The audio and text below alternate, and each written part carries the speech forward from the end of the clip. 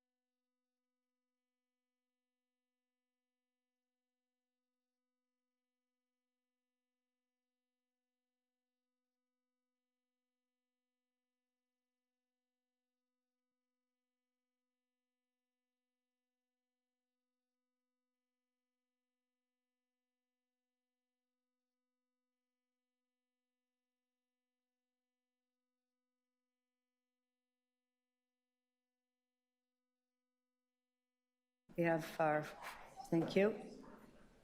I'm just going to call meeting number. I'm City Councillor Paula Fletcher. I'm chair of the, folks. I'm the chair of the Infrastructure and Environment Committee. We have quorum, so I'll now call meeting 24 to order and welcome everybody to the committee room.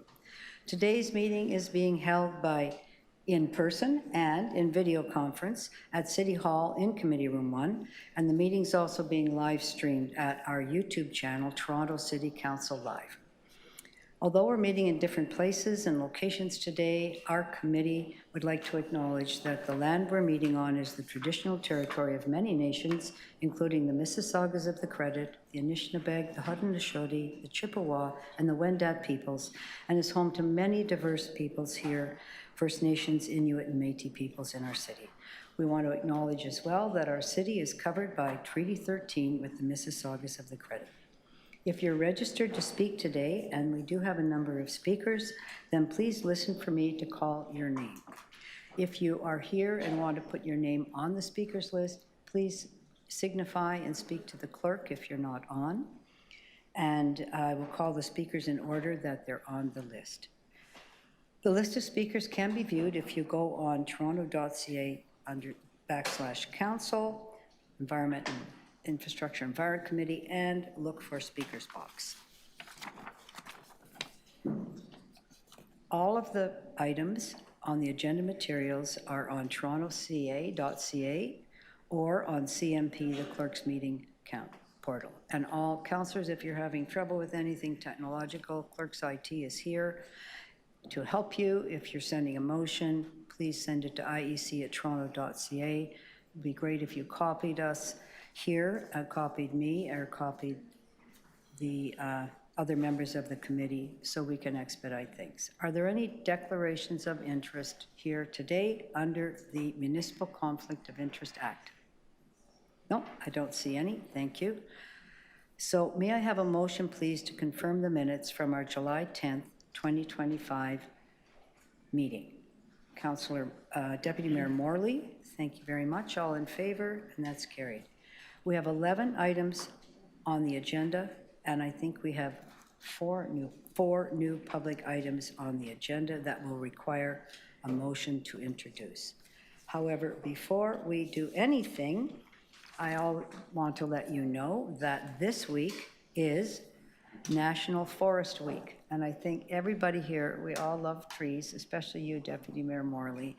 So it is National Forest Week, and it's been declared in a proclamation by the mayor that says the City of Toronto is partnering with Forest Canada on a tree seed diversity program, a 10-year initiative that enhances the genetic diversity and climate resilience of Toronto's urban forest by collecting and cultivating native seeds and program.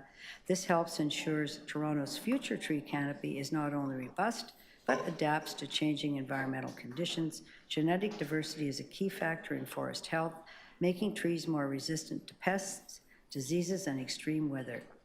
Through this work, the city is investing in a resilient urban forest that can thrive for a generation.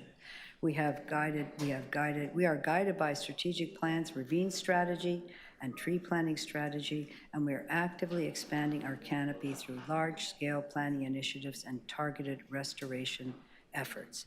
And the mayor says, I therefore declare on behalf of Toronto City Council proclaiming September 21st to the 27th, 2025 as National Forest Week in the City of Toronto.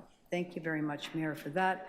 And while we're here, we'll just give a big shout out to everybody in the Energy and Environment Office and all of our tree and forestry people.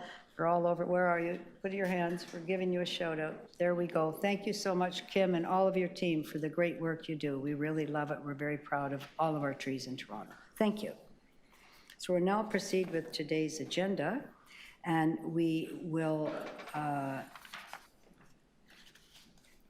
we're going to have deputations first, but in today's agenda, what I would like to do is reorder that agenda and also add the new items of business. So how about if we add the new items of business first, and those are items, Matthew, can you just help me out here, what they are? There's Councillor Pasternak, you have your item on wrapping there. Here it is, I got it. Implementation of a permanent memorial program utilizing engraved steel braces. You're calling them braces on utility poles. You'd like us to entertain that today, so it's a new item. I'd like to have you move to introduce that, please. Yes, I'd like to, I guess the first vote would be to add it to the agenda. Yes, to add and I'd to be the, happy to introduce it. move it right away, slightly But amended. we have to add it first, so it's going to Yes. be public. So we'll come back to that as a fast item, but you're introducing that. All in favor of introducing new item of business? Thank you. The second is the mayor's letter that she sent out yesterday, optimizing the automated speed enforcement program to stop speeding. That move to, would you like to move to introduce that, Deputy Mayor? There's a move to introduce that as new business, item 13. Thank you. Item 14, status level for 2025.mm 26.12, study of redesign options to address the high level of congestion and neighborhood traffic at the intersection of Eglinton Avenue West and the Allen Expressway. And Deputy Mayor, you put that on, or are you? Would you like to introduce that as new business today? You move that? Thank you. Thank you. All in favor? Opposed? And that's carried. And the last one is a letter from me, planning for future servicing needs in a growing city, looking at making sure we can service our parks, waste, water, everything as we gain so many people. I'd like to move the introduction of that letter today, please. All in favor? Opposed? And that's carried. And the next thing I would like to do is reorder the agenda. I'd like to do item 13 with item number 4 to do them together. They are about automated, they're about speed safety cameras. And that's item 4, review of automated speed enforcement ASC ticket appeals, and the mayor's letter, number 13, which is optimizing the automated speed enforcement program to stop speeding. So the first thing I'd like to do is combine those two items. Councillor Chernos-Lim, would you move to combine those, please? Yep. Sure, happy to move that. Thank you. All in favor? Opposed? That's carried. And I'd like to reorder the agenda that would go as our first item of business today. And Deputy Mayor is moving that. All in favor? Opposed? And that's carried. So we do have speakers on a whole number of items, but if we could just do the run through and see what we may be. I'll just ask the clerk, how long is it before we can actually manage the new items of business? How long should we give that? We can do that in the run through. So Councillor Pasternak, we're going to do the run through, at which point you can move the recommendation from your letter, okay? So thank you very much. Mobility, micromobility update, which is item number 1, but will be heard second, has speakers. We'll be holding that. Item number 2, revised free-floating car share program, has speakers. We'll be holding that. Item number 3, feasibility of a pedestrian priority phase at Yonge and Eglinton has speakers, and we'll be holding that. Item number 4, we're joining with item 13, and it will be the first item. Item number 5, we have a speaker there, and that is transition of the Blue Box program to extend producer responsibility post-transition communication strategy. Item number 6, Green Lane Landfill Renewable Natural Gas Project update. There's no speakers, but I know that Councillor Sachs has an interest, so I'm just going to hold that down in my name. Thank you. Item number 7, update on the city's long-term residual waste work plan. We have 2 speakers. We're holding that down. Item number 8, response to information request related to solid waste trucks for i.e. Authorized vehicles in Parks report. That is just a motion to receive, and I'll move that to receive. Thank you, Deputy Mayor. Oh, sorry, to adopt. Thank you, Mr. Green. Move to adopt. All in favor? Opposed? That's carried. Number 9 is the 1555 Danforth Avenue jurisdictional transfer and park naming. Thank you very much. Looking forward to that. I'll move to adopt the recommendation. All in favor? Opposed? That's carried. Number 10 is the Tree Maintenance Review Update 2025, and thank you. In National Forest Week that we have this on our agenda. That's pretty good.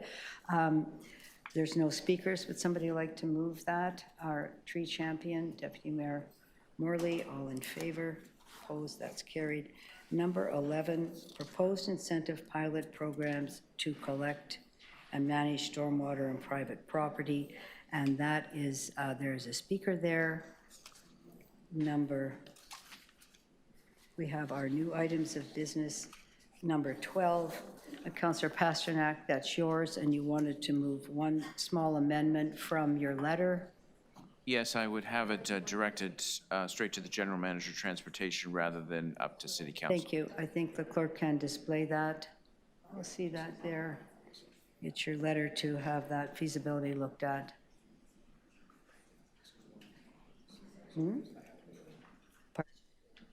Yeah, 1 second. Let's just come back to that. Item 13, we've already moved to being item 4 and heard as the first item. Item 14 is the status update for the redesign to options to address the congestion at Eglinton and the Allen. Deputy Mayor, did you want to move that recommendation? Yes, I'll move recommendation to report back an update on the congestion issue at the epicenter of traffic congestion in Toronto. Thank you. And number 15 is planning for the future servicing needs, just making sure that every quadrant of the city will have enough space to service all of the new residents. I'll move that. Can I have a show of support? All in favor? Opposed? That's carried. Councillor Pasternak, I'm going to go back to item 11 now, which is, or 12, which is implementing, and I just think the clerk may have your amendment ready. That was in your motion. Yeah, so we, just very briefly, we got this concept from the city of Calgary. When people are tragically killed in various spots in the city, a small memorial is usually, informal memorial is usually set up with flowers and other items and cards. Over time, that is ruined by weather conditions and has to be removed because of safety issues. An idea that came up in the city of Calgary is a memorial ring that can be affixed to the utility pole in memory of someone who lost their life at that corner or intersection. So this motion really has staff study the issue, see its feasibility and whether it could work in the city of Toronto. The only amendment I would move is instead of sending this up to City Council, let's send it directly to staff.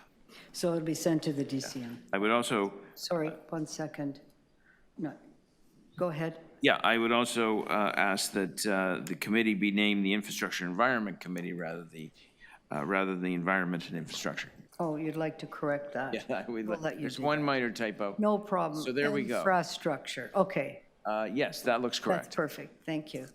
Councillor Chernos Lynn has a question of you as the mover of that. So I would just ask, and I would perhaps ask that we could amend this. I don't know if we could do a friendly amendment to just include perhaps differentiating when there's a cyclist that's been killed versus a pedestrian.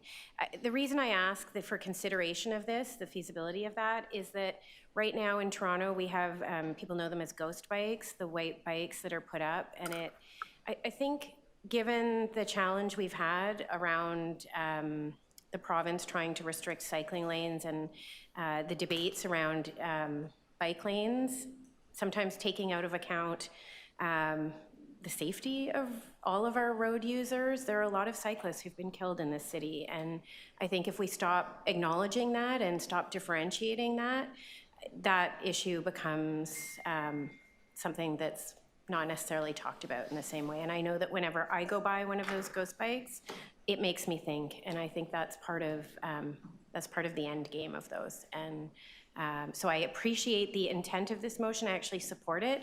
I just would like to see that we do it in a way that is unique to Toronto and the challenges that Toronto faces. Thank you. I have no problem with the suggestion. It's a little prescriptive. We let the grieving family usually Okay, work. why don't we hold that down, because I think you're asking, there's a white bikes that I have some, you may have some, and that is a really good reminder. So are you thinking that you're asking, could you just ask the council, that you're intending to replace that with bands? Well, I'm assuming that he's wanting to replace all memorials. I think those are memorials of a sort. you're Like, not are we asking to You're not replace- asking to replace those? So maybe I Why misunderstood don't you just be this. clear, it might be pedestrian So deaths, I please. thought I was. We've had some terrible accidents in our ward in which people were killed at various intersections. No one's differentiated whether they were cyclists or pedestrians. A pop-up memorial takes place with flowers, with cards, with other mementos. Over time, it Yes. deteriorates because of weather conditions, and one had to be dismantled because a utility pole was being moved. This creates a permanent memorial. We don't tell, I mean, there can Sorry, be, Councillor, our question is, are you intending to replace the white bike memorial with this, or is this for pedestrian? it is up to the family to decide whether they want to participate So in this this can be a program. family request. We're not gonna We'll tell. get this back, and we're not saying yes. Are you looking at the feasibility here? Yeah, the feasibility, it wouldn't be dissimilar from a memorial bench program. You're not, Okay, you're if- not taking anything away. I just want to make sure that Don't you we're amend thinking this about then? this as we think about a permanent program. We don't have to necessarily just copy what Calgary's done, So- or, that we could look at this in, We amend that says, and Sure, to maybe we ensure can- that the ghost bike program is not taken over, whatever you'd like. We'll hold this Okay. down for a minute. Thank because you. Yeah, thank you. You can do that. Thanks very much. All right, folks, we're going to go to our first item, which we changed to item 4 and 13 together, which is our report here, and then the mayor's letter. So we have speakers. I currently have 4 speakers, and I don't know if anybody else has added their name to the list. But I'll start by calling Michael Longfield of Cycle Toronto. Michael, are you with us? Yeah. Okay, there you are. Thank you. Is this ASE or? No, it's ASE. Yeah, it's all ASE. Or as we call them, speed safety cameras. Speed safety. Do you have a presentation? Oh, I love being a good presentation. Pardon me? I love being a good presentation. Do you have one? Yeah, yeah. Okay, so are you all set up with IT for that? Michael, are you set up with IT for your presentation? Yep, I'm ready. Okay, great, thank you. Thank you. So my name is Michael Longfield. I'm the Executive Director of Cycle Toronto. And firstly, I just want to really thank the city, thank the chair, the mayor, for really being very proactive on this issue and really just pushing back. It's really good to see. I think one of the challenges we have with speeding is it's it's easy to trivialize. Like, we're all in cars, we all drive, cars are very comfortable, they're quiet, and, when you're traveling, it feels safe. But, unfortunately, physics doesn't work that way, and the consequences of speeding aren't intuitive. So, this is one of my favorite images that sort of visualizes the effects of kinetic energy. So, on a very basic level, like 1/2 mass times velocity squared gives you a sense of the damage that happens when there's a collision on our road. And so, as speed increases, the risk of death or serious injury isn't linear, it's quadratic. So often folks might think to themselves like, oh, I'm only going 5 over, 10 over, what's the big deal? The big deal is that if there is a collision, the risk of somebody surviving drops dramatically. And so, generally the numbers kind of change a little bit depending on the study, but usually under 30 kilometers per hour, you'll probably live. At, below 50, it's basically a coin flip, and over 60, odds are you won't. And so I'm sure folks have seen this kid study. Again, the mayor's talked about it. I think it's, again, just really, another really great example. I think Toronto's Vision Zero team also helped support it as well. And it sort of shows conclusively that the speed cameras that were put up in Toronto specifically around school zones did reduce speeding. And they found this was true regardless of impacts of the pandemic or lockdowns. And you could see the graph there, like, it doesn't take a lot to kind of realize that as time kind of goes on, there's that dotted line in the middle about when the speed cameras started being turned on. They were installed prior to that where they were just monitoring, and so they were monitoring a lot of speeding. But then once they were turned on, you can see that the speeding really starts dropping. That arrow starts going down, and then it stays that way over school zones. Interestingly, and this kind of speaks to some of the Premier's points, speeding does seem to go up in school zones on evenings and weekends. That's what those little spikes are there. But the combination of, folks sort of knowing that kids are in school, and then with the speed cameras themselves, again, there's lots of warning with all these cameras, does reduce folks speeding. Because I think most people don't want to be involved in a serious collision and don't want to end up injuring somebody's kid. And so, the study did sort of conclude that, automated speed enforcement does substantially reduce the portion of speeding cars and also reduce the number of cars that were speeding very quickly. So it reduced the overall amount of speeding, but also the number of people that were really speeding over the speed limit. And it suggested that, that this should be alongside other interventions in reducing risk to high-speed traffic for vulnerable road users.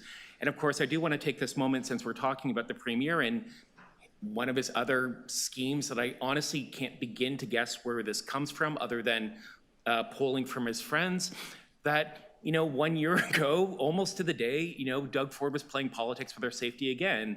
He was disregarding the facts and he was undermining local democracy. And there as well, he was trying to soften his message, very expertly at the time, saying, he wasn't against bike lanes. He just wanted them where they made sense. That he just happened to be against the 19 kilometers of bike lanes that just paralleled his commute from Etobicoke to Queen's Park. I don't know, maybe that's a coincidence.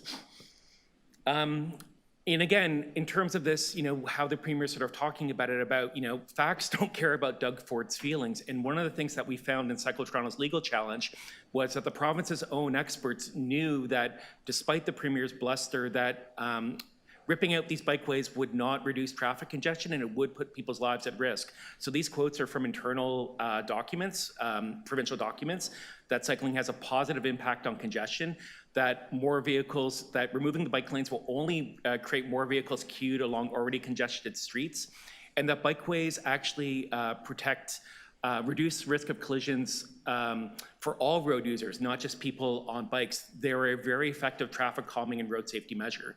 And so today the Premier's now offering municipalities bribes for road safety improvements, but he's doing this while he's threatening to use the notwithstanding clause if the courts don't overturn his defeat on bikeways. It doesn't add up, and don't fall for it, and I'm glad that you're not.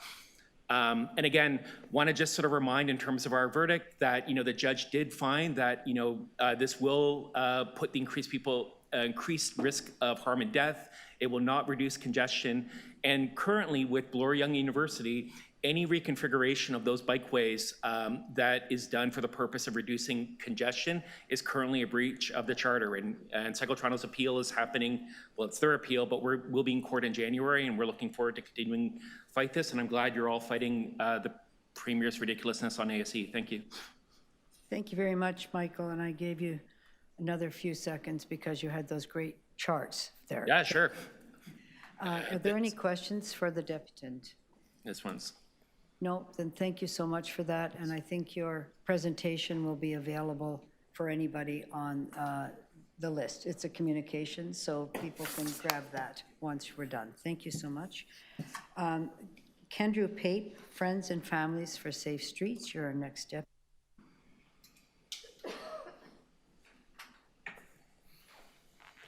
Thank you for being here, and you have 5 minutes.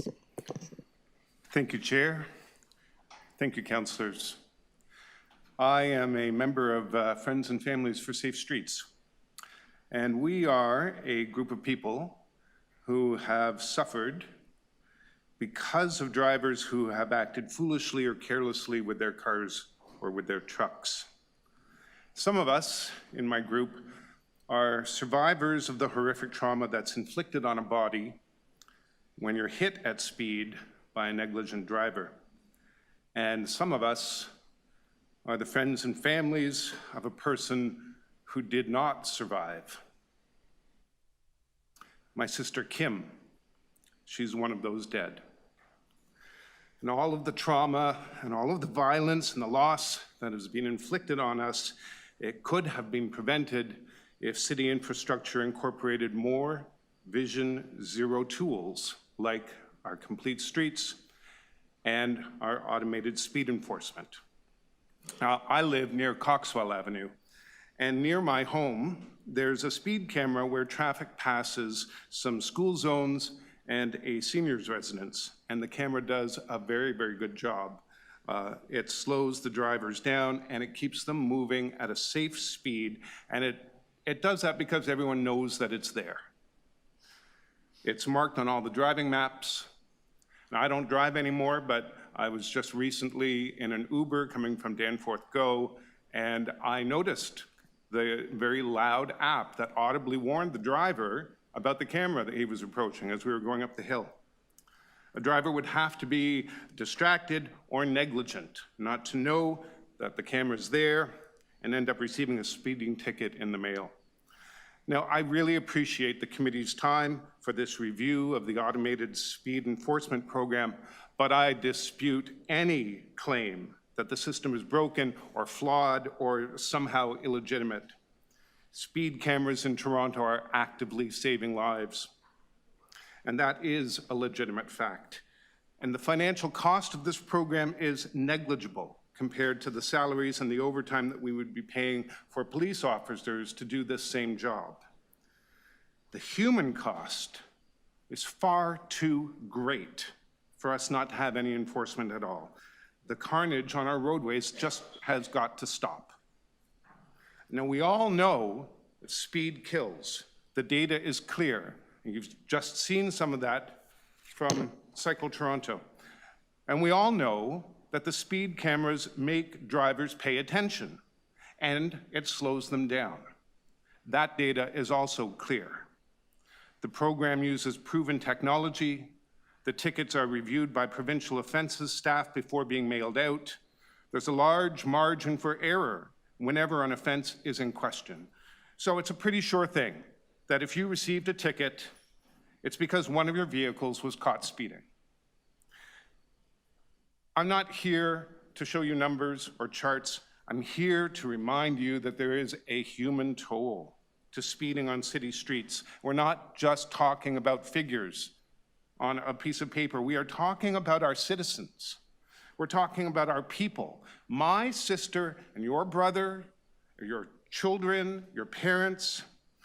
So I urge you to vehemently oppose any suggestion that safeguarding their lives takes a backseat because a few drivers are inconvenienced.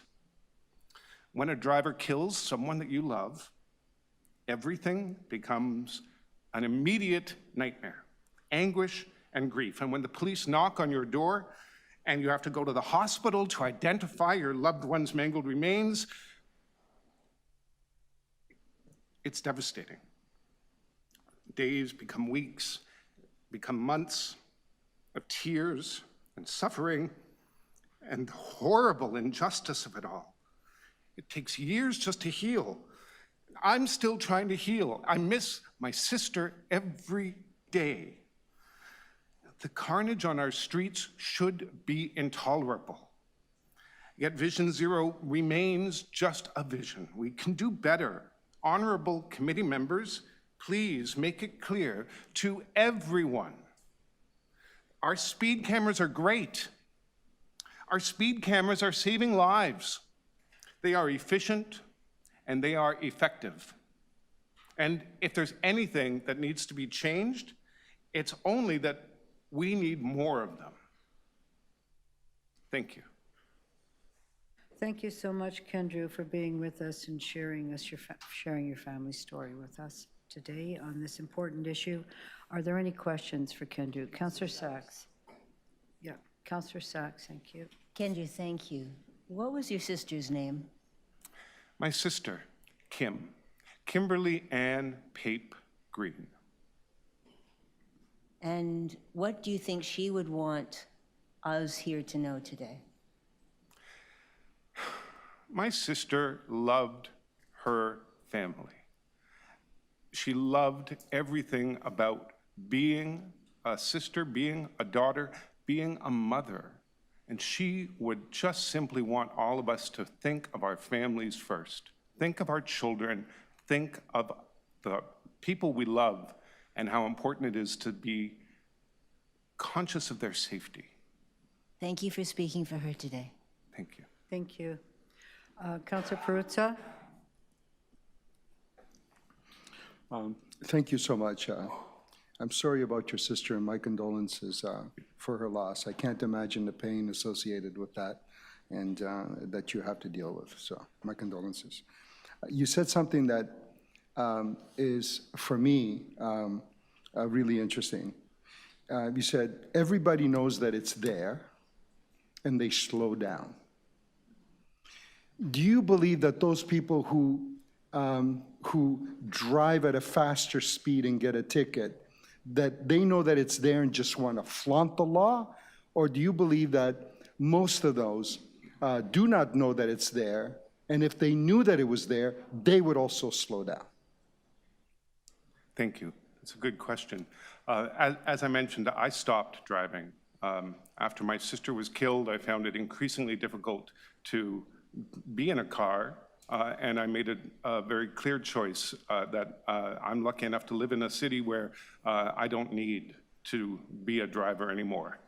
I can't speak to what's going on in the minds of some of these drivers, but I've witnessed a lot of people being frustrated on the roads. There's too much traffic, and there's too much wildness going on. And quite often when you're frustrated, that's when you are distracted and when you make mistakes. Mistakes happen. We're all human beings. If you're going a little bit too fast, that's a mistake. Yeah. We have... So my question again.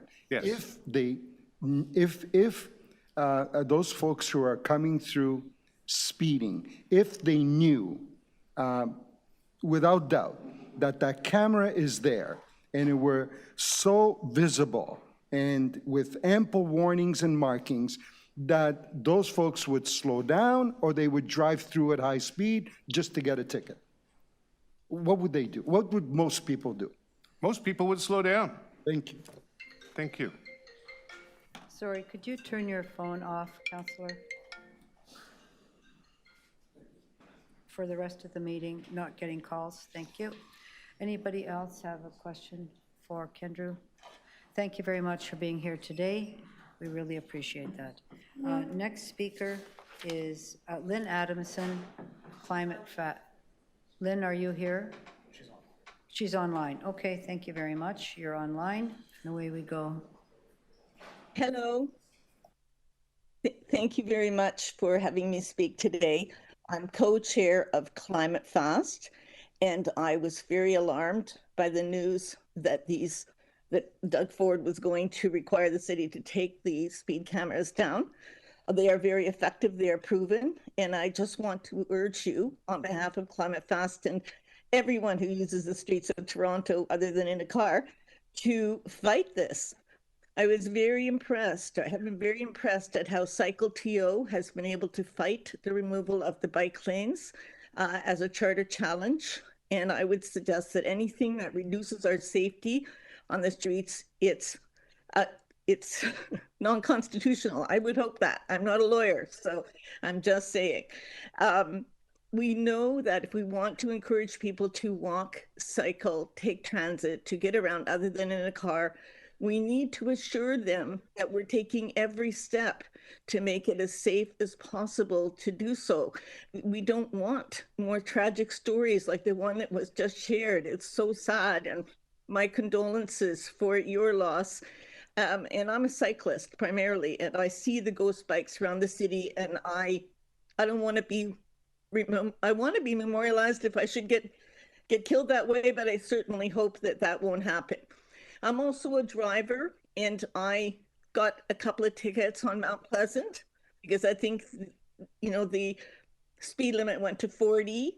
It's built a lot like Bayview where the speed limit is 60, but now I know the speed limit is 40. I know there's probably some schools on that route, so now I'm just careful to drive slow there, and it's good for me to drive slower in the city, and I'll drive slower on Bayview and everywhere else, because that getting a ticket, you know, it's a wake-up call. Pay attention and be careful of other users. We know that to meet our climate targets, we need to shift a lot of trips from car to walking, cycling, and transit. It's going to make a healthier city, a safer city. We have Vision Zero. We cannot let the Premier take this away from us. The city needs to be, and all you councillors need to be affirmed for all the steps and measures you've been taking to increase safety for pedestrians and cyclists, and to keep transit affordable, to help people to leave their cars at home. And if they have cars at all, get around without cars if you can. So it's really just to urge you to fight to keep this safety measure.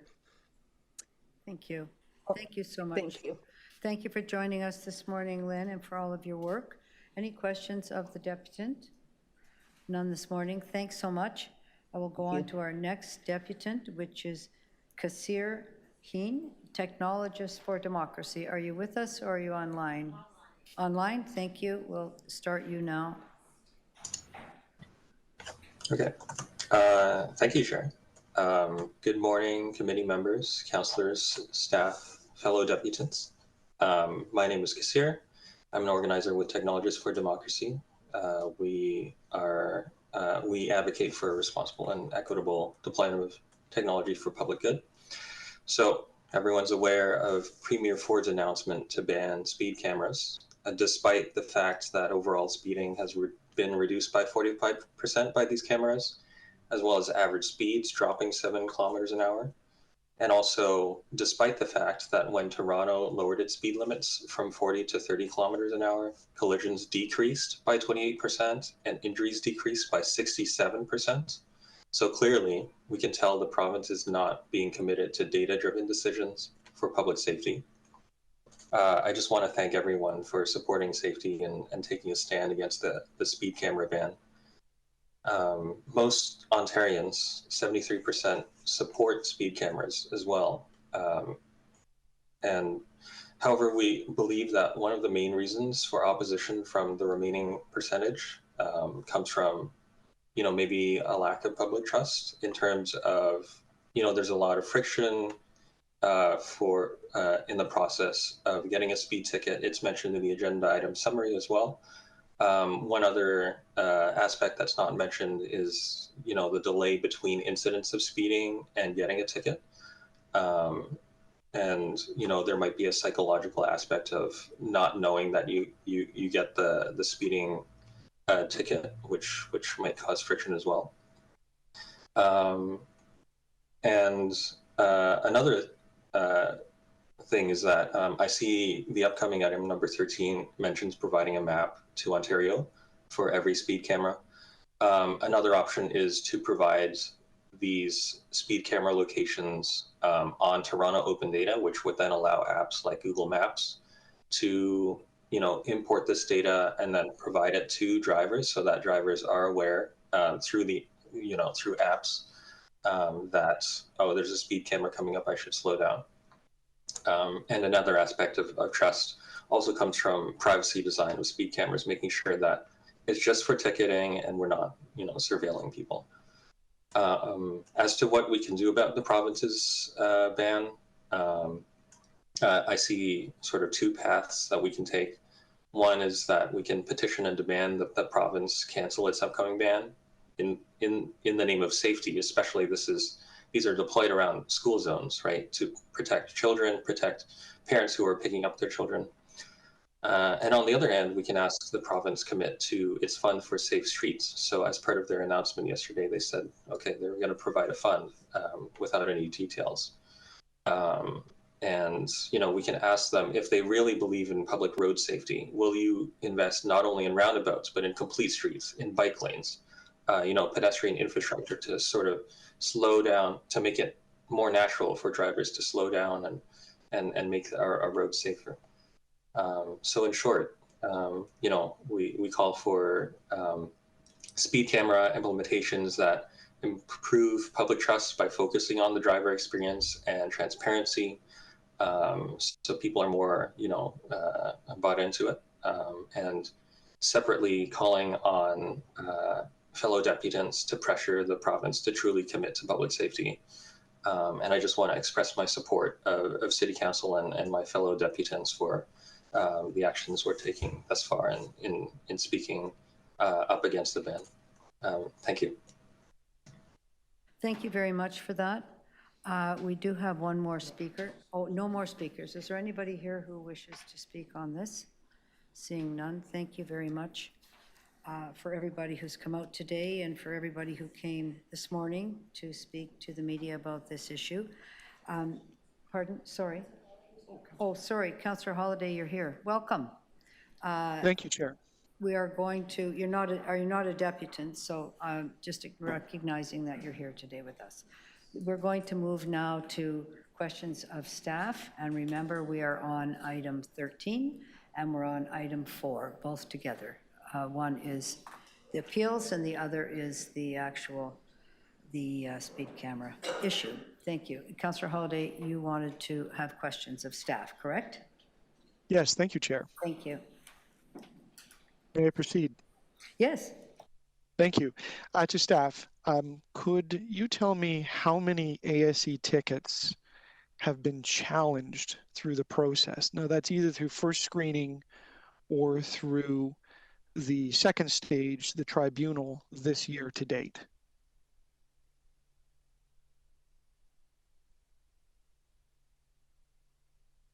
To the chair, there has been 30,000 requests for screenings since January 2025, since the ASC moved over to the administrative penalty system. Of those screenings, about 4,000 have been appealed through the tribunal. Do we know what the costs are to administer those appeals to date? We'll have to get back to you, Councillor. That is, there are staff obviously assigned to review these matters, and then there are also screening officers assigned as well as tribunal hearing members assigned. So we don't break it down by, you know, by case. It's just an overall cost for the program. And you can get that from me?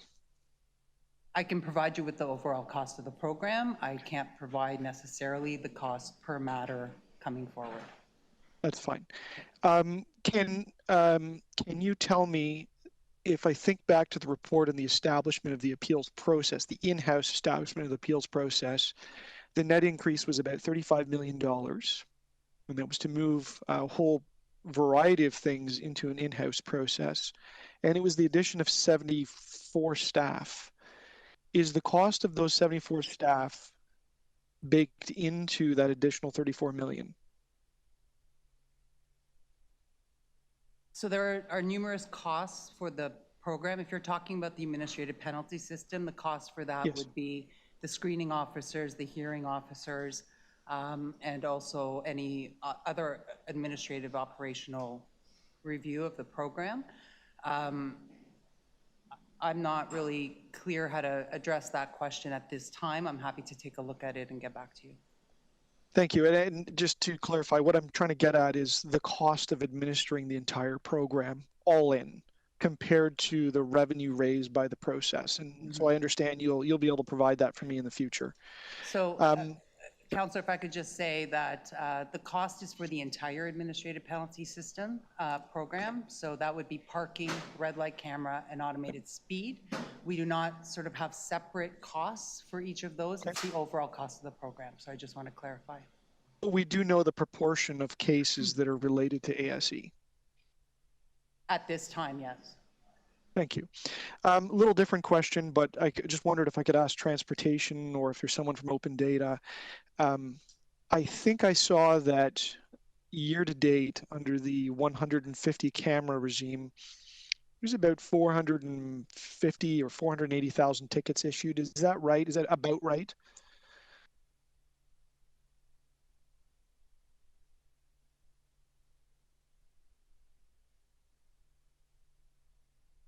I'll just take a second and find that information for you. And maybe I'll ask my second half of the question. How does that compare to the year to date in the previous year? Is it double? Because I think we doubled the cameras. Maybe that's a simple question, Madam Chair. Whatever the number is, you know, are we taking in double the number of tickets with double the number of cameras? Through the chair, I have lots of information in here, but not broken down in that way, Councillor Holliday. Sorry about that. So your question is how many tickets have been issued? And then is it double the number of tickets because of there's double the number of cameras? Correct.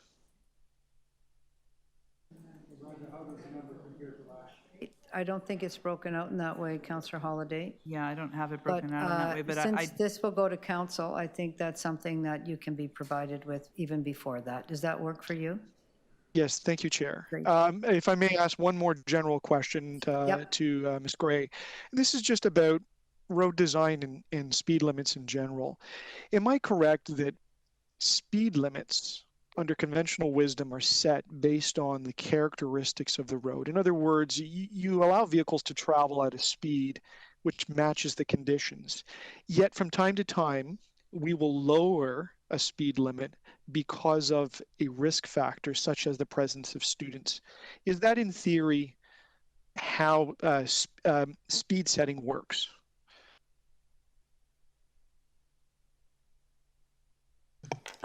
Through the chair, there's a number of components that go into the setting of speed limits, and I would agree with you, Councillor, that, for example, we've done a citywide reduction in speed limits on streets, many local roads, and some arterial roads on the city as well, to drive appropriate behavior, based on a variety of site conditions as well. Thank you. Thank you. Thanks for being with us this morning, Councillor Holliday. Councillor Cole, Deputy Mayor Cole, you wish to ask questions? Yeah, I have a couple of Does anybody else questions. want questions here this morning? Okay, in terms of, Yeah, staff. just a second, I'm just taking them down. how many speed safety cameras do we have in the city right now? Through the chair, we've got 150 cameras. 126 of them are mobile units that move around, and then 24 of them are permanent pole-mounted cameras. Of those cameras, how many are at schools?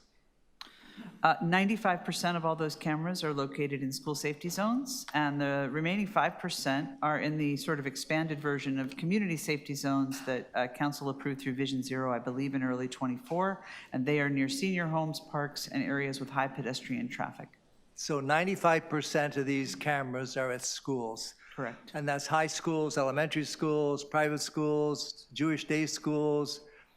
Right? Correct. That's where they are, 95%? Correct.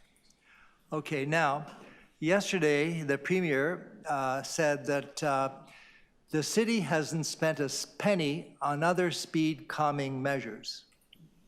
Is he correct in saying that we haven't spent a penny on other speed calming measures other than the cameras? Through the chair, we've spent lots of money on other speed calming measures. We have a robust traffic calming program. Every time we do a complete reconstruction of a roadway, we look at it for complete streets improvements, which all are in part there to help make it safer for all road users. And as one of the deputants, Michael Longfeld, demonstrated, we know that the impact of speed is, what did you say, Michael? What was the word you used? Quadratic, yeah. And so we know that lowering the speed limit through physical and also through enforcement components is a huge factor in ensuring that people have the potential to survive a crash or are not as seriously injured. So speed is a huge factor, and we spend a lot of money on traffic calming and other speed management practices through our Vision Zero program. Okay, and then in terms of the school crossing guards, the Premier said we haven't spent any money on safety measures. How much money a year do we spend hiring school crossing guards? Through the chair, with the 2024-2025 season, it was around the order of about $32 million. So why would the Premier not know that we spend $32 million on employing school crossing guards? That's a rhetorical question, I guess. Yeah, okay, so school crossing guards. And then in terms of the study done by Sick Kids Hospital, what was the conclusion of the study done on the impact that speed safety cameras had on reducing accidents where they're deployed? What did the Sick Kids study say? Through the chair, the Sick Kids study, there were two of them actually, but they indicated that the cameras reduced the number of speeding vehicles by 45% in areas where they were used, and they also showed a reduction in the 85th percentile speed, which is what 85% of the vehicles traveling through that area, of 10.7 kilometers per hour, and that the greatest speed reductions occurred amongst vehicles with higher speed, with an 88% drop in vehicles traveling 20 kilometers per hour or more of the speed limit. And this aligns with global evidence that lower vehicle speeds reduce both the likelihood and severity of pedestrian injuries. So in short, the studies both found that there was a positive impact of speed cameras on pedestrian and all road user safety.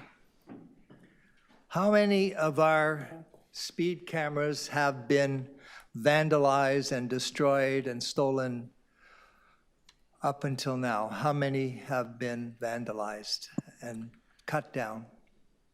So through the chair, we've had incidents of 21 cameras cut down this year. Have any of these people who've broken the law and cut down these cameras been caught? To the chair, we have we are working very closely with Toronto Police to track the perpetrators. We have not, I believe the police have not yet found, although they've traced down a number of leads, but they have not yet found, they have not yet convicted anybody. Have they arrested anyone, charged anyone? Not to my knowledge. Thank you. Thank you, Councillor. Deputy Mayor Morley. Thanks, Madam Chair. Just a couple of quick ones. With respect to the costs associated with the speed safety cameras, is that set by the province or the city? Costs associated, sorry, for the ticket itself to the driver, fines, thank you. So through the chair, the fines are set by the province. And how does that vary municipality to municipality? Those are set provincially, so it's the same across the province. That's interesting because I got a $183 speed ticket in a neighboring municipality, a small one. I won't shout them out here today, so I'm curious about that. But thank you for that. In the recommendations before us, or the letter from the mayor, recommendation number 2 speaks to changing signage and putting larger signage. Can you talk to us about the potential effectiveness of additional signage? Through the chair, I know that the committee, there's a committee of all the municipalities in the province that have automated speed enforcement, and so that we can share best practices, et cetera. And the signage that currently is in the program is used consistently. We have been asked to look at some additional warning signage, and we've done that, and we have come up with a proposal, so we are comfortable in moving forward with that in the City of Toronto. Okay. Yeah, I think a lot has been, I'll save the remainder of my thoughts for my comments. Thank you so much. Thank you. Councillor Pasternak, questions of staff? Yes, thank you. Thank you, Madam Chair. Vision Zero is sort of our big basket of road safety initiatives. My notes indicate that our budget is well over $100 million. I don't know, that's pretty close? It's pretty close. And that includes the crossing guards and Correct. community safety zones? Correct. So no one can really say that we're not taking action on other fronts to combat reckless driving or speeding or... I don't think that's not accurate, and our budget is pretty clear every year. We have had Vision Zero in our budget since I think 2017 or 2018, and it's a pretty transparent increment of what we spend both on the capital and the operating side. Some of that's operating dollars, right? Automated enforcement and school crossing guards are operating dollars, and a significant amount of capital as well. So when it comes to community safety zones, our goal is to set up 80 a year? Is that a number that's aspirational, or is that, So am I off? When you say community safety zones, are you referring to school safety zones. School safety zones? So I think we've been deploying roughly 40 per year. And that has continued until we complete all of the school safety zones across the city. Now, I was looking up the fines and penalties for speeding on 400 series highways, which are provincial. And I guess if you're going 50 kilometers over, it could be a $10,000 fine, a license suspension, vehicle impoundment, demerit points, and victim surcharge fee, which I didn't know about. Are we putting in any of those draconian measures through our program? So the fines, again, are set by the province, including the victim fine surcharge, and so those apply for all tickets. That is a requirement of the province. All right, but I don't recall this happening in the City of Toronto. Demerit points, vehicle impoundment, license suspensions. So the automated speed enforcement program is a driver or a vehicle owner charge, not a driver charge. So it does not have any demerit points or vehicle impoundments. So if we're looking at draconian measures, I think it's apples to apples that you're going to run into a bigger trouble on 400 series highways managed by the province than you are on any city road. That's more of a rhetorical question. So let's go to the appeals process. And I think this may be an area that we need some work, although I must admit I'm reading through it and it is fairly clear. Some of the confusion that people seem to have, if they read through the rules, it's not there. But who are these screening officers? Who are they? Paralegals? Are they assigned by the courts? Are they? I mean, who are these people? Screening officers. So through the chair, the screening officers are employees of the City of Toronto. The hearing officers who hear appeals are appointed by City Council and are not employees.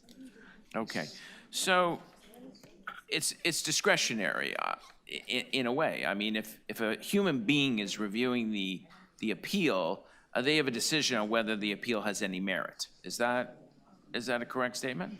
So they review the appeal for the criteria whether or not the offense is made out, and whether or not there are any circumstances that would apply under the city's bylaw for any leniency in terms of amendments to the penalty or applying a payment plan or an extension of time to pay. So if someone is caught speeding and they were rushing to an emergency room with someone in the car with a critical injury, that would be kind of the case where you would theoretically waive the fee. That case would have success. I can't speak about any individual case, but there is actually no exception under the Highway Traffic Act for speeding except for emergency workers who are doing an emergency. So for example, paramedics driving an emergency vehicle with a patient or going to an emergency for a patient, police officers on an emergency call, and firefighters en route to an active fire scene. Those are the only exceptions for speeding. So TTC vehicles, City of Toronto vehicles, have they received tickets? I can say that the City of Toronto has. Off the top of my head, I can't say whether TTC vehicles have. I assume they may have. I would leave that to my friends in transportation who actually do the ticket issuance. So from the earlier numbers, correct me if I'm wrong, about 30,000 requests for leniency or appeal. Is that number correct? People who are disputing their ticket in one form or another. If I might add, so there are two systems, and I think we have to be careful when we're talking about this. Until January 20th of this year, any infraction that was noted would go through the Provincial Offences Act system. The data on those is in a provincial system called ICON. I only have the information for those that have been for infractions that occurred January 20th and after through the administrative penalty system. And I can speak to the numbers there if that's the question. And Okay, Councillor, you're. I am extra out of time. If- Okay. Do you have one more? I have or we one can go to more. a second round? One complaint to our office was a senior who went 1 kilometer over the limit and was charged $60. Would that make sense to you? It would absolutely not make sense. Okay, thank you. Thank you. Thank you very much. Councillor Chernos-Lynn, you wish to ask questions? Thank you, Chair. So I know we've had some questions about the signage, but I wondered if staff could speak to whether we have any information on the comparative effectiveness of signage alone versus ASE in reducing vehicle speeds. And the reason I ask that is that one of the things the Premier is recommending is replacing ASE with signage, and maybe it has a light attached to it, but just signage. And so I wondered, do we have data on that?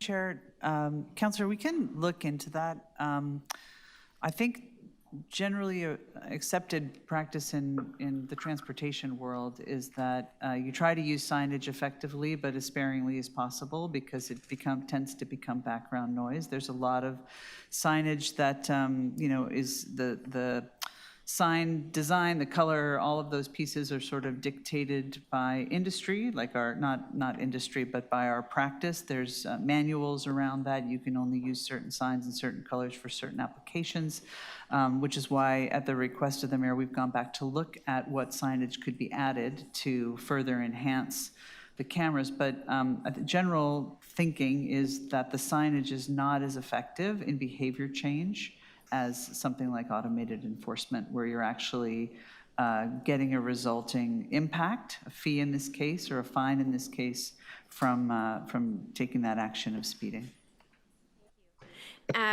We know we actually have data to show that this is effective, so that's important.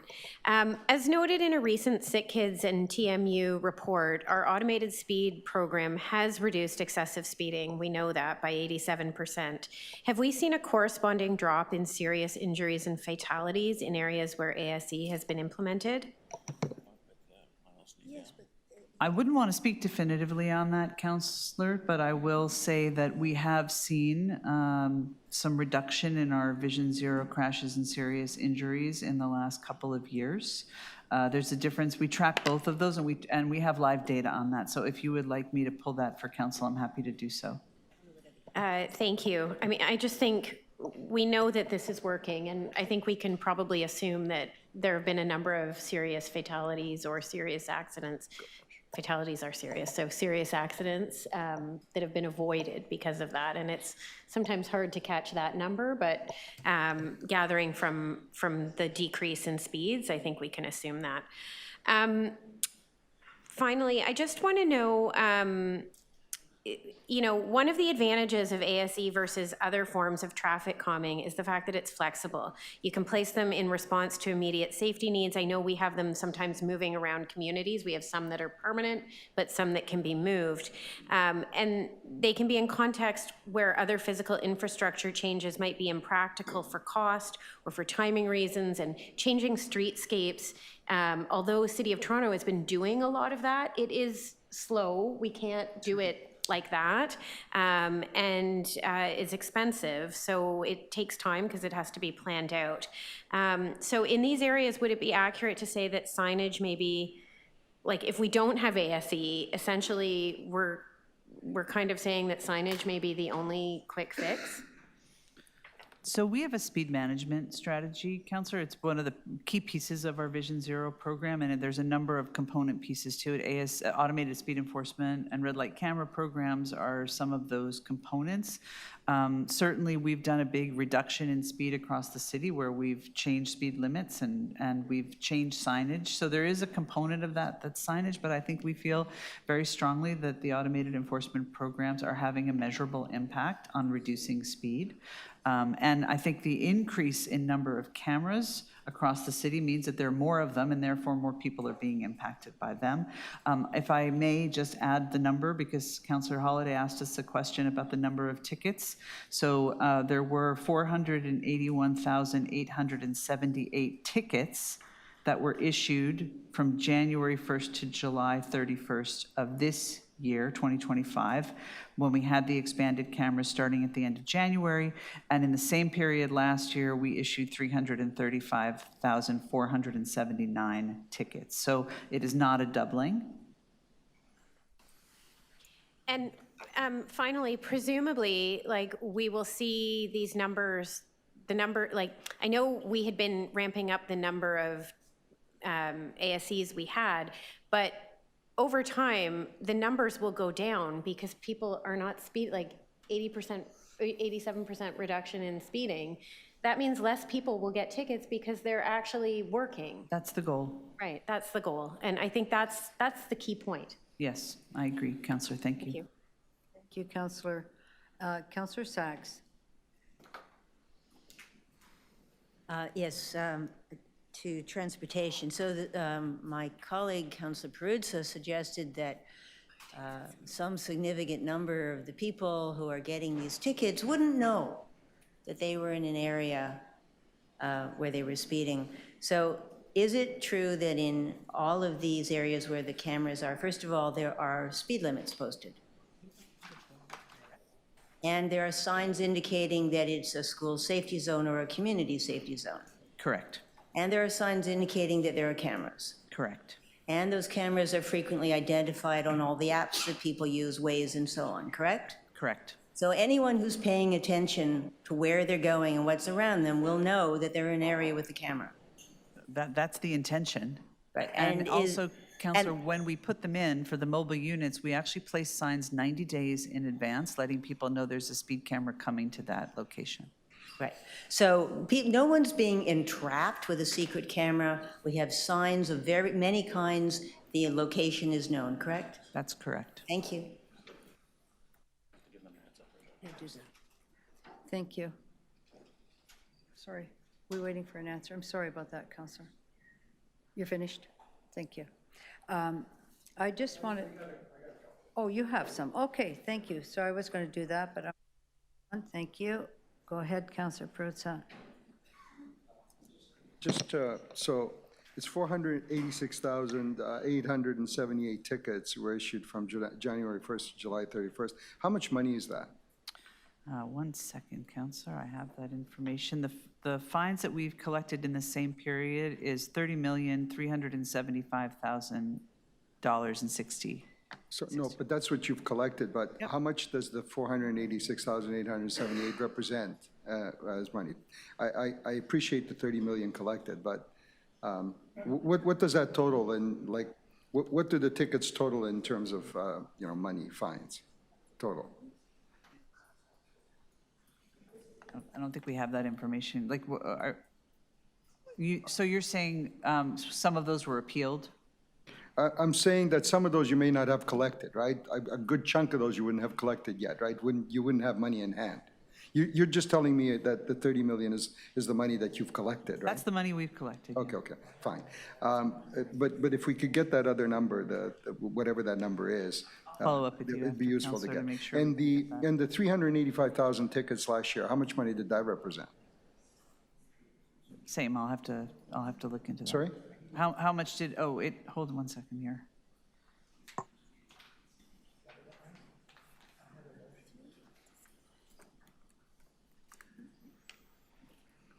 So, let me move on to the other questions that I really wanted to ask. So, who installs the cameras? Who puts the cameras out on the roadway? Is it our staff? Is it contractors? It's a contractor. Okay, so it's a contractor. Does the contractor determine the location of the cameras? No, city staff determines the. So city staff pinpoint the location of where cameras should be installed, and then it's independent contracts that go and put the camera there. Correct. Okay, and the signage, the road signage, you know, indicating changes in speed and those kinds of things, who installs those? The signage is installed by city staff or by contracted staff. Staff or contracted staff. And are they done in tandem with the installation of the cameras, or are they like sort of separate operations? No, that work is coordinated, so we would have the signage that's warning that a camera is coming. That would be installed 90 days before the camera's installed. And then the contractor or the city staff coordinate with the ASE camera vendor to ensure that that is done in tandem. Okay. And who made the determinations to paint the cameras a sublime gray as opposed to a resplendent orange? Sorry. That is the decision of the vendor. So the vendors decided to paint the cameras sublime gray as opposed to resplendent orange, and we just said okay to that? We did not specify that the camera had to be a specific color in our procurement. And we didn't think about that at all in terms of like visibility or that kind of stuff? I think that we have a consistent color with our red light cameras, which have been in operation for, you know, many, many years, and it's the same color used. At what point do the cameras issue tickets over the speed? So if the speed limit is posted at 30, at what point does the camera ticket you? So we have been consistent in saying that our speed limits have to be adhered to. As soon as we start, you know, saying at what point, that becomes a de facto new speed limit, and so we have not disclosed our enforcement threshold. But is it 31, 32, 35, 37? If the speed limit is 30, what difference does it make? It's like, if somebody gets the ticket in the mail, they know that it's 1 or 2 or 3 or 5 or 7. To the council, to Mike's point, Councillor, the speed threshold is not something, it's something that we've determined with the input from the Ontario Police, with our own Toronto Police Services, with other experts, with our legal services, and it is not something we will disclose. But I do have the other answer to your question, if you would like it. We issued $53.73 million in fines in that period, January to August of 2025, and we collected $37.94 million. Okay, and what was the total again for 50? You said 57?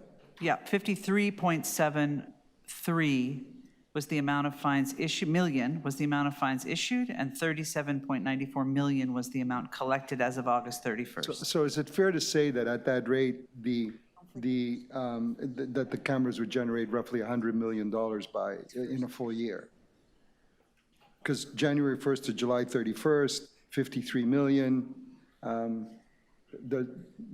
Would that be a fair? I think that's a little assumption? high, but I can get the number for 2024 where we have a full year. Hold on, I might have it Okay. here. Okay, yeah, and if you could get the full year for 2024, that would be a useful number as well. I get, and back to my last point. Last question. Last point, don't you agree that public compliance to a rule or a law is very much dependent on the transparency of that law in terms of its fairness and relates to public acceptance. Don't you agree that secrecy breeds conspiracy and then opposition? So what I would say is that we were developing our approach to enforcement to be reasonable, to be consistent with police practice. I think, police don't necessarily say exactly at what point they will issue a ticket, but we wanted to ensure it is consistently done across the province and to be reasonable. And I would say that many reports at tickets for just a couple of kilometers over the limit, we have no evidence of that we have issued tickets for just a few kilometers over the limit. That was it? Be prepared to have some of that information for council. Obviously, you're going to get asked that. I'm just going to ask a couple of, oh, sorry. You're on questions? No, I just wanted to give my desires. Oh, yes. I've got a list already. We can get on there. I just wanted to ask you about the toolbox and to you, General Manager, because we have a very robust toolbox for Vision Zero that includes many of the things. And yesterday at the news conference, the Premier talked about giving toolboxes to municipalities. I think we have all of those things already in our toolboxes. And would you say that they're pretty well used by the city and by councillors in implementing the toolbox that we have and already?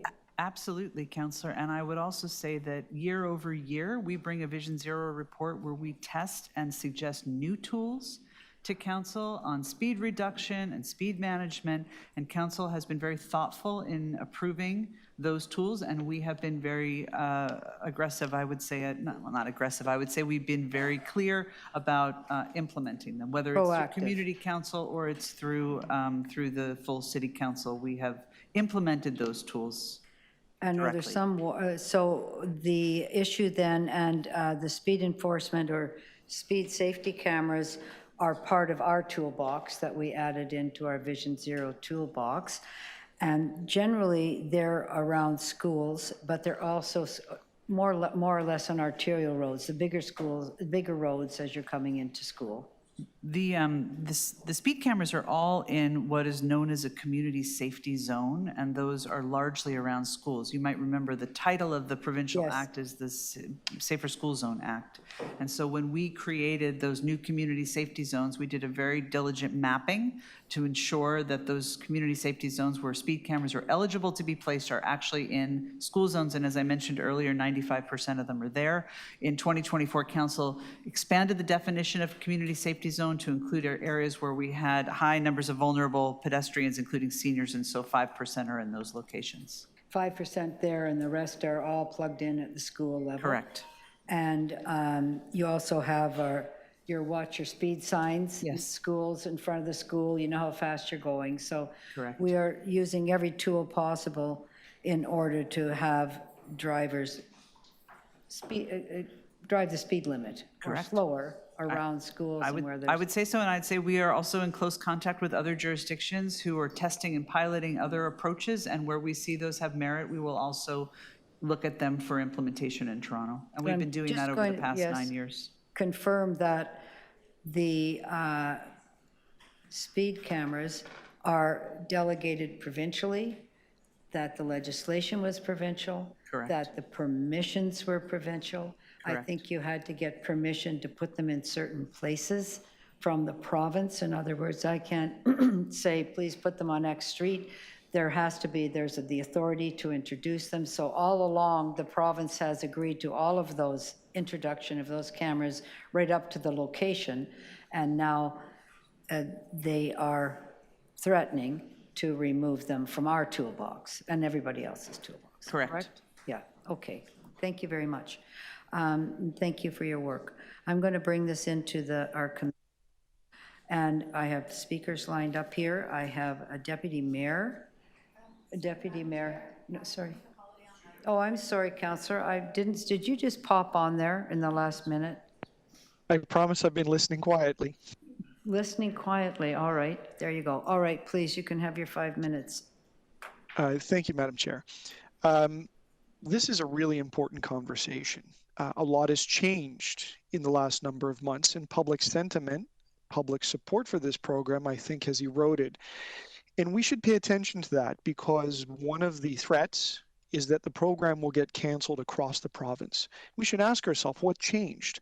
It's been around for 5 years. Not everybody agreed with the program, but I would say that it was largely supported for most of that time. One of the things that changed is that Toronto doubled the number of cameras that are out there, and that happened in the last year. I wonder if that's coincident with many of the complaints and eroding public support. I think there's really important points in here. The province is watching, and if we are going to have any effort or success in convincing them to keep the program, I think we have to make some drastic changes. I would submit to this committee that there's really important economic questions. We touched on them today. It's not really clear at what the tipping point is for this program to remain economically viable versus a program that really does represent a cash grab. I'm not sure that increasing the number of cameras has a proportionate increase. There's costs associated with administering the program.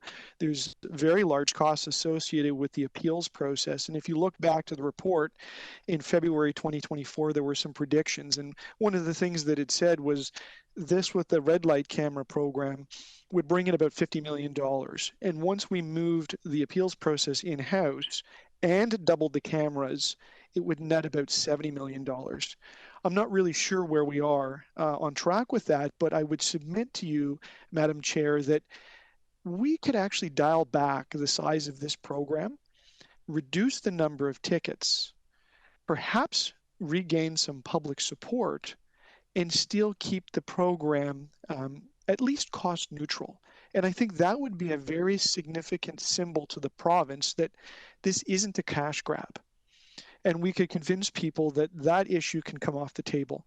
I sent a picture in to the clerk, Mr. Green, if you're able to show it, I'd love to have that go up. And this may be a little lighthearted, but it tries to drive a point that by reducing the number of tickets, and we could do this in many ways, including shutting the cameras off during non-school hours, maybe having the cameras turn on and off randomly. We could reduce the number of tickets and keep people happy, but it's the mere fact that the camera is there. And thank you, you can put the image down. It's the mere fact that the camera is there is the deterrent, and it gets people to slow down. And I think we should show these cameras off and make them as bright and as obvious as possible. I made one look like a hornet. It's a little crude with the software that I have. But you know, those red and yellow stripes are in nature, and they evoke a response in humans. It's programmed in our DNA. And so we could do some changes to this program immediately that could restore some of the public support. And I would say that is to cut back on the number of tickets, to take a close look at the economics to make sure that this is operating in balance and that we don't have too many cameras out there. And we could reduce the number of tickets and maybe even raise the threshold a little bit so that people aren't being annoyed for a very, very small infraction, and that they keep faith in this and that we're getting the most egregious of speeders. So there's lots of tweaks. In the submissions to the committee so far, I don't see anything dramatic. I really hope this committee can push the envelope, and there may be an opportunity for one last try at this program, and we might be able to turn it into a success. Thank you, Madam Chair. Thank you so much. Thanks, and glad you were here today. I have a speakers list that is in. Councillor Deputy Mayor Cole, Councillor Pasternak, Deputy Mayor Morley, Councillor Rachel Chernos-Lynn. I'm wondering, Councillor Sachs or Councillor Perruzza, are you willing to speak or wishing to speak on this item today? Just let me know. Yes? Okay. Councillor Sachs, Councillor Perruzza, are you planning to speak? Councillor Perruzza? Okay. I don't want to cut the speakers list off and cut you off, which I might do, so just let me know. Okay, I'll put you down. Thank you. Thanks so much. We'll start off with you, Deputy Mayor Cole, and I think you have motions. Yeah, I have a motion. It's basically the mayor's motion, which attempts. They're coming up on the board. Moving to adopt the item, the recommendations, we're moving the recommendations in the mayor's letter, correct, which are, you can. So I'm moving the recommendation of the mayor's letter. Yeah. You can put it up. It addresses some of the concerns, adjustments, and necessary steps to take to make the system more effective and to make it safer. So those are all the details in the mayor's recommendation. I would just like to make a couple of comments. I've been at this street safety thing for many years. I think I was the first, as an MP, I was the first one to introduce red light camera legislation. And I remember the members of the opposition tore up my bill in the legislature and said, this is nuts, you can't have cameras. So I go back a long way with using technology to help make our streets safer. You know, the one thing is people talk about signage and so forth. Yes, maybe we could do something in that regard, but I was going to use the F word, but I won't. For God's sake, it's a school. You slow down. There's probably kids at the damn school. The schools are huge buildings. Slow down when you come near a school with kids and playgrounds. You can put up all the signs you want, but if you don't stop, if there's a school, and slow down a bit, I don't care how many signs and colored cameras you put up, just slow down near a school. Simple. And if you don't slow down near a school, you are stupid. You're endangering the life of children. The thing about these cameras is that, you know, talk about conspiracy theories. I've got these people online telling me this is part of a global conspiracy, these cameras, that is part of the 15-minute city plan and all this nonsense. These are the people that are feeding this stuff into Ford's head. These whack jobs that talk about this global conspiracy stuff. This is about protecting children. The cameras are, 95% of them are at schools, high schools, elementary schools, private schools, Montessori schools. That's where the cameras are, at schools. So if you're going to take away the cameras, you're endangering the life of children.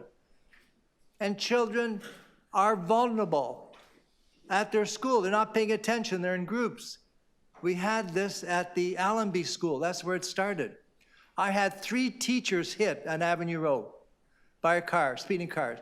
2 of them were hit so badly in an accident, they never returned to work. Then I had another young man speeding down Avenue Road near the school. He ran right into an apartment building at Roselawn Avenue Road and killed himself, unfortunately. The speeder. Tragic loss of life. Because in Toronto, we have people that are rushing to get through the city. And in my ward, I've got Avenue Road, Bathurst, Yonge, Dufferin. They're all speeding to get up to the 401. They don't give a damn about the kids in the school, the neighborhoods. They just want to drive their cars, 200, 300, 400 horsepower cars, through the school zones. They don't give a damn about the kids or accidents or even themselves. They speed, and they say, I have a right to speed. And then it really irks me when I hear the Premier saying, we are not doing anything to protect our streets and slow people down and deal with speeding. If you're a councillor, I don't know if some of you councillors maybe are not awake, but I know Councillor Pasternak certainly is. The number one call we get from our constituents is about speed and safety and traffic. That's what we get day in. We want more stop signs. We want the speed indicator, mobile units. We want speed humps. That's all we get. That's the number one request. So for us to ignore this and not confront the Premier with the facts, it's a dereliction of duty, because that's what our constituents demand, that we make our streets safe. Thank you. I know it says 3:12, but I started very late. Okay, anyways, I just Finish want up. to... Wrap up, please. Yeah, because I was looking at the clock here. It was wrong. My apologies. Okay, sorry. Anyways, I just want to say that, we can make some adjustments to this program, but we can't put children in jeopardy.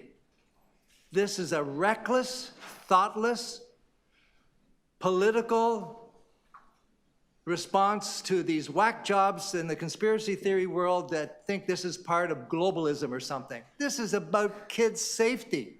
Simple as that. Thank you so much, Deputy Mayor. Next up, and you moved those recommendations in the mayor's letter. Councillor Pasternak, you are up next. I'm going to start your time. Give me a second. Yes, thank you. Thank you, Madam Chair. I will move the companion item, review of automated speed enforcement, which are two basic motions incorporated into this original member's motion, moved by myself and Councillor Perusa at council, for staff to take a review of the appeals process and see if there's any fine tuning to do to make it easier to understand and streamline. I'll read something here. The faster you drive, the higher your risk of losing control and being involved in a crash, which can be fatal or cause serious injury. The risk of fatality or serious injury is 11 times higher in collisions 50 kilometers per hour or more over a speed limit of 100 kilometers per hour than when vehicles are involved in a collision when driving at or below the posted speed limit. The laws of physics behind speeding affect everyone the same way. Speeding increases braking and stopping distances. It also reduces your field of vision, which makes it harder to react quickly to changing road conditions. The source of those comments is the Province of Ontario website.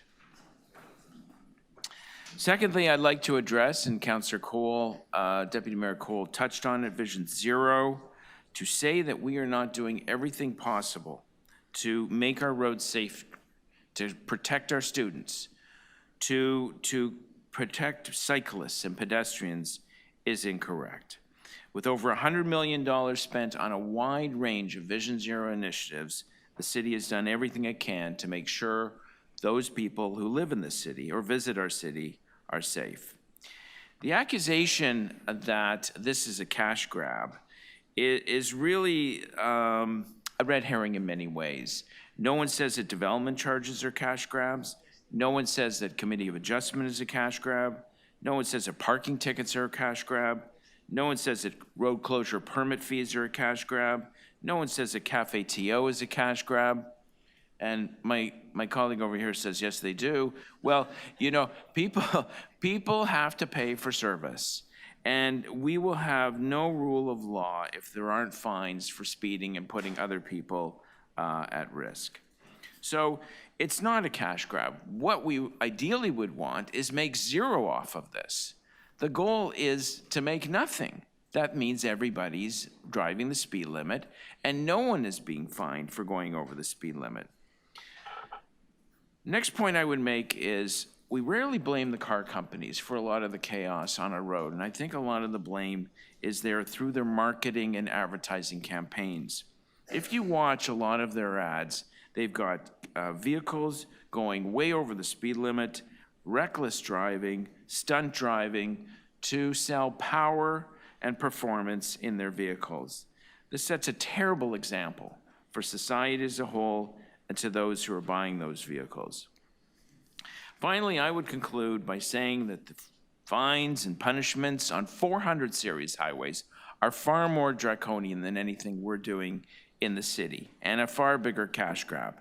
As I mentioned earlier, 50 kilometers over on a 400 series highway could trigger a $10,000 fine, license suspension, vehicle impoundment, demerit points, and of course the victim's surcharge fee.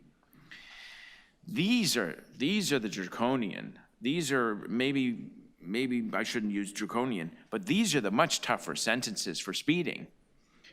Yeah. These are the much tougher sentences for speeding. This is the much bigger tax grab than anything we're doing in the city. It's on the 400 series highways.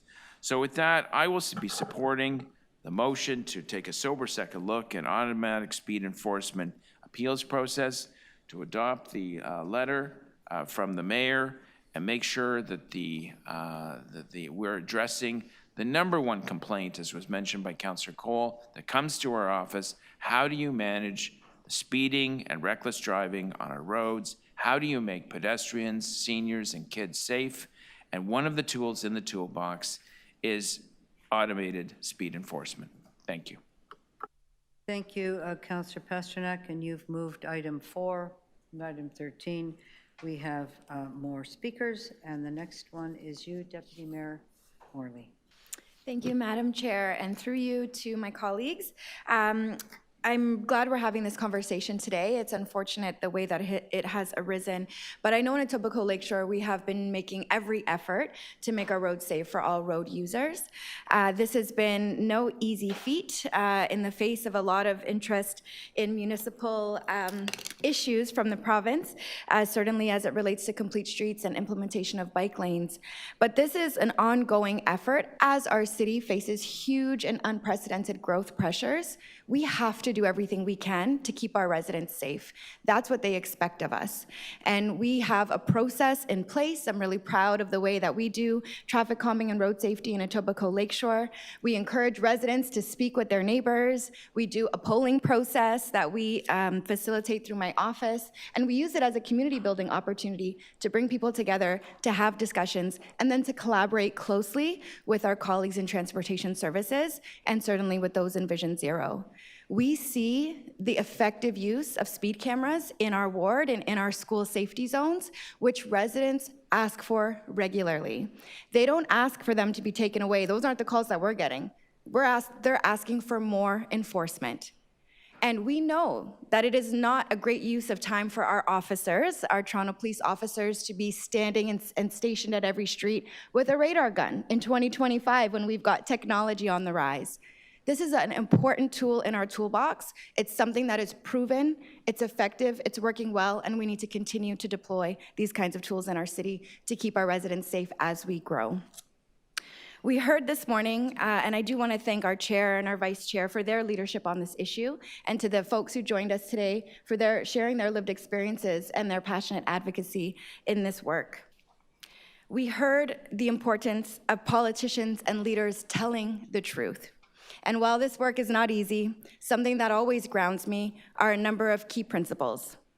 Those include following the facts, respecting science, telling the truth, and working to do what's right.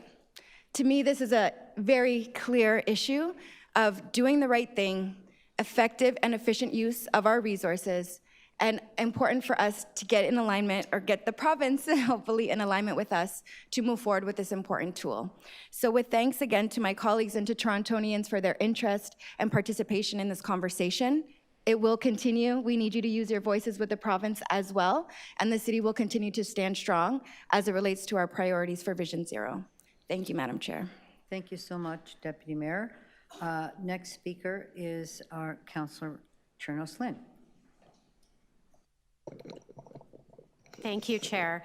And I just want to iterate my support for both of these motions, and also to comments just made by my seatmate, Deputy Mayor Amber Morley. You know, what has been so disappointing about the announcements by the Premier in the last couple of days and the rumblings has been an abandonment of data-driven decision-making. And one of the things that is just such a disappointment in this, and we know, is that removing ASE from our school and community safety zones, we know it's a reckless, irresponsible move that puts our most vulnerable road users at risk, our seniors and our children. And we know from the data that it's one of the most effective measures in our toolkit to reduce vehicle speeds and save lives. And the research is so clear that slowing down, just slowing down that 10 kilometers over the speed limit means that you're 3 times more likely or less likely to kill someone walking or cycling. That's really significant when we think about the drastic, the stories that we've heard. Even just today, we heard a story from a family member who lost a sister. That outcome could have been far different if the speed had been reduced. We know that 30 kilometers over the speed limit equals 10% more likelihood of fatality for a vulnerable road user. 40 kilometers equals 30% of fatality for vulnerable road user. 50 kilometers, 85% likelihood of fatality for a vulnerable road user. We need to be following the data on this and making data-informed decisions. I will be the first to say nobody likes getting a speeding ticket. I've had 2 in 2 different areas. But you know what? It changed my behavior. And I now go much slower. It made me think. It made me think about what made me pay more attention. And we know that I'm emblematic of so many other people who are using this. That's what the data tells us, and we have to be following that.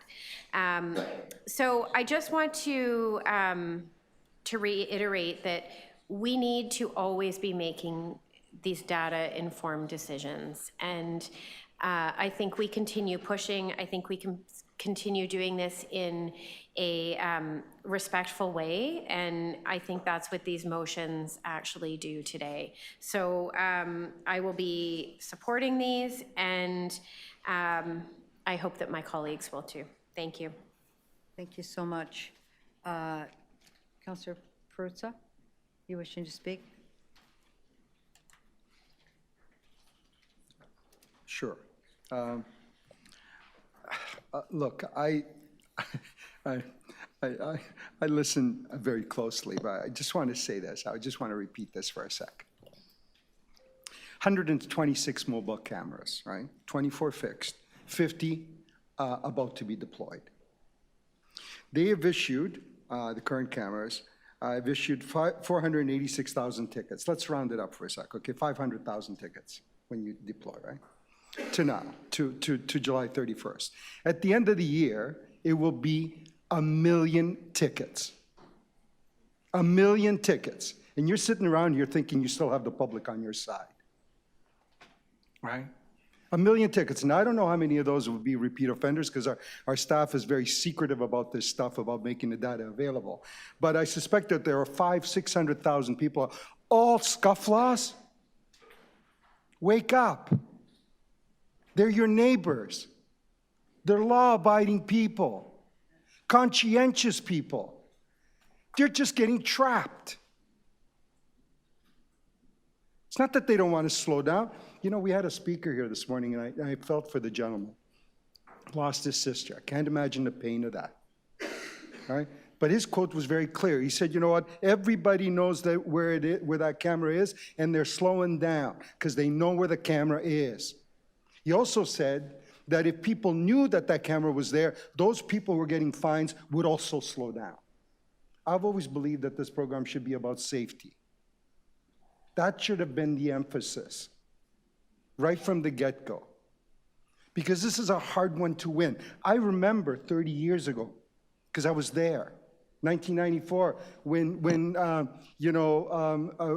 enforcement cameras were first introduced in the province of Ontario through legislation. It was subsequently immediately ripped up. Took 30 years to win the public support on this, to get the public to come around. I am sad today. Sad that we lose a tool. Speed cameras don't slow people down. They don't slow people down in school zones. It's the threat of a fine that slows people down.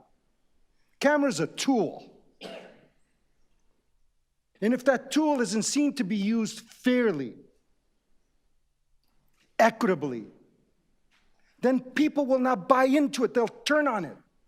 And that's what they're doing. That's what they've done. Because we've allowed it to do that to happen.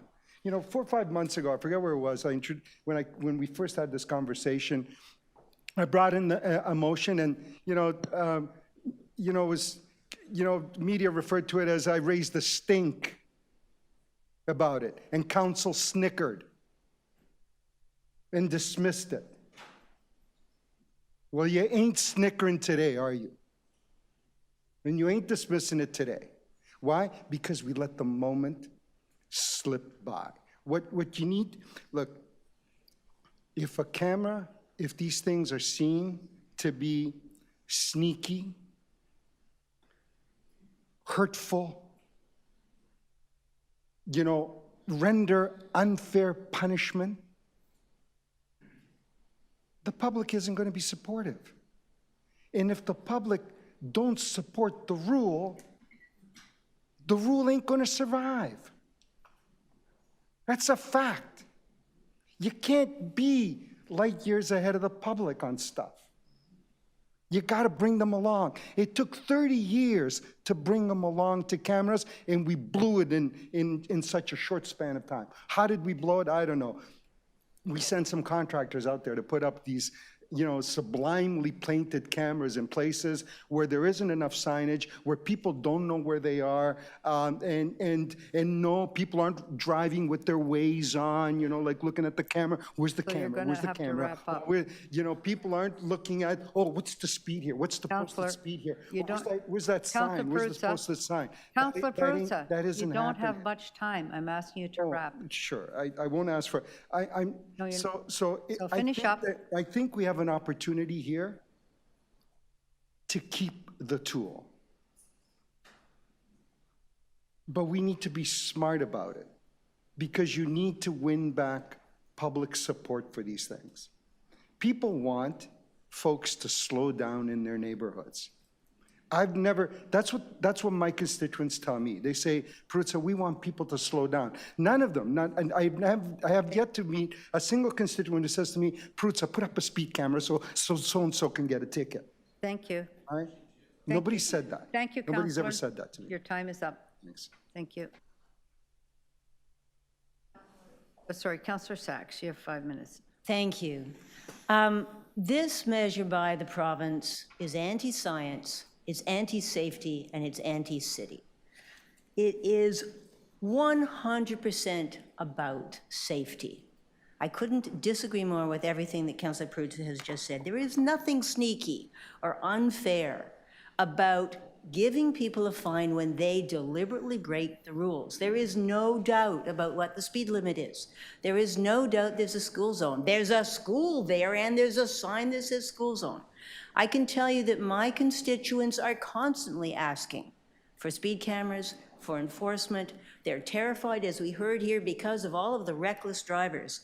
Councillor Peruzza says all these people who are breaking the law by significant amounts, they're not scofflaws. They are scofflaws. By definition, they have only been fined because they have broken the law, and they are doing a deliberate action, operating a multi-thousand-pound machine, which is extremely dangerous to everyone around them, and they have an obligation to comply with the law when they do that. Driving is a privilege, not a right, and that privilege is conditioned on obeying the law and protecting the lives of your friends, your children, your grandparents, and those drivers do not do that. And I see that every single day in my ward. And my constituents see it every single day in my ward.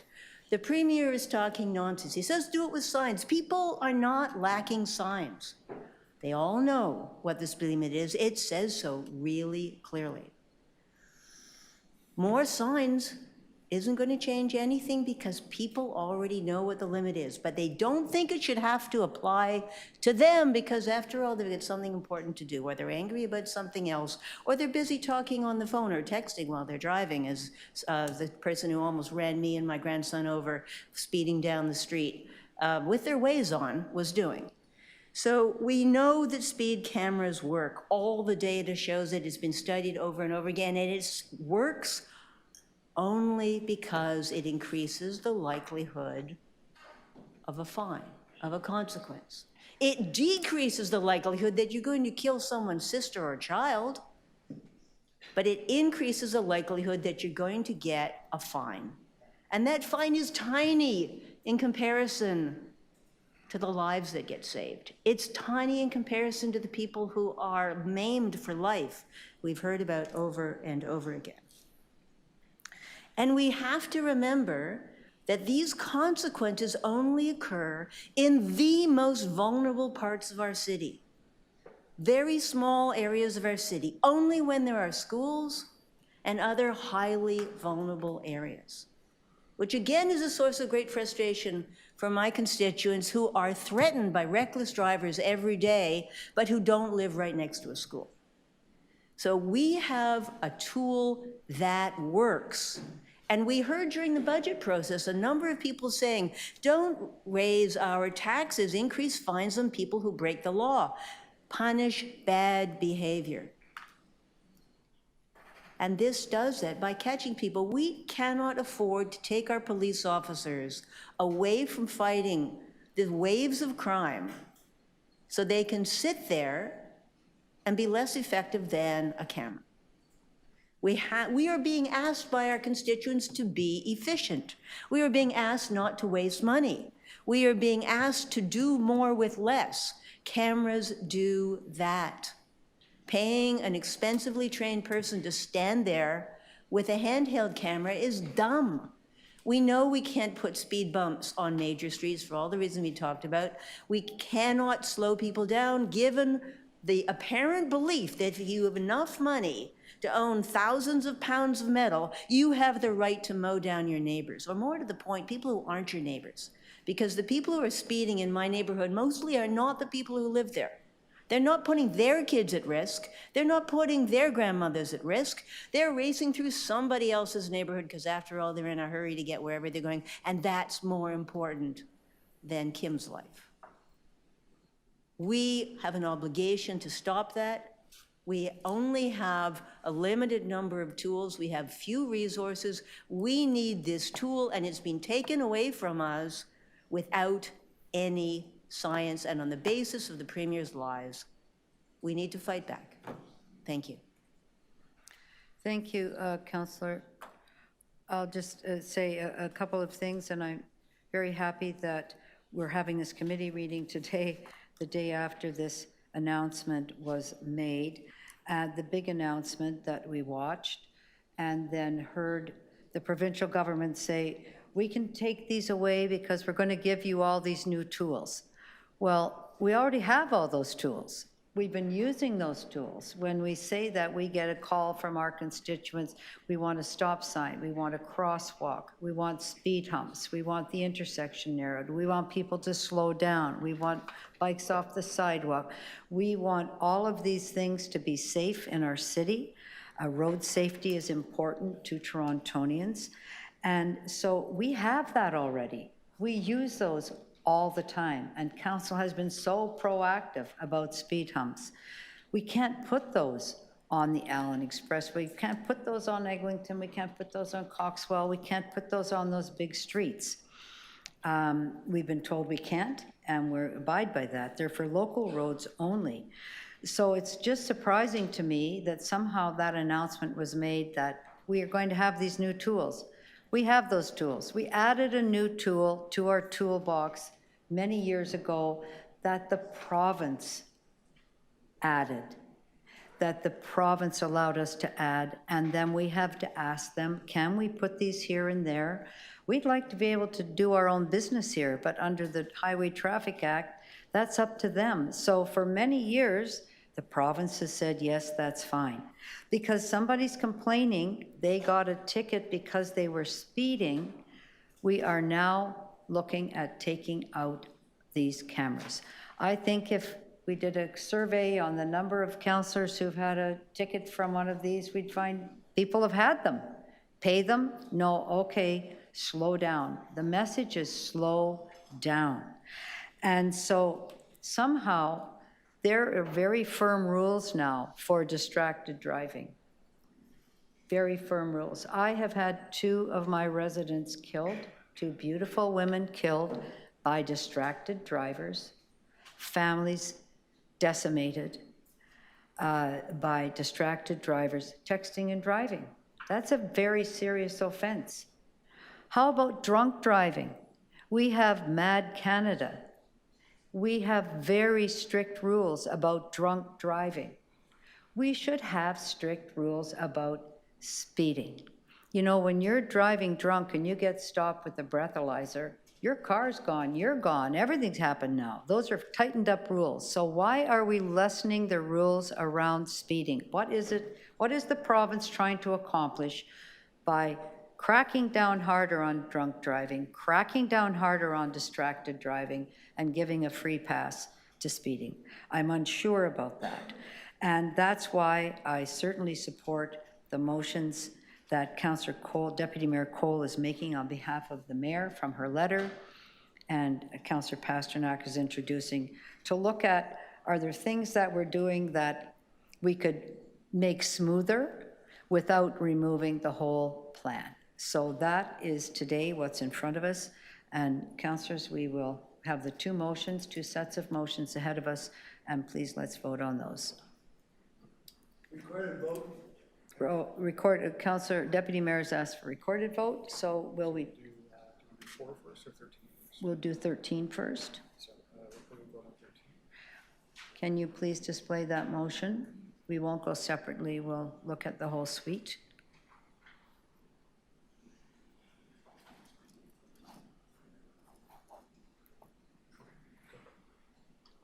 Thank you, you see them in front of you.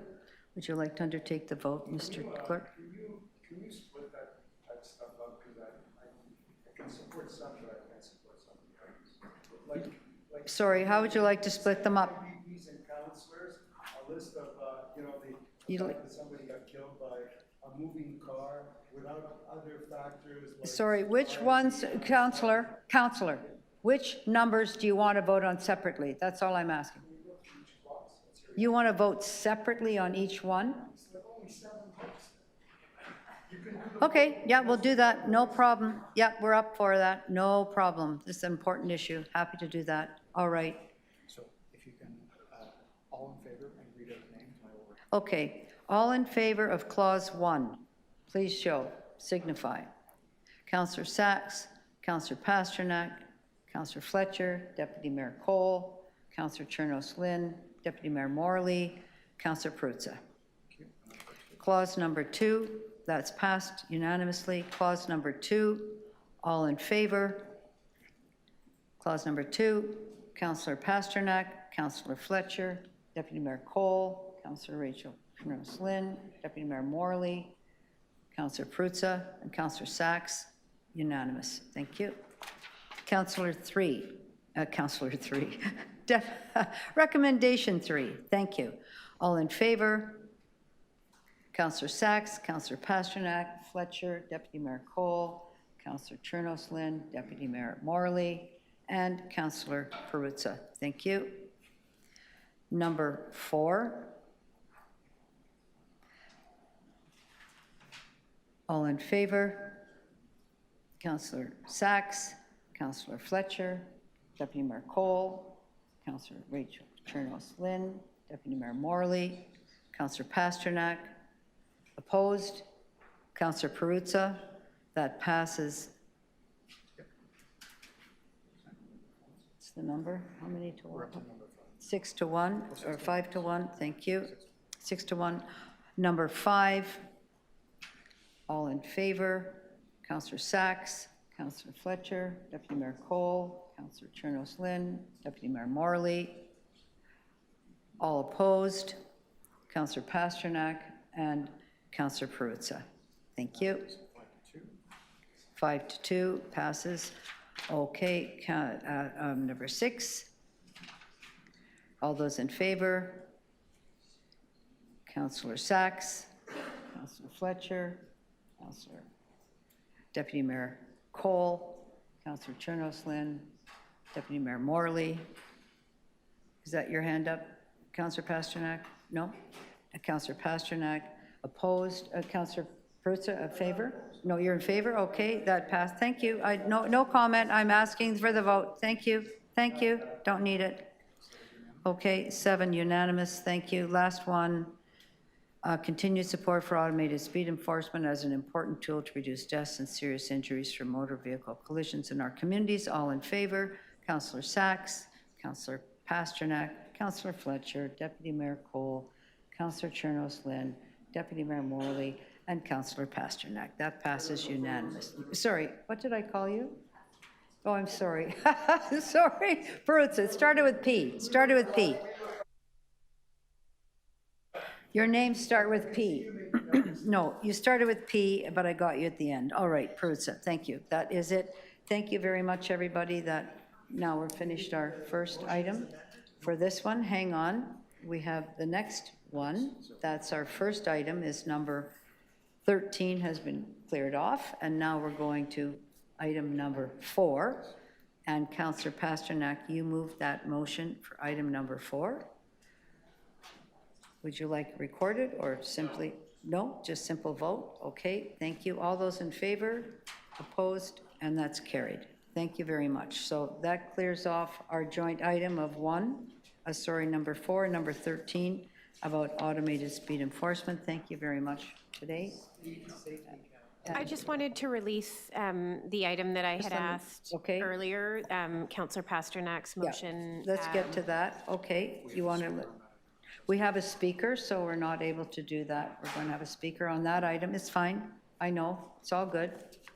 They've added their name since earlier. Somebody's added their name to speak, Councillor, so that will be heard later today. Okay, now we're going to move on to technically the first item on the agenda, which is the micromobility update. And we do have speakers. We have 4 speakers: David Shelnut, Adam Roy Cahoon, Allison Stewart, and Michael Longfield. Is everybody here? David has taken his name off. Thank you. Adam Roy Cahoon, you're here. Okay, I'm going to give you 5 minutes. Please start. Thank you.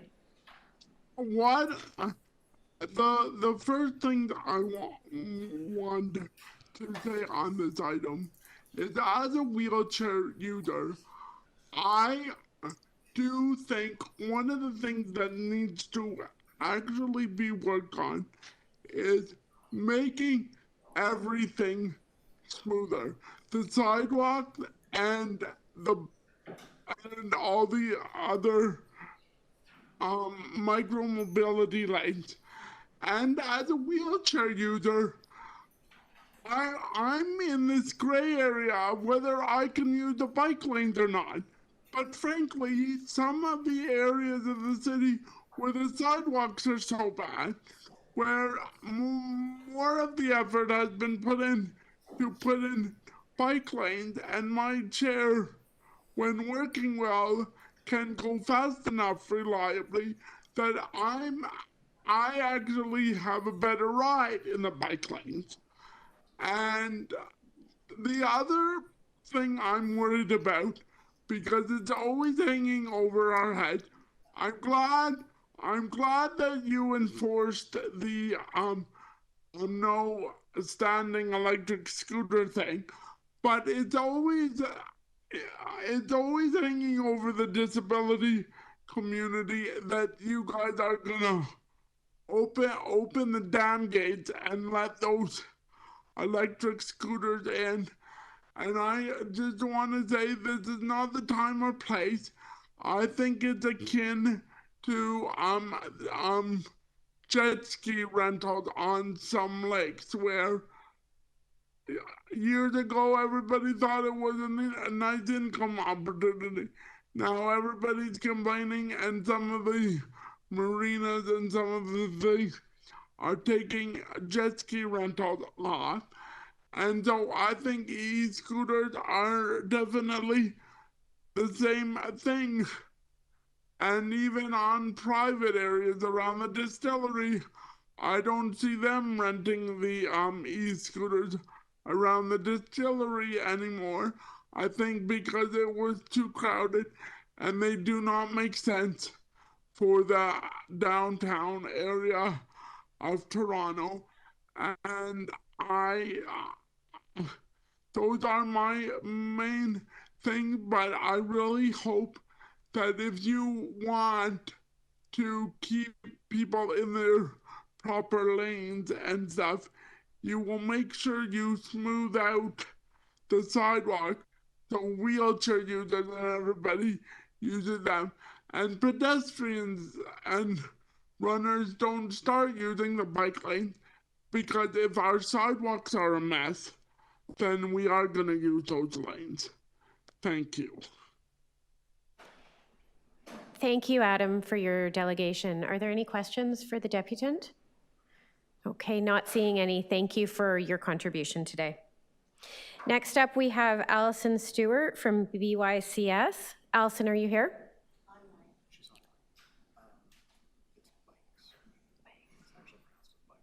Oh, I'm sorry, from Bikes. Allison, can you hear us?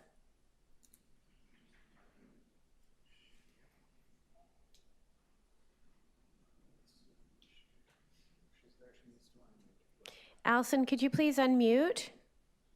Star 6. Is it star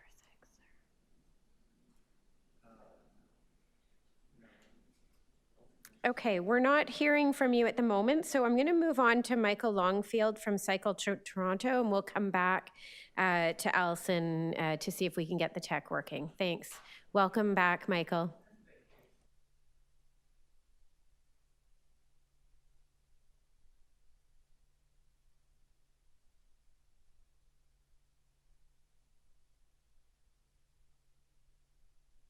My name is Michael Longfield, Executive Director of Cycle Toronto. And here to sort of talk about micromobility and the staff report that's before you. I think everyone's sort of seen these bits. And, it really sort of comes down to this. So this is city material, and it's where can I ride what in Toronto? And so everyone, I just encourage everyone to have a sort of look at this because we're going to play a game, and the game is going to be legal or illegal in Toronto bike lanes. All right, so everyone will have a chance here. Here we'll go. We have the, you have the thing in your piece. So we'll start with this one. I know Councillor Sachs knows this one for sure. I have the same vehicle myself. Is this legal or illegal in Toronto's bike lanes? This is legal in Toronto's bike lanes. This is a legal e-bike. I think it's technically would be called a class 1. We don't call class 1. It's under 100 kilograms. It's speed limited to under 32 kilometers per hour. It's under 500 watts. Very legal, very great.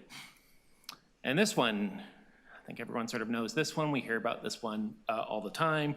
We see them everywhere, but they are illegal in bike lanes. They're technically not legal on any public roads, despite the fact you could buy them everywhere. Like really easy to buy. Nobody tells you can't use them on public roads, but they're illegal. All right, this one, folks might remember last time we talked about this, we had my friend Narada addressing this issue, legal or illegal. This is illegal in bike lanes. So these types of mobility scooters are not legal in bike lanes, and we just heard a speaker sort of talk about their challenges of trying to navigate sidewalks and bikeways having accessibility needs. This legal or illegal in bike lanes? This is a trick question, folks. This technically meets the Ontario standard of a bike lane. Now, you could argue based on the weight, whether or not it's allowed in cycle tracks or whether it's allowed in paths, but this does have pedals. I don't know how you would use them, but it has them. It's under 500 watts. It is technically speed limit. This is legal in our bike lanes. And then this one right here, is this legal or illegal in bike lanes in Toronto?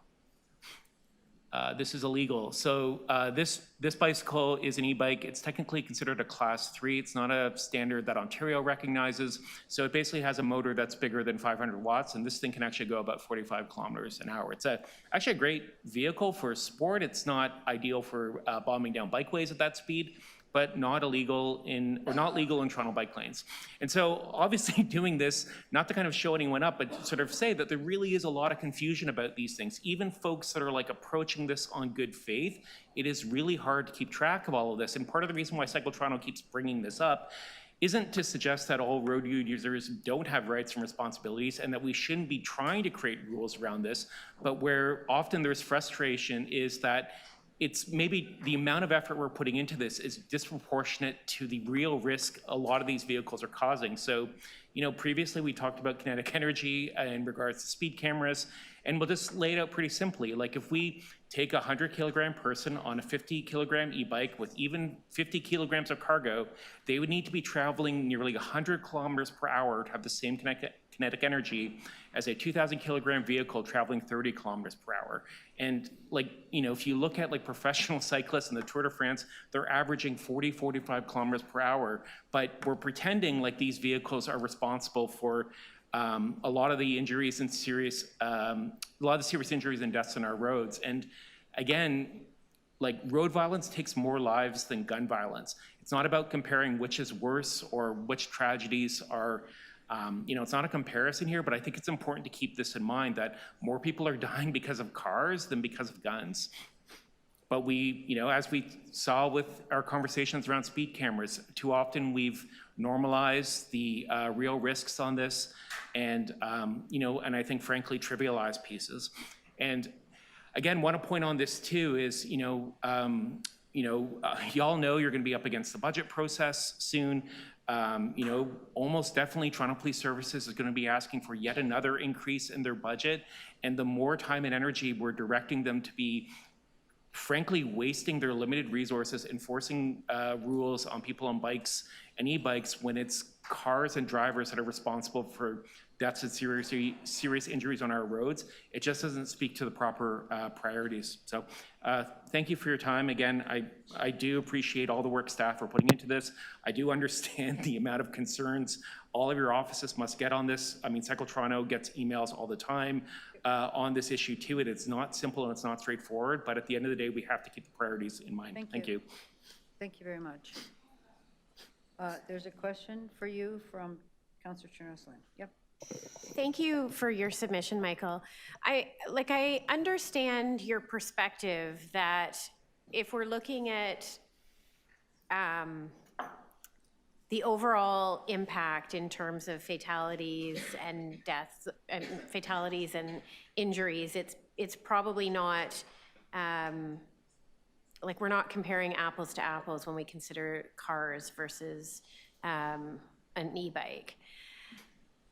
To councillors who get, I get a lot of emails from constituents who are not concerned about e-bikes that are following the rules or scooters that are following the rules. They're concerned about ones who are driving on the sidewalk at really high speeds. We get a lot of emails, especially from seniors who feel, quite frankly, scared to drive. They're starting to feel like they can't drive in the city. They're feeling scared on the sidewalks because people aren't following the rules of the road or the rules of the sidewalk. So do you have any guidance for us on that? Yeah, I mean, I think, something that, the cycling unit has sort of shown as well with a lot of their recent studies, and this confirms what we see in other jurisdictions, is when you build safe and protected and separated infrastructure, that type of let's call it bad behavior, does decrease quite dramatically. And so, the city continuing its commitment to, expanding and building its cycling network, yes, even with the challenges around Bill 212, is a really important way around this. I do have this kind of and again, I appreciate it's kind of a laundry list of things that the city could be doing to, try tackling this issue in different ways. Some of them are obviously outside of city jurisdiction, the city doesn't control imports, it doesn't set provincial standards on bikeways. It has a lot of challenges holding app-based delivery companies accountable. I think that one is actually a really big thing. If we had better tools or better coordination to hold the delivery companies accountable for their riders' behavior and the type of vehicles they had, and set realistic delivery timelines and livable wages, that would do a lot to disincentivize a lot of the behavior that we see, because often we're seeing this from gig workers who are very incentivized to do as many deliveries as they can as quickly as possible, and actually they're putting their own lives at risk more so than other folks. Certainly the expansion of the bike share program, bikeways, more convenient bike parking, the city to adopt a sort of e-bike and e-cargo bike program. Councillor Cole had a motion back in 2020, a Bikes for All thing. I don't think much has happened with that, but that might be a good thing to do as well, better integrate with TTC. There are sort of, bits and pieces of things the city can be doing. I think an education program is really important, and Cycle Toronto is doing a lot of education work as well around gig workers. To help inform them, are they aware of their rights and responsibilities? Are they aware that they're using vehicles that they might be pulled over and ticketed for? And also just really stressing to them the dangers that they can be putting themselves in to just try to make a few extra deliveries or a few extra bucks. Is that your question? Okay, thank you for that. More questions? Nope. And you can always, by all means, you could always send requests, like those types of concerns to us as well. Like, not that, we're the bike police or anything like that, but we're happy to hear those concerns as well. Okay, thank you so much. Thank you very much. We have, I don't know if Allison Stewart's able to plug in now. Pardon me? Okay, we're trying to get her online. Thank you. So she's there now if you want to ask. Allison, can you hear us now? She's not unmuted. Not on? No, she's not unmuted. She's not unmuted. Not unmuted? I'm sorry, we're going to have to forego that. Okay. Thank you. Maybe we can't see her either. And Michael, apologies for that, Allison. Okay, we're going to this into committee now, and with any questions of staff on this. Deputy Mayor. Thanks, Madam Chair. Through you to staff, City Council has previously made several requests to Transport Canada on electric mobility issues. What is Transport Canada's role for electric micromobility? Just to clarify for the record. To the chair, sorry. They would be looking at regulating these devices, both the specification of the devices as well as what is imported and what is permitted to be sold on the market. We have met with the ministry last August, and no further action has been taken from those discussions. So what were the nature of the responses that we received from them about the work of regulating these active and ongoing devices on our streets? This motion, what is it? Can you print the motion that you have for this from Councillor? Yes. Sorry, can you repeat that for everyone's benefit into the mic? Sorry, they received our comments, but no further action or direction was given to municipalities, but specifically Toronto. So no movement from Transport Canada on these issues to date that we're aware of? That is correct. In terms of the directive for the Micromobility Safety Working Group mentioned in the status update, was there any consideration for, and would there be any benefit, I think there would be, to including representatives from Transport Canada and Ontario's Ministry of Transportation in the working group? Or is that work underway? Are those invites being made to that working group? So we have included a wide variety of stakeholders, including app delivery companies and delivery riders, as well as a wide variety of pedestrian and cyclist advocacy groups. We want to ensure that we're creating a safe space for their discussions. Those findings and recommendations that we do have from those conversations will be taken to other levels of government for further feedback. Okay. Thank you. Those are my questions. I'll speak. I think there might be more questions. Councillor Chernos-Lynn. Thank you. This is going back a little bit to Councillor Morley's beginning questions. Why is it so difficult to enforce micromobility safety in the absence of a unified regulatory framework, and particularly market regulations for vehicles? To the chair, it is quite challenging for Toronto Police Services specifically to identify the differences of these devices. They're not registered and they're not certified through any level of government, and it requires a lot of details in order for them to identify whether or not that device is meeting the specifications outlined at the province. But I'll see if Toronto Police has anything else to add. I might add as well that from the perspective of the Toronto Police, it is a very, very different enforcement plan. And one of the things that we discovered in our recent operational plan that we ran in the city was why if we can just go back a half a step, is that we entitled it as education and enforcement. And the big part of that is, as you know, officers are on body-worn cameras.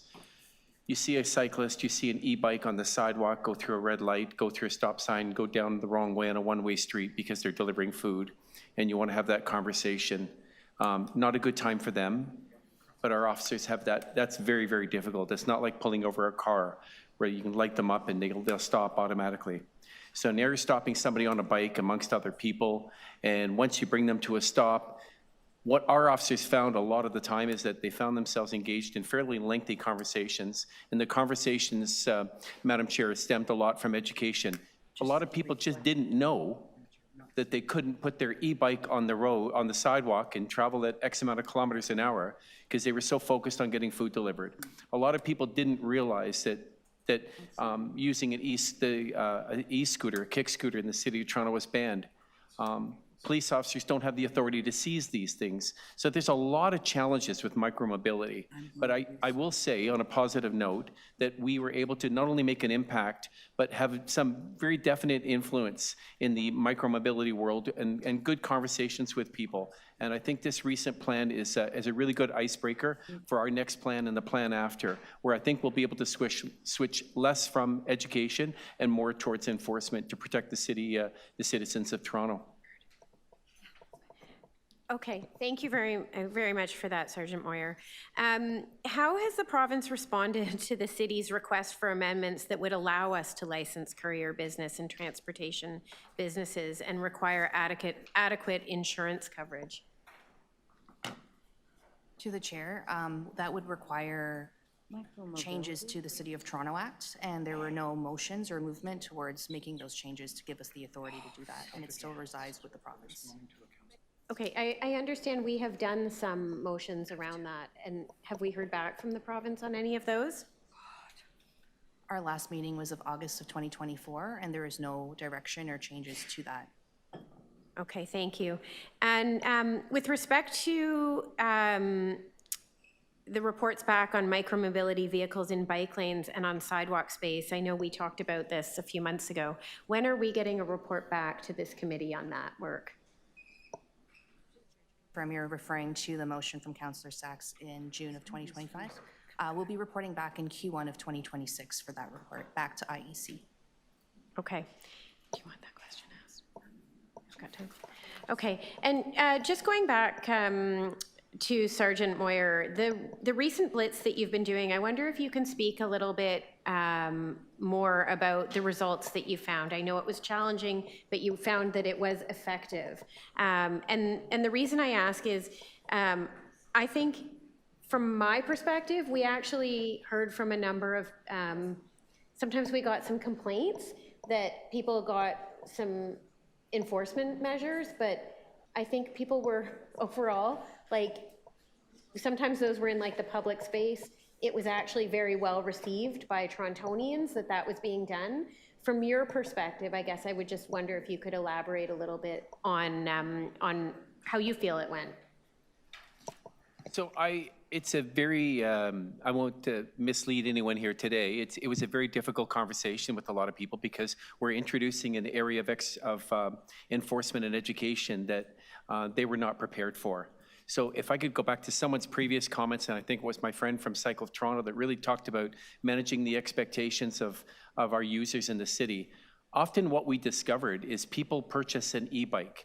Nobody tells them any about the rules of the road. Nobody tells them anything about, maybe you want to think about wearing a helmet. Maybe you want to put a light on your front and your back, and you might think about signaling the odd time too.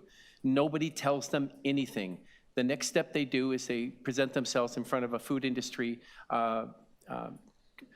company, and they put themselves in line to deliver food, and they literally are learning the rules as they go along. Now we enter the Toronto Police. The police are having these conversations with people, and everything we tell them is stuff they're learning for the first time. And that's why the enforcement numbers that I insisted this time be exercised with absolute discretion. I want to have good conversations. We're still in the customer service business. You will not win over the hearts and minds of people in the micromobility world if you just drop a ticket and walk away and let them figure it out for themselves. So this is one of the benefits to the body-worn camera.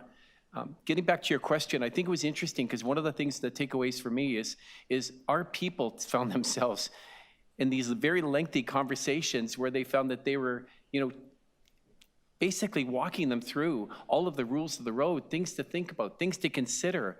You're no good to the industry and you're no good to your family if you're putting your life at risk. And we have had accidents. We have had these people engaged in minor accidents on the road. But what we also learned is they don't want to report them.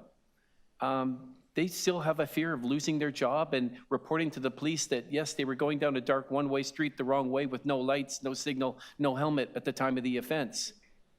This is what so we are overcoming a lot of issues and trying to sort of dilute some of the stigma that goes with that. And at the same time, I think we're creating some great relationships. And I hope the next time I run a plan, which should be in a couple of months and definitely in the early years of 2026, in support, getting the support I do from the City of Toronto, we'll have even better results and better conversations and less infractions. Yeah, I know, it's fine. Thank you. That's it. We're end of questions. Thank you. Gave you Councillor Sachs, going to be really strict. The clerk's helping me, but he's trying to figure a few things out. Go ahead, please. Anyway, thank you. So, Officer Moyer, following that same line, first of all, I understand that your officers were cheered on by the pedestrians who were very grateful to finally see some enforcement of the micromobility. Is that right? I will say we don't get a lot of cheering in my business. But most certainly we got, there was a lot of support from people in the community when, we held people to task. And keep in mind, we didn't write a lot of summonses, a lot of tickets, but we had a lot of conversations. So yeah, there was a lot of good feedback. Right. And in fact, we've had a huge demand from the public to do something about this. Yep. Absolutely. And I've been raising it here for 2 years. From your experience, do the delivery riders understand what rules apply to them on the streets of Toronto? No. Would it help if when they obtained their vehicles, whether from renting it or buying it, they were handed information about applicable laws and safety hazards? I handed information. I don't know if I would hand them information, but I do think some sort of sense of an orientation, a presentation, a 10-minute video to watch online to click to say, I agree. Something that says you can, and also you have to consider the language. Right, but do you agree that they need to, that safety on our roads would be much improved if when these people got their vehicles, they received at that point some education as to the rules and the safety hazards? Thank you, Councillor. I think that's a start. It's a start for sure. And we need that? Yes. Okay, and then would it be helpful if motorized micromobility devices on our streets were licensed? I think so. I'd like to dig into that a little bit deeper and give it a little bit more thought, but absolutely, from my experience, I think that would be a start for sure. Right. Now, you've described these very lengthy conversations that your officers were having, explaining the basics to people. Is that a good use of your officers' time? No, it never is. I think customer service is. I think paying respect to the people in the community and having conversations is. I just found, Councillor, in these situations is that they had to start from ground zero and really walk people through it because they just did not understand. Right, and would you agree with me that that indicates that the public education campaign that we asked for 2 years ago and that the city did some of has not been effective in getting that basic information, particularly to the delivery riders? I think we could always be better at what we do. Right, but you're telling us they don't know. And so there's a huge gap there to be filled. The delivery riders need to know the rules before we send you out to enforce. Would you agree that that would be fair? I think, I just don't know if the public campaign that was run, because I thought it was excellent, met the targeted audience. I don't know if they stopped and used the QR code. I don't know if they went on the City of Toronto website, because I don't think that's part of their thinking, especially in the food industry. Right, So, but judging from your office's experience, that program did not result in the delivery riders understanding the rules? I think that's fair. Okay.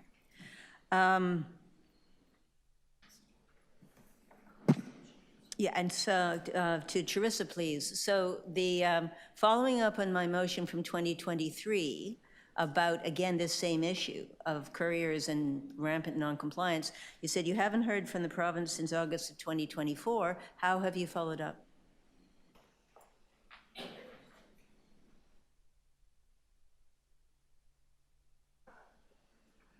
We've engaged with the province on some conversations around this file, but we haven't heard any follow-up, or we haven't followed up with the ministry about this item. You taken in the last 13 months to follow up on the council's request? We have not followed up since our meeting of August 2024. Do you need a motion to be directed to follow up, or will you do it on our request? Will we do it now? Through the chair, we're happy to do it now, and I think there's a couple of things that I would just add to that is that, you know, the component, and it's not so much on the following up of the province, which we'll do, although it would have been nice to have a response to our request the first time, but you can't always have that.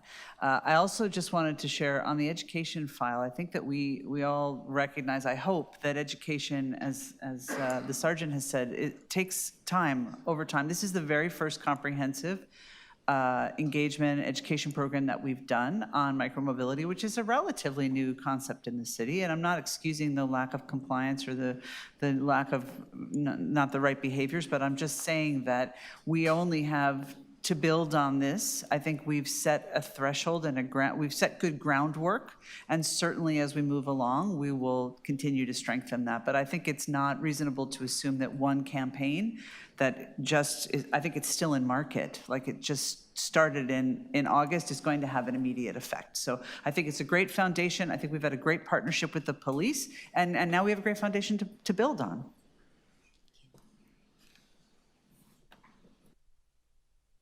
Is that your last question? Thank you very much. Thank you. We gave you extra time. Councillor Pasternak. Yeah. Thank you, Madam Chair. I'm on page 4, I guess, of your report, and it looks like a City of Toronto ad or education campaign where it says e-scooters are illegal and unsafe. They're legal to sell, they're legal to buy, but they're illegal to ride. Is that a better summary of the problem here? To the chair, that's correct. These are not regulated on the market and can be purchased at any store across the province in Canada. In Toronto, we chose not to opt into the pilot, and they are not permitted to be ridden in public spaces in Toronto. Now, the fact that retailers are selling an item that is illegal to use on city roads, is that a consumer protection issue? Should there be some kind of warning with the purchase? Have we looked at advising people, much the same way as open fires in Toronto, where those are illegal, but they continue to take place in metallic fireplaces, which gets around the rules, so they can sell them, but they really can't be used. What is the solution here? I mean, through the chair, Councillor, I think there's a sort of a multi-pronged approach. We've talked a little bit about it with Councillor Sachs. We've tried to address some specific issues, some of the ones that you identify. Last year, we did a very brief sort of handout to schools, just alerting the school principals that if they wanted to share with their parent group some of the concerns that have been expressed by us and by health professionals about riding e-scooters sort of around the holiday time. I know that Toronto Fire has been very strong on their communications and messages and education with the public around some of the challenges and the fire risk that are presented by some of these vehicles. And this, again, as I said to Councillor Sachs, is our first foray into a comprehensive education campaign to start that knowledge and understanding. And I think there's a lot more messages that as people start to understand what micromobility is, that we can continue to add. Okay, just very quickly, and then I'll wrap up. The rules for rideables, now, was that targeted to just I don't know, downtown wards, or was that everywhere? Because it was news to us in North York. Were a certain number of stickers given to each counselor, or were they affixed by staff, or is this, and it seems to be wrapping up in November, based on this. Through the chair, the locations were actually chose based on real data that came in through our own offices, and they were actually applied across the city, not just in the downtown core. They were applied through a third-party contractor, and they will be removed by a third-party contractor. So were they supposed to go in each ward? Because they're certainly not making it up to York Center or Willowdale. Well, I love that they are desired in all locations. This was based on a budget. There were 32. There were 32 of them applied across the city in the areas where the most incidents of, where this was kind of just determined to be the most prevalent incident and where we had received complaints and concerns. Okay, that's fine. Thank you. Councillors, it is 22 after 12. Pardon?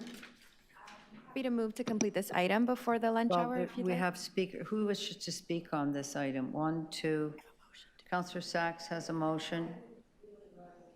Yeah, I'm just asking if you would like to speak on this item, not when you'd like to do it.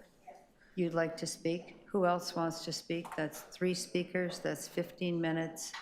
And just asking if we have anything else that we could clear off before that. Why don't I give notice that I might want to speak after? No, why don't you let me ask the clerk something before you do that? Thank you. Is there anything that we could do quickly and then come back, because this is going to take longer, at least 20 minutes. Pardon? Item 6, Councillor Sachs, if you were able to clear off that item with your motion now, then we could clear that. It's the Green Lane item with the end bridge. If you wanted to speak and move that, then we could do that. Yes, she does have a motion. You don't have a motion? Yeah, you do. Pardon me? And then we'll clear that. If we can clear that, then we can stand this one down and come back and finish that off after lunch. I may have a couple of questions related to that, and I don't know. Oh, Councillor, why don't you, that's fine, we'll clear that item. I'm asking Councillor Sachs if we can do that in a You can ask fashion them that at would be a lunch. 5-minute Ask her at lunchtime. or not. I think so. Then I would move that we complete item 6 and then break for lunch and come back and finish item 1 at 1:30. Would you like to do that? Pardon? Okay. All right, it's not a quick item. I'm looking for quick items. There are none. Okay, we'll take our first speaker then on this item before lunch. 5 minutes left. Who is that? Micromobility? I'm happy to go first, Madam Chair. Any motions? No motions. Thank you. Thank you. And I do just want to thank our partners at the Toronto Police Services for their recent efforts on a blitz around micromobility, and to our colleagues in Transportation Services for standing up the important education campaign that we asked for a number of years ago. It's really been great to see it rolling out and hopefully starting to bring awareness to road users of all kinds about what the rules and regulations are. We know a lack of information or understanding for the expectations of how people engage with our streets creates chaos. And what we're seeing right now is a massive gray area, a little bit of wild, wild west as it relates to the e-scooters, their availability, their lack of regulation from the federal level, and people's use of them. They're convenient, help you get from A to B, easy on the pocket, all of that. But we do need to ensure that there are clear expectations set as it relates to how these types of options work with our overall road network and within it. Adam, one of our deputants, spoke earlier and gave an example equating them to the jet ski situation that we're seeing on our waterfront as well, in terms of sort of unregulated, lack of expectations, and it is creating safety issues in our communities. We are a country of rights, and that's important, and we should celebrate that, but that means we also all share responsibilities. And as leaders here, we need to create the conditions for success. Of course, as everything we do is nuanced, we do need to continue to make requests of our counterparts at the federal and provincial governments. I appreciate staff's commitment to undertake follow-ups to that end. But I do think we also need to do some targeted follow-ups as it relates to the groups most impacted here. So whether that's going directly to the corporations of DoorDash and Skip the Dishes and ensuring that they have the information to disseminate amongst the folks subcontracted or, sort of driving and delivering on their behalf. We understand that that's a big and impacted, important group that are utilizing this kind of mobility option, and we want to make sure that they have the information that they need. But we also need to get our act together across government and make sure that we have some clear expectations, some clear guidelines, and provide that out to residents for their information.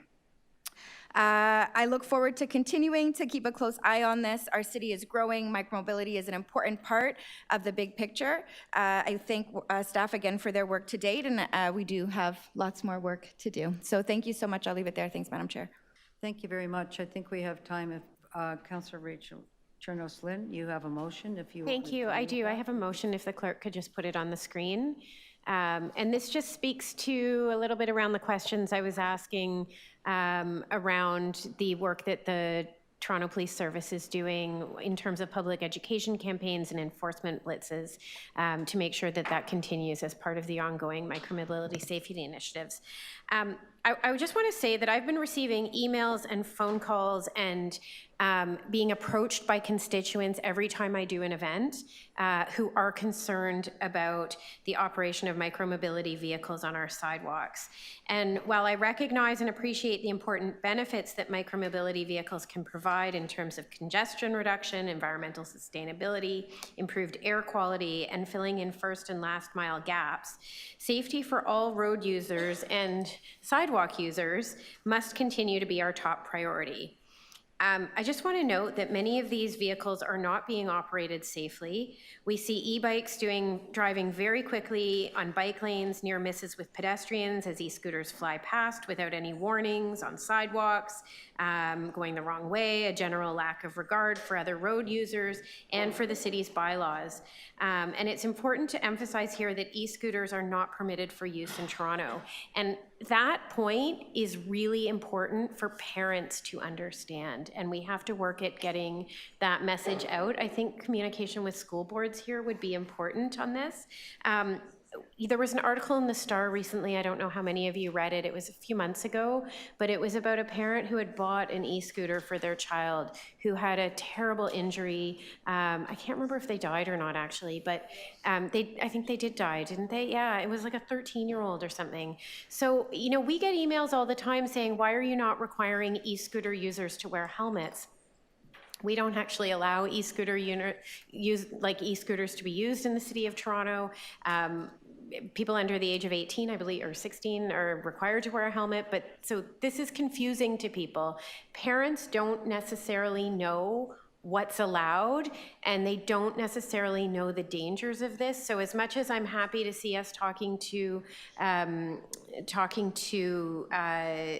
the gig workers and the employers of, owners of companies, it's also messaging to parents that needs to get out, to young people that needs to get out. So I just wanted to put that out there. I also want to take a moment to recognize the Toronto Police Services for their recent 3-week blitz focused on micromobility safety and the public education campaign that we've begun to roll out by city staff to bring public awareness to the issue. I think this is the beginning, but I think it really needs to continue, and I want to make sure that we're supporting that. And so that's why you see this motion here today. And finally, as we heard today, what we really need to enforce this is leadership from our provincial government on a unified regulatory framework by making amendments under the Highway Traffic Safety Act or the Highway Traffic Act. So I think that's really key here, and I think we need to all work together to make sure that happens. Thank you. Thank you. Actually, we do have time if we extend to hear from you, Councillor Sachs, with your motion and speak and then break for lunch. I don't think there's other speakers. So could we move to do that? Deputy Mayor, yes, thank you. Yeah, pardon? Yeah, yes, you have your 5 minutes. You've got 5 minutes to speak. Pretty soon I'll start falling over here. Okay. Sorry. No, it's going to be 5 minutes. She has her motion and speaking, and we're done. And then thank you. We just voted on that. We just voted on it. Those in favor, finish this item. I'm not sure we can stay to finish the item. I'm not sure we're going to finish the item. You are I'd going to rather we- speak and move your motion. Let's try that. I'm extending to hear from Councillor Sachs. Councillor, I'm asking the committee, can we just hear from Councillor Sachs with her motion, and then we can take our break? And if anybody else wants to speak, we'll just figure it out. We're almost done. It's kind of a big break for a big issue. So you have 5 minutes. Did you want to do that? Thank you. Yes, All in thank you, favor? Madam Thank Chair. I do have a motion, which I've been working with staff and with legal. Thank you very much. And But you've already questioned staff on this item, and you can't question staff on the motion. No, we started speaking, Councillor. I'm sorry. Follow the agenda. We're following it, and we're going to do it like that. Thank you. We're in speakers in motion. I don't understand this full court press. If you are, sorry, Councillor, I'm cutting you off because we had our questions of staff. We're now on our speakers, and Councillor Sachs is speaking. Just let her do that, and then we'll hear from you. Thank you. Go ahead, Councillor Sachs. Sorry you were interrupted. yeah, maybe you can restart my time. Yeah, I will. All right, well, thank you very much, Madam Chair. This is a very important matter in my ward, which is one of the hotspots of micromobility use in the city. Is certainly a higher percentage of my residents commute by bicycle than anywhere else in the city.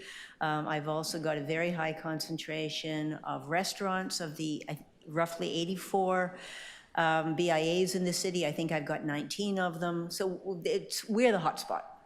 And I hear from my constituents constantly about the dangers created by unregulated use of particularly the motorized vehicles that go way too fast, imperiling pedestrians, cyclists, cars. One of the delivery riders on a motorized vehicle smashed into a car trying to turn at, I don't know, 50, 60 kilometers an hour. They go way too fast. So I've got several pieces of this motion. First of all, I should say, first of all, thank you to staff. I mean, I've been pushing and asking for this for 2 years with motions and requests and pestering up and down the city, and there was one delay after another. I am really grateful that after 2 years we did finally do. We started. We did an education campaign. I'm glad we did it. We did an enforcement blitz. I'm glad we did it. But it's really clear that it did not result in the results that we want. We don't see a high level of compliance on the street. And we heard from Officer Moyer that basically the delivery riders, even after this campaign, even after all the pressure we've done to get the app companies to at least tell the riders that there are rules that apply to them, it's not percolating. It is not reaching the riders. They do not know the rules, and they flagrantly do not comply with them. And we see this every single day. And as somebody who commutes to work on 2 wheels every single day, I see them every single day breaking the law, putting people at risk. So my first motion is, we've got this micromobility safety working group that's going to start. Hallelujah. Let's hear back from them.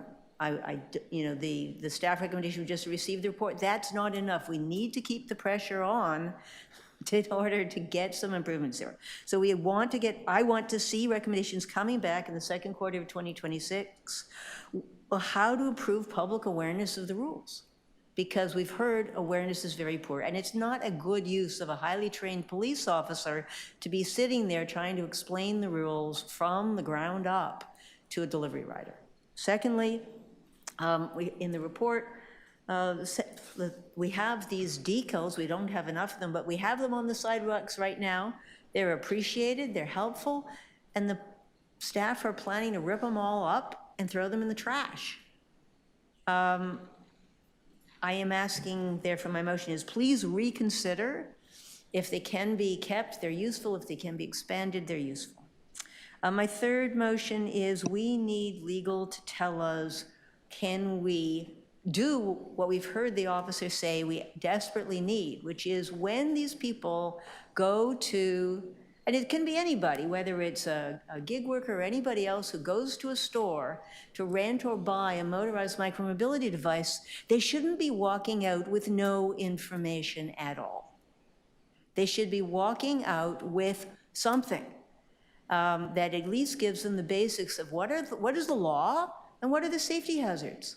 If they're buying an e-scooter for a kid, why aren't they learning about how dangerous this is for children and about this 12-year-old who was killed?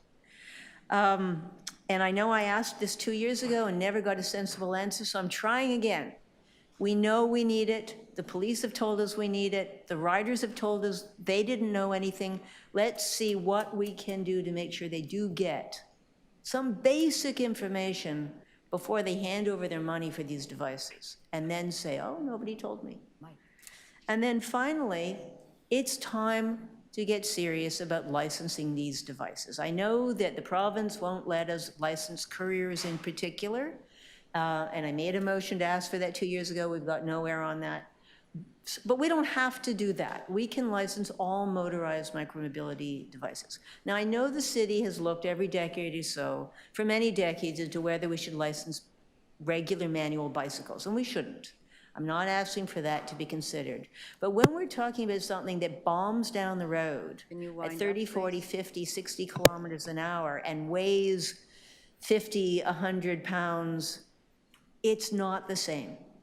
Okay. And we really do need the police to be able to identify them. And if we have a licensing process, then that can include a requirement for information and maybe insurance. It would make all of us safer. So let's try again, figure out, can we do this effectively instead of just standing by and saying, well, maybe some more ads will help. Councillor, you're well over your 5, but if we could just vote on this item and then take our lunch. I want to speak to that. Okay, shall we let Councillor to speak and then deal with the item? I don't want to come back and forth because it breaks this item up. If we can possibly do it, then that would be better. I think so. Just continue, finish the item. All in favor? Thank you. Continue, go to lunch. Thank you. Prutza, go ahead. You want to talk? Yeah, so I 5 minutes only. I'm going to be much, much shorter than Good. that because I love that. Because I just don't like the way this matter is being treated.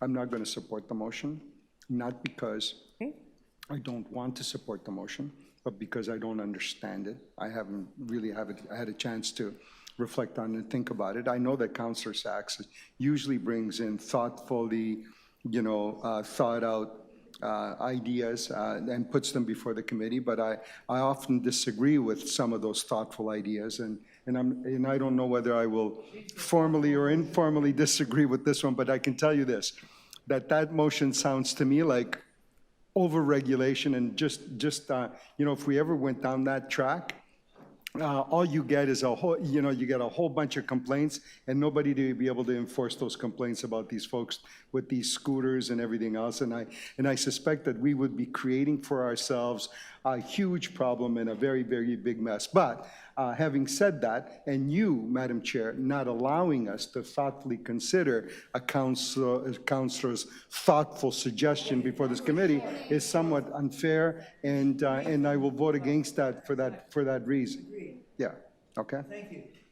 Okay. Yes. Thank you very much. We have motions here. We've had speakers here. This is not the first time this has been here at the committee. So let's just take motion first, and that would be your motion, Councillor Chernos-Lynn. Everybody see it on the screen? All in favor? Opposed? Councillor Pertza, favor, opposed? Oh, okay. It is on your CMP. Everything has been loaded on there. You have the chance to see that. I'll just let you know that staff are fine with all of these motions. I think that's important. I'm sorry, we have access to that, so that would be great. And staff have worked with both councillors on those motions, so I just want you all to know that. So that is all in favor, opposed, that last one for Councillor Chernos-Lynn. And now we're on Councillor Sax's motion. All in favor, opposed, that carries. Thank you very much. I'd like to, sorry, item as amended. Could we still out on favor, opposed, that's carried. And can we try to be back by 1:30 because we still have a lot of speakers here. Thank you very much for all your patience today.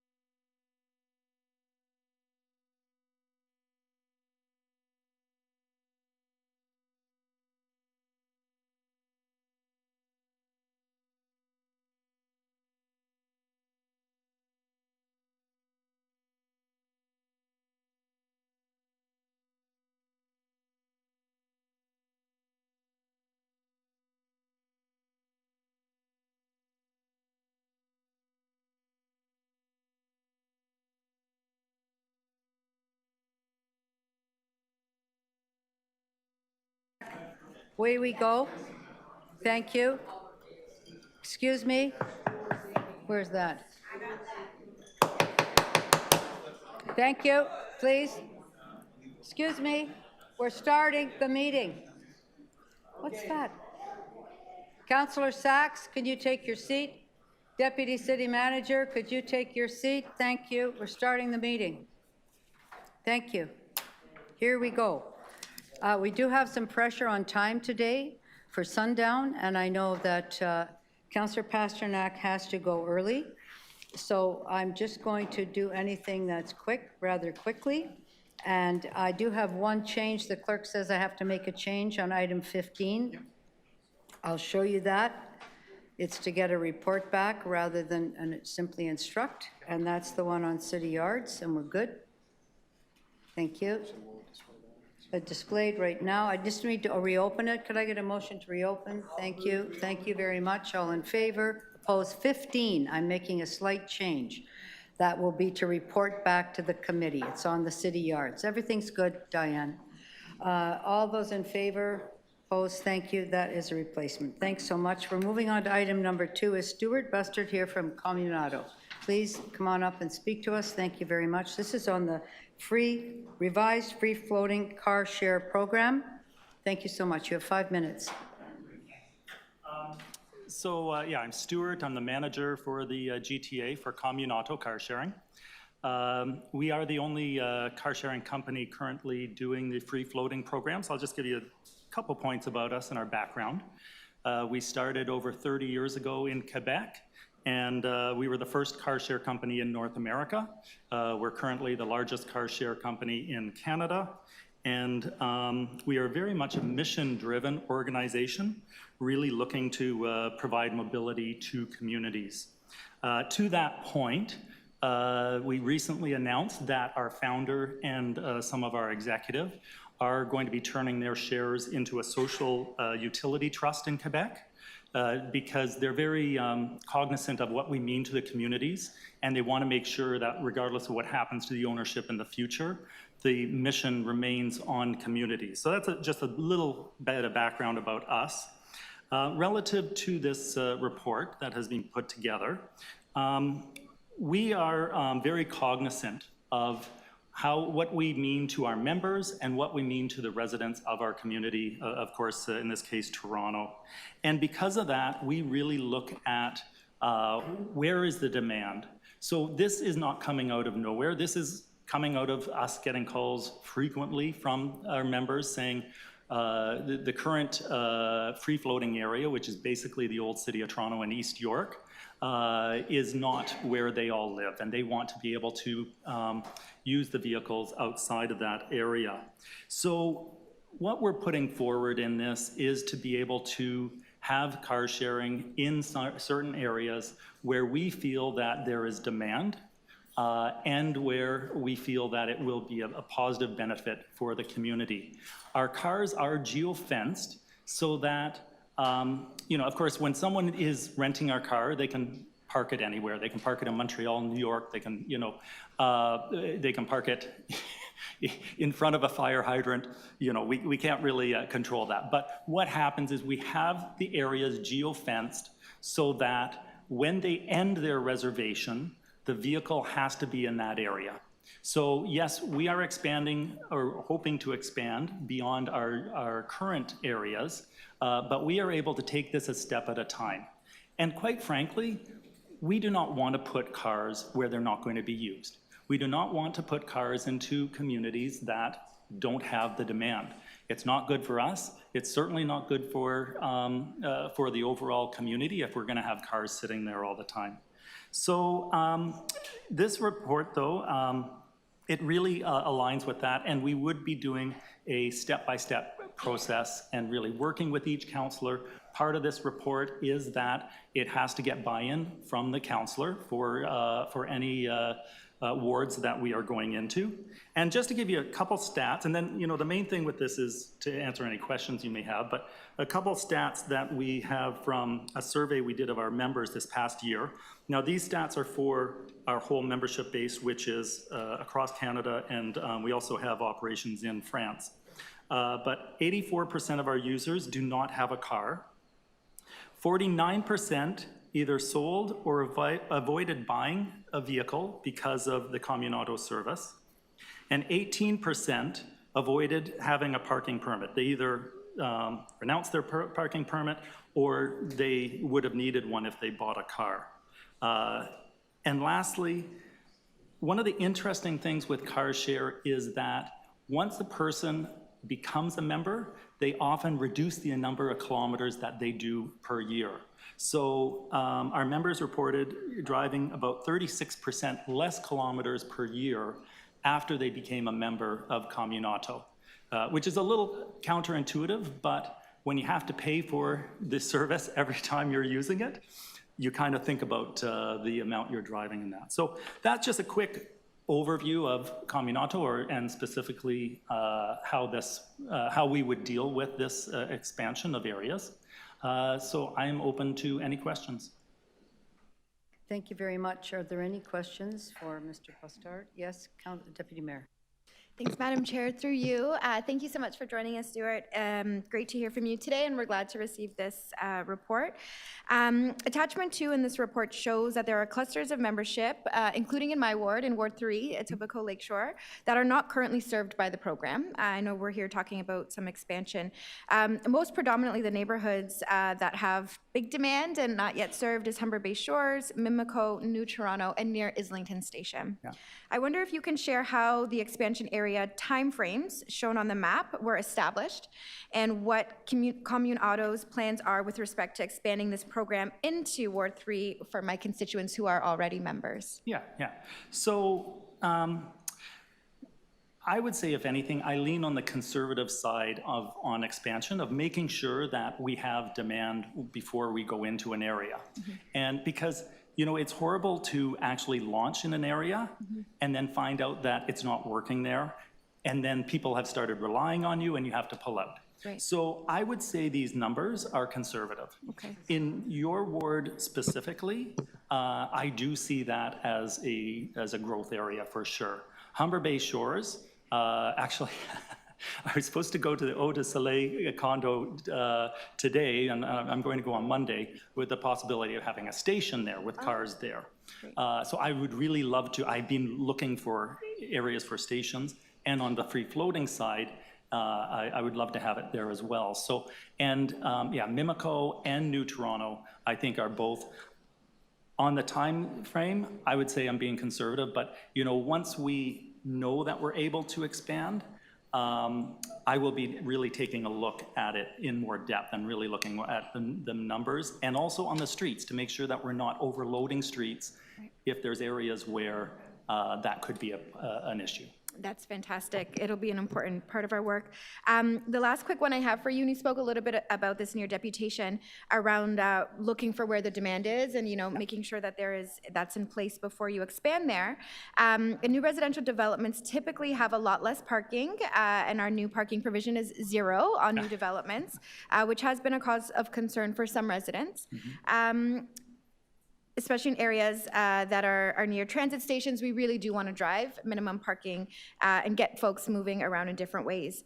How are you identifying the growth areas and factoring that into your expansion plan? So for example, the Queensway, we've got massive development pressure, large density developments coming. How are you tracking that and factoring it into your plans? Yeah, so I guess first of all, experience. I worked for AutoShare and then Enterprise Car Share for 10 years.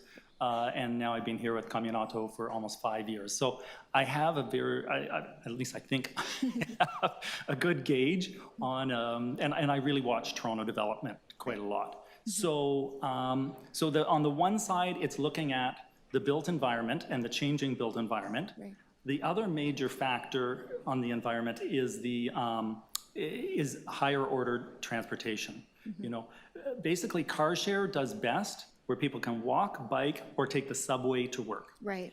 And in your area, more GO train. Mm-hmm. So, that's what I look at on the one side, and then the other side, I really look at the existing members. And keeping in mind, once we go into an area, we will see those membership numbers in that area increase, but do we already have a good member base there? Great. Well, thank you so much for your work. We look forward to having you expand into our ward and keep the conversation going. Great. Thanks, Madam Chair. Great, thank you. Any other questions? I'll just ask one. There's 51,000 members in the city, and how many members live in the area where the permit parking is? Do you have an idea? Okay, so this will be off the top of my head completely, but I would say it would be between 40 and 45,000 of those. 40 and 4, so, okay. That are in in basically the old city of Toronto and East York, where we have the free-floating permit streets. Okay.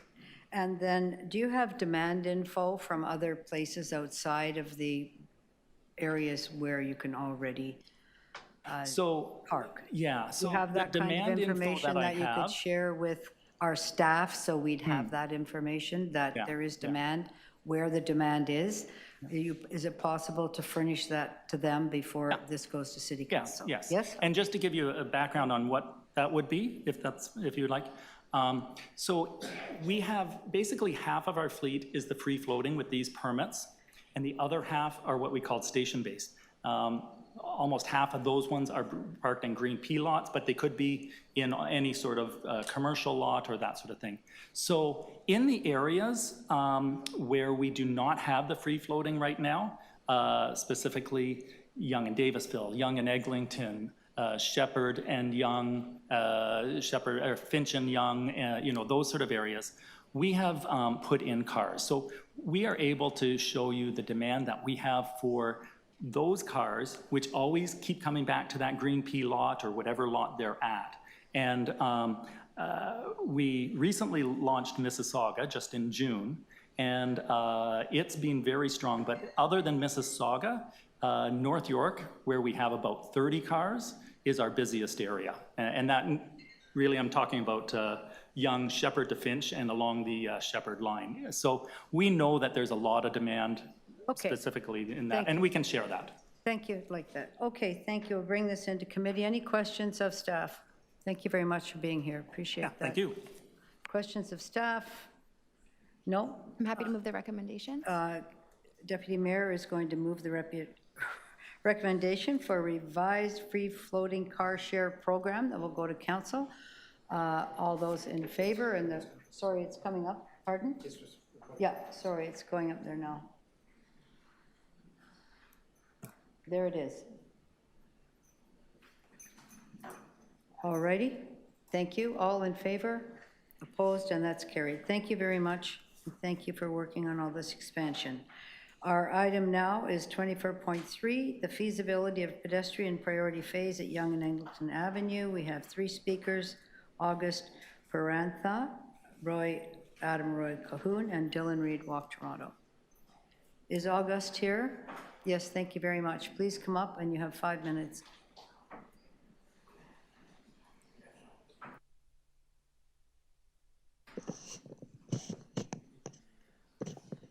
Hello, my name is August Pernath, and I'm here speaking today as a local resident in Midtown. I live in Ward 15, Don Valley West, and I visit Yonge and Eglinton almost every day. Even today I did as well. It is the center of my community and my universe, really, so I'm here to voice my support for this proposed pedestrian scramble. This is where I get my groceries, get my medications. It's where I hang out with my friends. I also love going to the small local businesses here in my community around Yonge and Eglinton. My optometrist right at the corner, who always tells me I need thicker glasses every time I visit. There's Green Valley, just up Yonge Street, where I get the freshest and cheapest fruits and vegetables around. There's Samba, a short walk south of Yonge and Eglinton, where I cannot resist getting a tasty treat. One of my favorite little snacks is just the pastel con queijo, and it just reminds me a bit of my home country. In short, I'm walking across this intersection a lot, and after a long time of this intersection being a really big construction zone, this community is slowly feeling like a place again, and I feel like I can go out and explore more. And I'm really excited to hear that a pedestrian scramble is being considered here, because it would make the heart of my community more walkable and more of a place to be. So I urge you to reject the Transportation Services recommendations to maintain the status quo and instead push forward with a pedestrian scramble.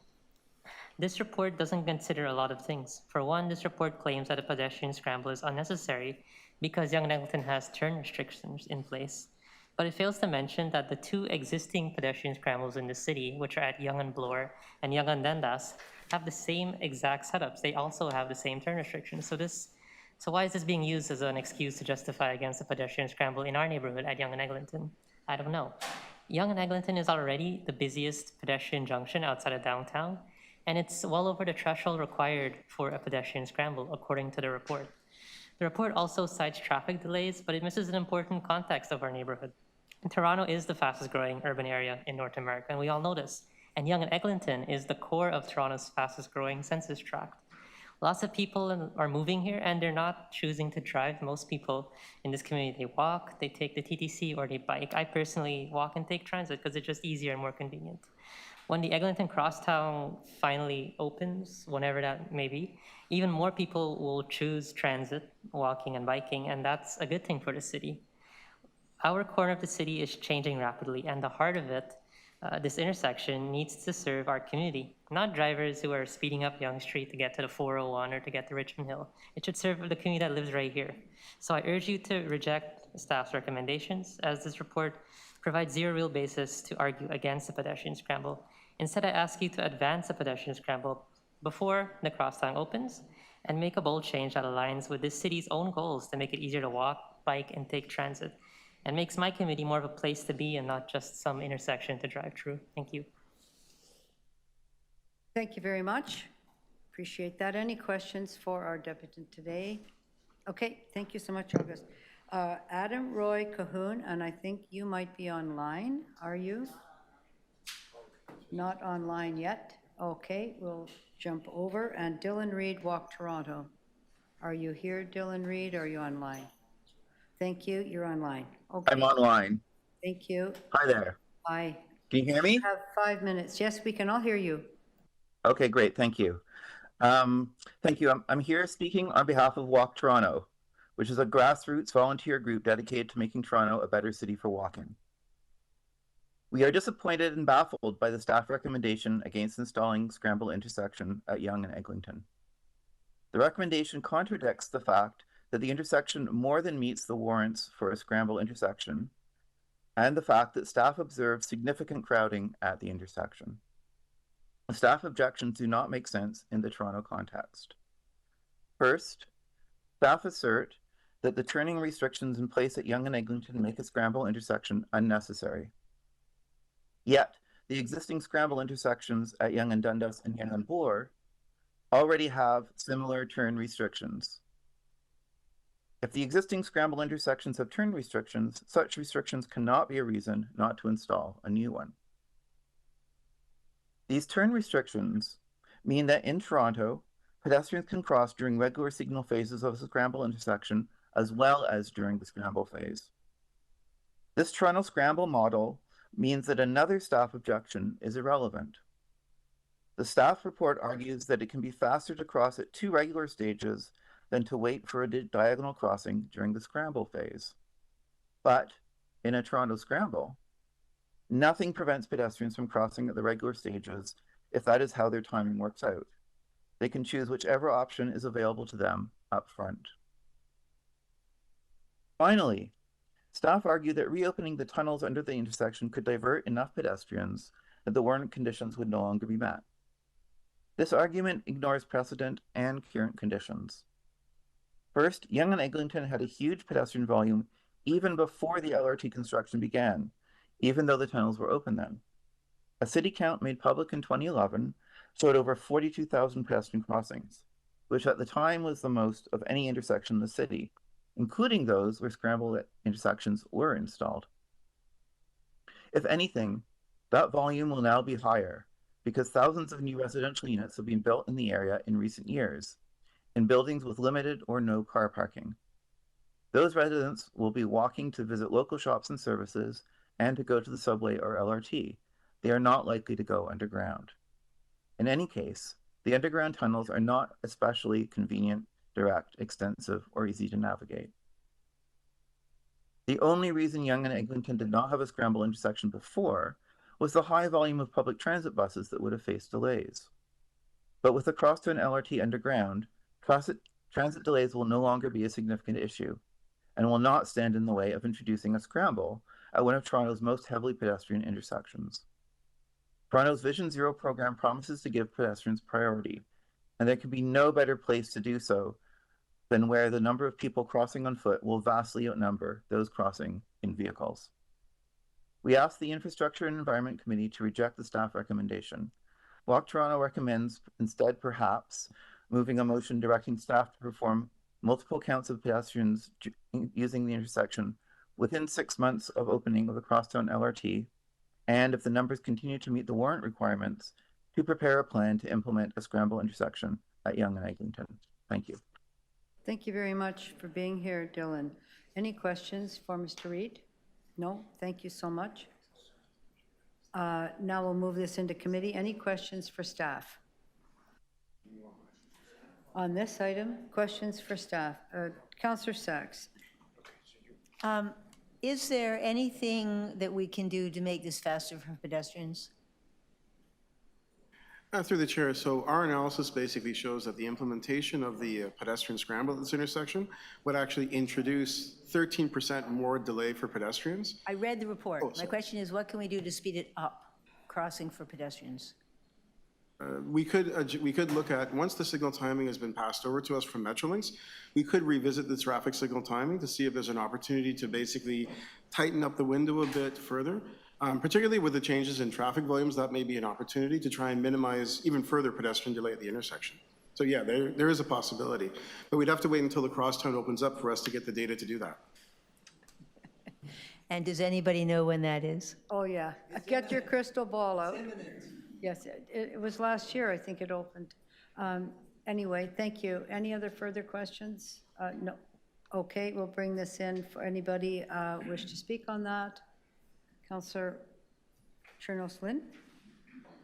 Thank you. I'd like to refer this back to staff for consideration after the LRT has been open for a little while, and I think that then can take into account what the best way to proceed is. We want to make sure that we're just managing safety, making sure pedestrians are safe. We've heard from a number of different road users, and I suspect we would also hear from, we didn't hear from Adam, but I have actually been on a walk through there. There's a, up at Broadway and Yonge, there's a center for folks with disabilities. So there's a lot of, road users in this area who are using assisted devices and wheelchairs and things like that too. So we just want to make sure we're looking at this kind of for the long term, and there's a lot that's in flux here in terms of the LRT opening, and we hopefully we'll have less cars, and hopefully we'll have more people taking transit, and maybe we won't need this, but let's keep the door open. So that's my suggestion. Thanks. That's great. Thank you very much for that. And so that's a referral in order to bring it back when the LRT is operational. Did you wish to speak? Yes, please, Deputy Mayor. Yes, having the pleasure of representing one of these corners here, Yonge and Eglinton. Everybody is coming to me with solutions for the impossible number of cars we have in our city, but I'm also dealing with people have all these solutions for the dead-ended expressway in my ward at the Allen Road. Every week there's someone with a new magic solution. I think here, this is possible that it might help encourage safety, pedestrian safety, and it might do that. I just want to make sure that we go through this cautiously, and that's why I support waiting till the Eglinton subway opens, because that's going to have a dramatic effect on the usage of that intersection for buses or less buses, also for cyclists, pedestrian usage, access to the station there. The two stations, there's two stations there, southbound and the east-westbound, so it's quite a dynamic situation.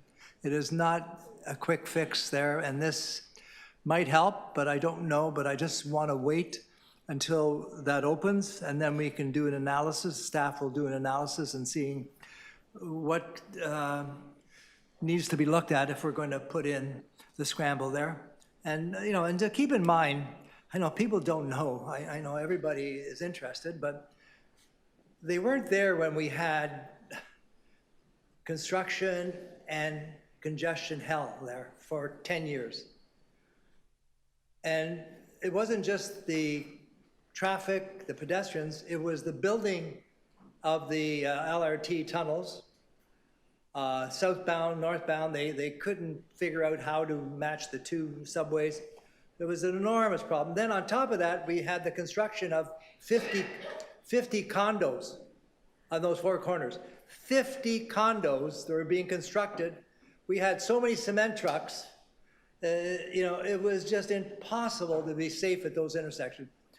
We had to implore Metrolinx to bring in traffic agents because the police were too busy, they couldn't come. We had Metrolinx finally had them. Oh, we were there with transportation, with the police, with everything going on there. It was hell on wheels there. Anyways, so that's the short history of it. So that's why I say tread carefully. I don't want to put all the good people at Yonge and Eglinton and beyond, where Councillor Lynn is, we can't, you know, experiment with them at this point. So let's wait a bit till the LRT, I think, will finally be operating. But just know the history of the area and the hell people went through, and nobody came to the people's aid when they were being choked by. We had 2 people killed by turning cement trucks, another 2 people killed by dump trucks. There's 4 deaths there. So it's not just a matter of looking at one aspect of it. That's why I say it's prudent to wait till we find out what the impacts of the opening are, and then look at this methodically with safety in mind, and also with the people in mind who have to use that intersection on a regular basis, and that's everybody that uses cyclists, pedestrians, the cement trucks, Metrolinx, anyways. Uber, don't, Uber. Not going to go down that road. Okay, so let's just wait and do the right Not taking thing. that car today. Yeah. Good, thank you. That was good. I didn't know 4 people were killed. I'll have to Yeah. find out more later. So we do have a motion in front of us by you, Councillor Chernos Lynn, which is to send it back, and then once LRT is operational, to review that. Could anybody, everybody in favor? Opposed? And that's carried. Thank you very much. Is that good? Okay, thank you. The next item we have in front of us is IE 24.5, transition of the Blue Box program to extended producer responsibility post-transition communication strategy. We could also say pre and post communication strategy. Thank you very much. We do have one speaker, and that's Ted Aviles from the Local 416. Thank you. Please, Ted, come on up when you have 5 minutes.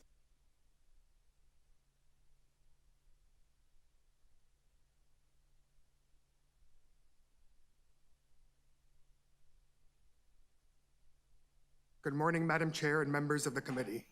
My name is Ted Aviles, Vice President of CUPE Local 416, representing the public workers who have delivered recycling services to Toronto residents with pride, professionalism, and consistency for decades.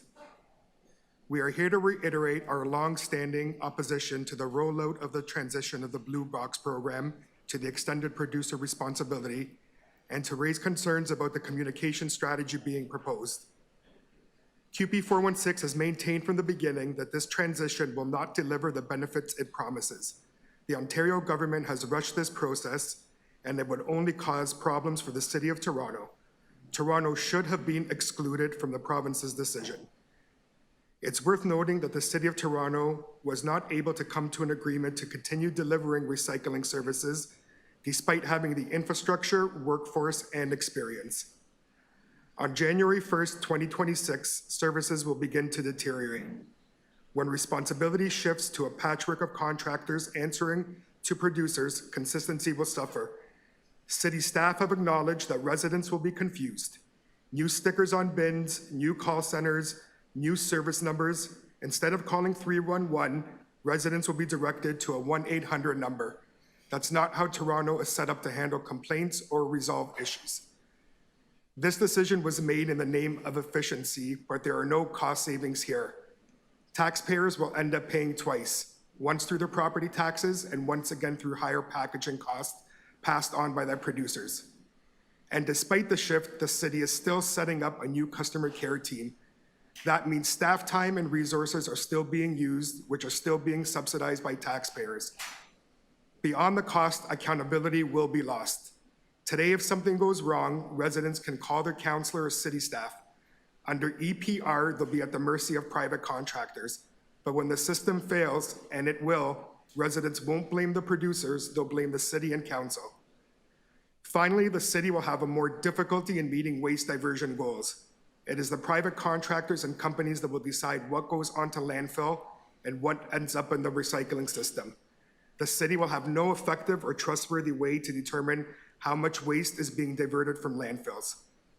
It is the recommendation of QP 416 that the city petition the province to allow Toronto to continue delivering recycling services. Toronto is unique. Our scale, our density, our infrastructure, and our public workforce make us better equipped than any contractor to deliver consistent, accountable, and high-quality recycling services. We urge this committee to stand up for Toronto residents, for transparency, and for public services, because we are not just a regular municipality that can function with a one-size-fits-all model. Thank you. Thank you. Any questions for Mr. Vilas? Yes, please, Councillor Sachs. Ted, we agree with you, but what are you suggesting that we actually do? This is provincial legislation. Doug Ford has shown over and over again he doesn't care about the welfare of the city. What are you actually asking us to do? Since the beginning, this has been adjusted and there have been regulation changes since the inception. So what I'm asking is that we petition, we go to the provincial government and we ask them to exclude Toronto. Since the original inception, this has been stripped down and watered down to begin with. So there is regulations that can be amended, and that's what I would ask the city to petition the province to do so. Is that your question? Thank you. We can start. Any other further questions? No? Thank you. Thank you very much for that. Appreciate it. Now we'll bring this into the committee and into questions of staff. Did you want to ask staff that question? Yeah. Yeah, so Councillor Sachs is going to ask the question that she asked our deputant. All right, Mr. Kelleher, has the city asked to be left alone and left out of this new provincial system? Through the chair, no, the city is not asked to be removed from EPR. Okay, did we try to make a deal that would allow the city to continue to collect recyclable materials? Councillor, we put our best foot forward in trying to work out an arrangement. However, due to some of the requirements within the circular materials collection RFP contract, we were not able to meet those. Okay. Do you agree with Ted that we're likely to see degradation in blue box services after January 1st, public confusion and anger? I'm a optimist, Councillor, and I'm very hopeful that the contractor who's doing the work now for half the city will continue to do a great job now for the entire city. I do know that there are going to be some challenges when it comes to bins being missed. You know, even the best systems have the odd bin that's missed. And the challenges around calling 311 and moving over to circular materials to get those bins collected. We're working very closely with circular materials and the contractor to have a seamless transfer of residents' complaints over, but it will not be the same as you have today, where ultimately you can make one phone call to me and to my office where we would address that immediately. Those things, that process will change. And with all the changes that the province just made, further watering down the whole recycling system, there's going to be, they're not going to be picking up any recyclables from any public place, first of all, right? That's correct. And they're not going to be accepting recycled materials from new multi-unit residential buildings. That's correct. So what are those folks supposed to do? We're in this building boom, there's buildings being built all around us. What's going to happen to their recyclables? So Councillor, that's something that we're going to be bringing forward in our October report on EPR and seek Council's direction on future policy. But there's a real likelihood that cost is going to fall back on the city. Either that or all this stuff is going to end up in landfill, which costs the city. There's a couple options, Councillor. One is that the city continue to provide that service and absorb those costs, or we increase our fee specifically for the ineligible customers, or we no longer offer that service. So there's a couple of options staff are currently reviewing right now, and we'll bring back those policy pieces in a month to committee. Is there anything else we can do to prepare for the transition that will reduce the likelihood of the adverse effects Ted's just described? I think, a good communications plan, which we have, is critical to ensure that residents know who to call. Not just if they have a missed bin, but also if their bin is broken and needs repair. So we're working very closely with our counterparts in communications and 311 to keep that and ensure that that system is in place. We will have, as always, advocacy from staff and from members of council to the province, and we're in very close contact and communication with the leadership at Circular Materials. So I know they want to make sure that this is very successful. The operators want to make sure this is very successful, but they do have a very steep hill to climb, and we'll be pushing them the whole way.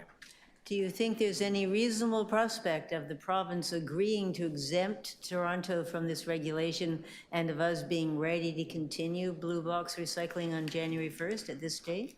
I can't speculate on what the province could or couldn't do, but my understanding is that there are long-term contracts already in place between Circular Materials and the new operator that would be potentially challenging to break, and I'll just leave it at that. All right. Have you had any indication from the province in all your conversations or from Circular Materials that they're open to leaving Toronto alone? There's been no discussion on that front, one way or another. Thank you. Thank you, Councillor. Anyone else? Yes. Sorry. Okay, we've got all the deputy mayors Thanks. wanted. I'll let Deputy Mayor Cole go first. Thank you. Yes, go ahead. Okay, no, just, so will there be different collection trucks? Now we have the city trucks that come up and collect the blue bin, the leaf bags, the garbage containers. So will there be another set of trucks that go up and down our streets? Through the chair, yes, those trucks will be through Circular Materials contract with the service provider, which is GFL. Yeah. Well, that's going to be confusing, isn't it? If it's GFL collecting one, then if the public sees GFL collecting their garbage and their leaves, and then they see GFL collecting the blue box provincial stuff, they're not going to understand that this is a different service that's being mandated by the province. They're still going to think it's the city or the city's contractor, GFL. Through the chair, they may. We're working very, very hard and closely with communications to get that message out that the system is changing. But again, we will see the reactions through 311 and other customer issues in the new year. But our hope is that the vast majority of residents will not experience any customer service impacts from collection, which then drives those calls, which then drives those questions. But will the GFL truck, will that truck collect the same materials? Like, for instance, will there be a different type of GFL truck collecting the blue box material? There will be a separate GFL truck collecting blue box materials. I'm not sure if they're going to look similar to the fleet that they have now, but they will be separate and apart from the city trucks. Yeah, but there's no way of identifying them as being different, that they're working for the province and they're not working for the city. So when they're under contract to the city, we have a sticker on the GFL fleet saying under contract to the City of Toronto. Hopefully, the circular materials will have a similar sticker on the trucks that indicate that they're working for circular materials and not the city. That's something that I can raise with the circular materials and in GFL to see if they're open to having that installed on their fleet. But they're still going to use those ugly yellow GFL trucks, aren't they? I'm not sure, Councillor. I have seen some blue ones floating around. I'm not 100% sure what they're going to be implementing. They're green, they're yellow, they're everywhere. Yeah. GFL is everywhere. It's taken over the world. Okay, thank you. Deputy Mayor Morley. Thank you, Madam Chair. Just a quick one, as the item before us is more so about the communication strategy, and I think we all are anticipating there will be a bit of a learning curve for everyone. I think you mentioned this, Matt, in your previous comments, but is the ultimate goal here to ensure that inquiries, concerns, or complaints related to EPR might still have be flowed through 311? Or what's the end goal in terms of where concerns and complaints will live for this new program? So that's a great question, Councillor. At the end of the day, the hope is that residents call the 1-800 number on the sticker that's been affixed to the vast majority of blue bins, which is taking place right now. We do know that there are going to be residents who, by habit, would call 311, and we're working very closely with customer service and 311 to ensure that those phone calls are routed over to circular materials for them to be able to address those complaints if and when they do arise. So not to live with us, but ultimately that our systems will be able to get them to where they need to go at the 1-800 number. Correct. Yep, got it. Okay, I'll leave it there. Thanks, Madam Chair. Anybody else? I just have one question based on, could you just remind us what requirements the city could not meet in bidding on the contract? So, Councillor, there were a couple. One was the risk of not being awarded all 4 districts in the city. There was a challenge with potentially being awarded hypothetically District 1 and District 4, and another contractor getting District 2 and District 3. So it would provide a fragmented system on that. That was one of the challenges. The other was requirements in the RFP for AI technology and separation of materials. And another challenge was the diversion rate of, or contamination rate, sorry, of approximately 4% and meeting that requirement, which we knew would be very challenging, if not impossible for us to achieve. And that was brought to council and we were directed not to submit a bid. Just on the diversion rate, how are they going to achieve a 4%, the 4%, and not affect our residents? That's still to be determined at this point. I have not been provided any roadmap for circular materials or GFL to decrease the contamination rate in the bins. So they had to prove in the RFP. Do we have a copy of, since it was an open bid, how they said that, how they replied? Or obviously it was to the province, or to circular materials, to whom? It was to circular materials. It was not an open bid. Have you FOI'd that so we know what they said? Pardon me? Has anybody FOI'd that so we know how they answered that question? We have not FOI'd that. Circular Materials is a nonprofit agency. I'm not sure if they're under the FOI rules. It's something I can check with legal about. But that was a provincial RFP or a circular materials RFP? My understanding it was a circular materials RFP. I think that, we're looking into RFPs all the time. On what basis? Who wrote that? There's a lot to look at here because, anyway, I'll speak to that. That's very odd. And we don't have any AI technology. Is GFL using AI technology all currently on what they pick up on our streets under our contract or contracted out? Under our contracts, no, Councillor. They don't have an AI capacity. Where do they have an AI capacity anywhere in the province of Ontario? I'm not sure, Councillor. Can you tell us, please? I'd like to know. I'm not asking you to tell me now, but I think we certainly need to know what their capacity was when they bid on this, if they had that capacity, or if they're saying they will have that capacity. There's a very different response, both of them. Would you not agree with that? Yeah, I would agree. It's different if they have something or will have something. To my knowledge, there's no municipality that has AI technology on the collection side of the business within Ontario.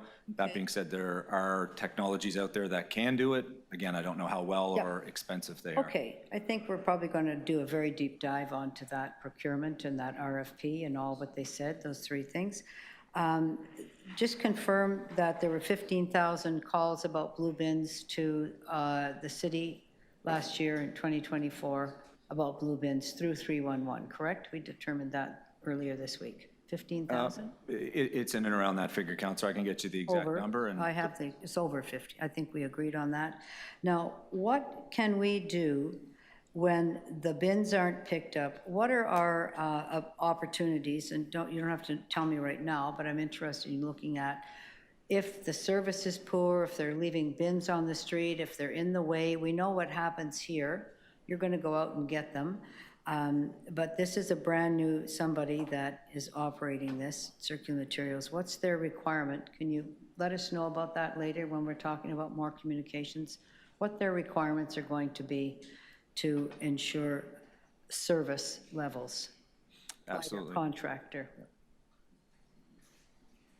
Is that something that's built into their RFP response? So that's something we can check into, Councillor, and provide in our October report if it was in that RFP. And if not, we can connect with Circular Materials and GFL to see what their plan is, if there are bins misplaced or not collected. Okay, thank you. To speak on this? Yep, Deputy Mayor. I know our staff has been working extremely diligently and hard at this, trying to deal with this provincial mandate for this change. It is very complicated, very time-consuming, and it's hard to really comprehend the rationale here and the cost-benefit of doing this. It is such a complex area that I certainly don't claim to have the expertise on. So I know staff, the only thing I trust is the staff has tried their very best to deal with this reality. I'm thinking if I could, between now and council, if I could think of a motion, if someone comes up with a brainwave that I could use to try and bring attention to this challenge we're going to have and the people of Toronto are going to have. And the challenge is that we have another example of the province not having enough to do at the province because the legislature doesn't sit anymore. They spend all their time sticking their nose into local affairs, whether it's the schools, whether it's speed safety cameras. Now they're sticking their nose into the blue boxes. And, you know, I think what we should do, because there's going to be so many calls, something goes wrong with the recycling pickup, with the trucks, and who are the trucks working for, not working for, especially when you've got one contractor now taking on this other duty. It's going to be, our offices are going to be taking the calls. They're going to call the councillors' offices. And then they're going to call 311, or they're going to call the 1-800 number. Who do you call? You know, what I would do, I would put a sticker of Doug Ford, our illustrious premier, is a good-looking premier, on every blue box and say, please call Doug. If you have any questions, please call Doug. With a nice sticker, we can get them, and there's a good supplier of decals in Etobicoke. We could use them as the supplier.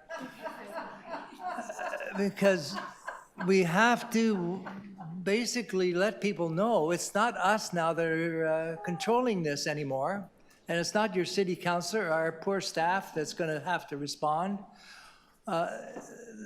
Someone's got to pick up the phone, and a 1-800 number ain't going to do it. They want to talk to a real person. You know, we've got 50% of the people in Toronto don't have English as a first language. And so anyways, I'm hoping to get some insight. Maybe I can help clarify this with a potential motion going to council, but it's not going to council? So what are we doing with it? Receiving it for information, and then next week or next month with the council. So what can I do then? I guess I'm going to vote against it. That's about all I can do. Just the communications plan. But anyways, maybe Councillor Pasternak has the answer, but this is part of this, so this is bewildering. Yeah, point of order. We're just going to have a very big, this is just to feed into next month. It's not, so I think there's questions that are raised with staff, get some answers back. I think staff, I'm sure they're taking notes here as to what we're asking to get that info. So I know you need to leave at 3 o'clock. So anyways, that's all I have to say. I don't have the answers. Can I move receipt for information? Yes, but I'm just going to say one thing. There's two things that I'm worried about, and the same that I was worried about, that the diversion rate set at 4%, that when that company can't meet their own 4% that's prescribed, that somehow that will change. So it will go from 4% to 8% or 10%, whatever it is. And then that's something that we could have bid on. That's one of the things that happened in the snow contract, where the penalty was so high, people didn't bid, and then we were advised to remove the penalty. That's something we have to watch. Second, or they'll just put it all in the garbage, which is now going to be our problem. I think our role is to look at people knowing what's happening and anticipating the problems. I'm very interested in the AI technology that nobody has, including the bidder. And Mr. Keller, I'm very interested in those two sections of the RFP. And I'd like to know from legal what we can or can't get our hands on around the RFP, because it was the provincial government that selected circular materials, and what that kind of chain of command was, because those two things might be quite unrealistic and might not actually be doable, in which case we have a problem with the RFP, and I think the province has a problem that that RFP was let on their behalf, because this is their organization that they set up. So that's all I want to say here, and then we can move to receive. We have a motion to receive. All in favor? Oh, sorry, to adopt the recommendation. And we look forward to next month, because we'll see the communication plan for our residents, and perhaps have an early briefing so we can make whatever shifts and changes we need. You'll prepare, maybe you'll get a good deal from DECO, I don't know. Okay, all in favor, opposed, and thank you very much, everybody. All right, our next issue is 24.6. Councillor Sachs, you have, we didn't expedite that, did we? That is on the, I'm sorry, we have a speaker on 24.6? That is the Enbridge, end of the Enbridge and City project. Councillor Sachs, did you want to move your motion on that? I have questions of staff. You have a question for, pardon me? We're on your item that you held, Councillor. So, I'm sorry, Madam Speaker, I thought there was a speaker on it. Yeah, no, we have a, Councillor Morley wishes to ask some questions. Okay. But Councillor Morley's going to ask the questions. I do have questions of staff, but I will go after Councillor Morley's Morley. going ahead. Deputy Mayor is preceding you. Thank you, Deputy Mayor. Go ahead. Thank you, Madam Chair. Just a few quick ones on this one to staff. With the information before us, it seems Enbridge will not be moving forward with this project. Does this mean we're essentially back to square one in terms of the RNG at Green Lane? Through the chair, we're pretty close to square one. We do have a lot of technical information that we've gathered over the past 5 years of this project. But in terms of looking at the future types of technology, whether it's renewable natural gas, electricity, we're back to the starting point. Okay. The report notes that solid waste management services will begin exploring current options for beneficial use of the landfill gas at Green Lane Landfill. Does that mean that's, again, similar RNG projects with a different partner, or are there other options? You just mentioned electricity. Can you expand a little bit about what options might be available as we move forward? So those are the two main ones, Councillor, RNG or electricity at this point. Great. The last quick one for me is, in the report, it notes bringing in the Indigenous Affairs Office as part of this work on an ongoing basis. Can you just share with us why that's important? Through the chair, there are 3 First Nations communities that are close to the Green Lane landfill. Throughout the renewable natural gas project, we've been working very closely with them and co-developed our renewable natural gas strategy. And then over the course of the past number of years, provided funding to those 3 communities to build capacity, to review our technical information and work together to share in some of the benefits of the renewable natural gas. What we found is that we still need to improve on our relationship building. And now that we're back to almost the beginning of this project, instead of hiring consultants to do that work, partnering with the IAO, putting some permanent resources in that group to assist solid waste and continue to build that relationship was staff's best assessment of what we should do moving forward. Great. I think it's a thoughtful and wise way forward. I appreciate that. Those are my questions, Madam Chair. Thank you so much. Other questions? Councillor Sachs, thank you. Yes, thank you, Deputy Mayor Morley covered some of the ground. But I understand, Mr. Kelleher, that the contract with Enbridge was a cost plus, that they were guaranteed their costs and a profit. Is that right? There was a cost plus formula within that based on the rate of return that the OEB would guarantee on a portion of that project. So in essence, yes, cost plus. Okay. So has the OEB done anything to prevent Enbridge from going ahead with this project? Not to my understanding, no. Right. Nothing to prevent it. Am I correct in understanding that Enbridge has not given any credible explanation for why they're pulling out of this cost-plus contract? That's correct. They just terminated based on the feasibility study, and that's the only formal response that we have from Enbridge at this time. Right, but the feasibility study, you've reviewed that, right? Correct. And as far as you're concerned, this is a feasible project? It's feasible from our standpoint, yes. So this is a decision that Enbridge has freely made. We could ask them to reconsider. We could ask them, yes. Okay. Have you so far asked them to reconsider, or would you need council's direction to do so? I think we would need council's direction to ask them to reconsider. I think those are all the questions. Move to speakers. You have a motion, Councillor Sachs? I have a motion. I think we should ask Enbridge to reconsider. You know, they don't, we can't make them do it, but we also don't have to just turn away and walk away meekly when they've given no reason and just walked away from a contract that's designed to give them a profit. So my suggestion is we should ask them to reconsider and at least tell us what their terms would be. We don't like their terms, we can say no, but I think it's at least worth asking. Okay, there's a great motion from Councillor Sachs. Did you wish to speak? Yeah, can I just speak to that? Yeah. Sure.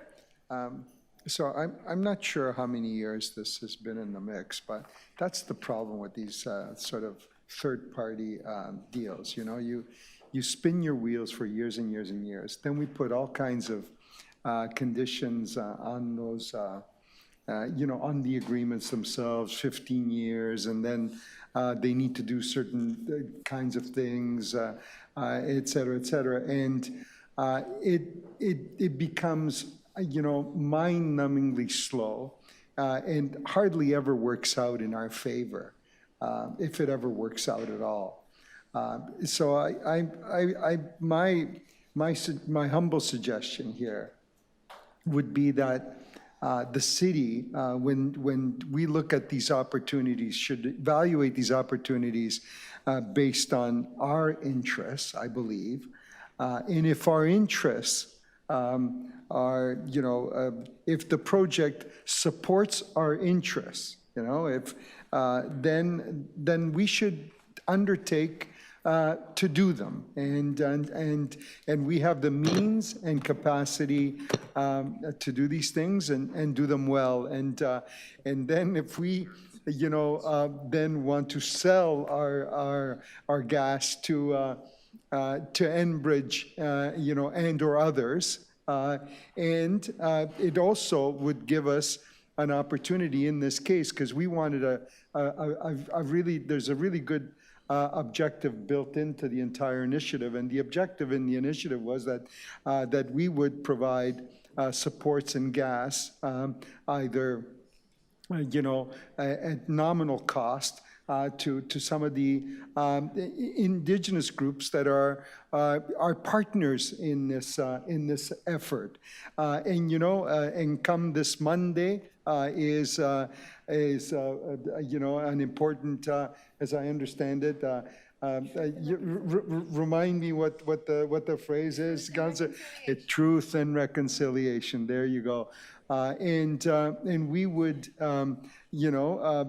be then in a good position to say to some of those communities that we want to, do well by. Here we go. We got this amazing initiative, and we can do it. And I think that Councillor Sachs's motion in this regard, and I'm not going to support it. And I'm saying in essence why I'm not going to support it. Because they've been tooting our chain for a long, long time on this, I suspect. And maybe it's our own instructions to our staff. It's our own limitations that we placed on the deal and in the initiative, in the project itself, that ultimately basically nixed the partnership or canceled the deal. So that would be my advice here on things like this. I could probably have made the same speech a few minutes ago on the blue bin stuff. We had an opportunity to get into a business that's right up our alleyway, and we let that moment slip by, and I'm still pissed about that.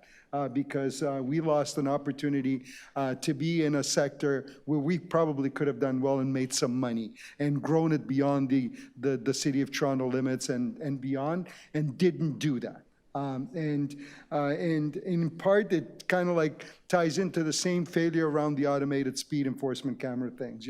It's sometimes it's the way you do stuff, and we should really sort of look at ourselves internally in terms of how it is that we do these things, and try to do them better. And the advice that I'd like to put on the table today is to do just that. Thank you, Councillor. I don't think there's any more speakers, so we have one motion here for this item, i.e. 24.6. It's right there, and I will call the vote on that. All in favor of Councillor Sachs' motion, please signify. Opposed? Councillor Pruzzo, you said you're opposed. That carries. Thank you very much. That item is done. Now we're on 24.7. We have 4 speakers left altogether, my friends, and we're going to do 24.7 with Rod Muir to speak, and Emily Alfred from the Toronto Environmental Alliance. Mr. Muir, you've been very patient all day. Please come up and take your 5 minutes. Thank you, Chair.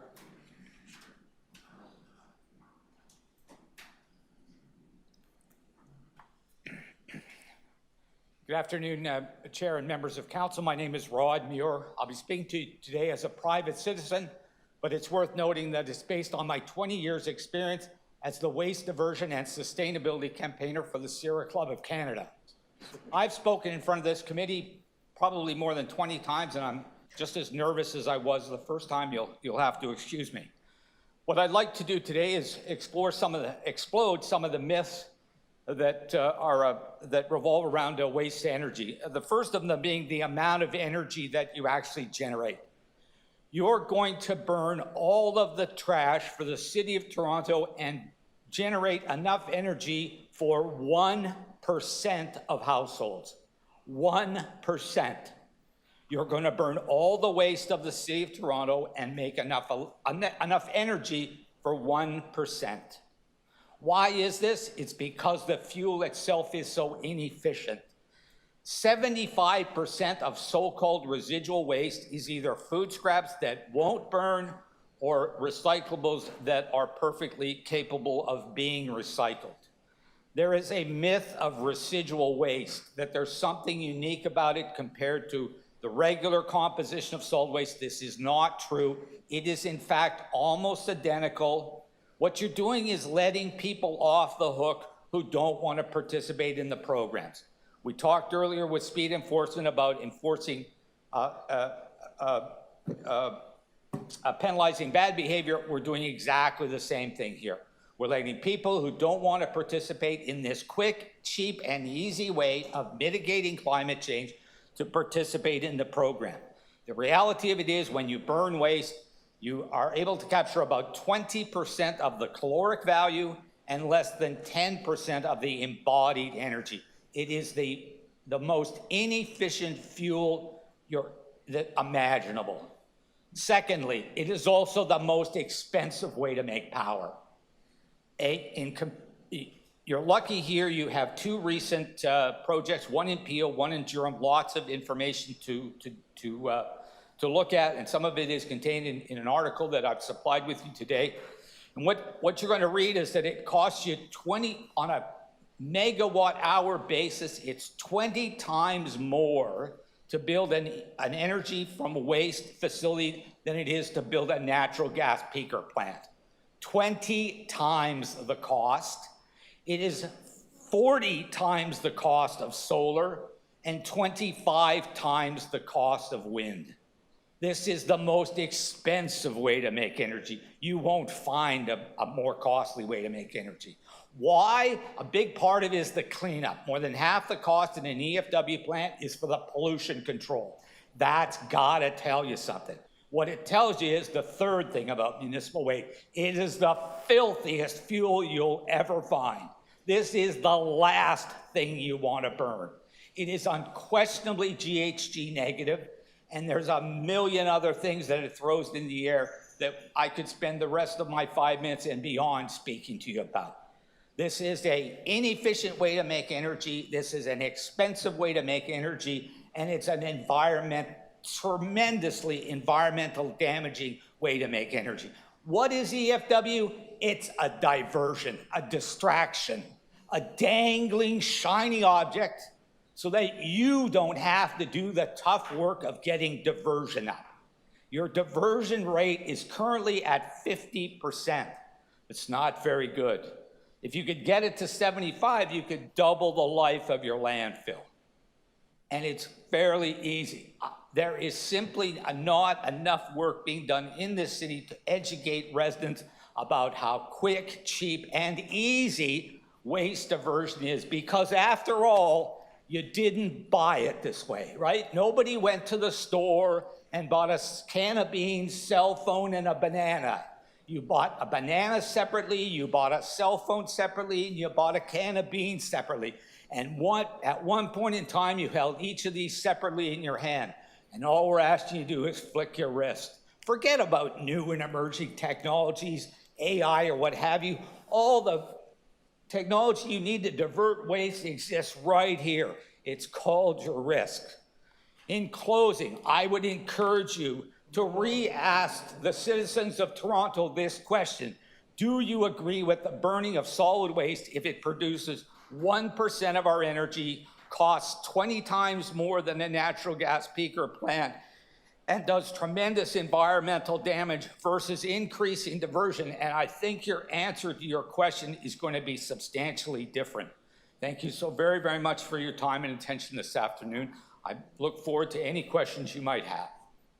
Thank you. I'm sure you're going to have some questions. So here we go. Councillor Chernos-Lynn.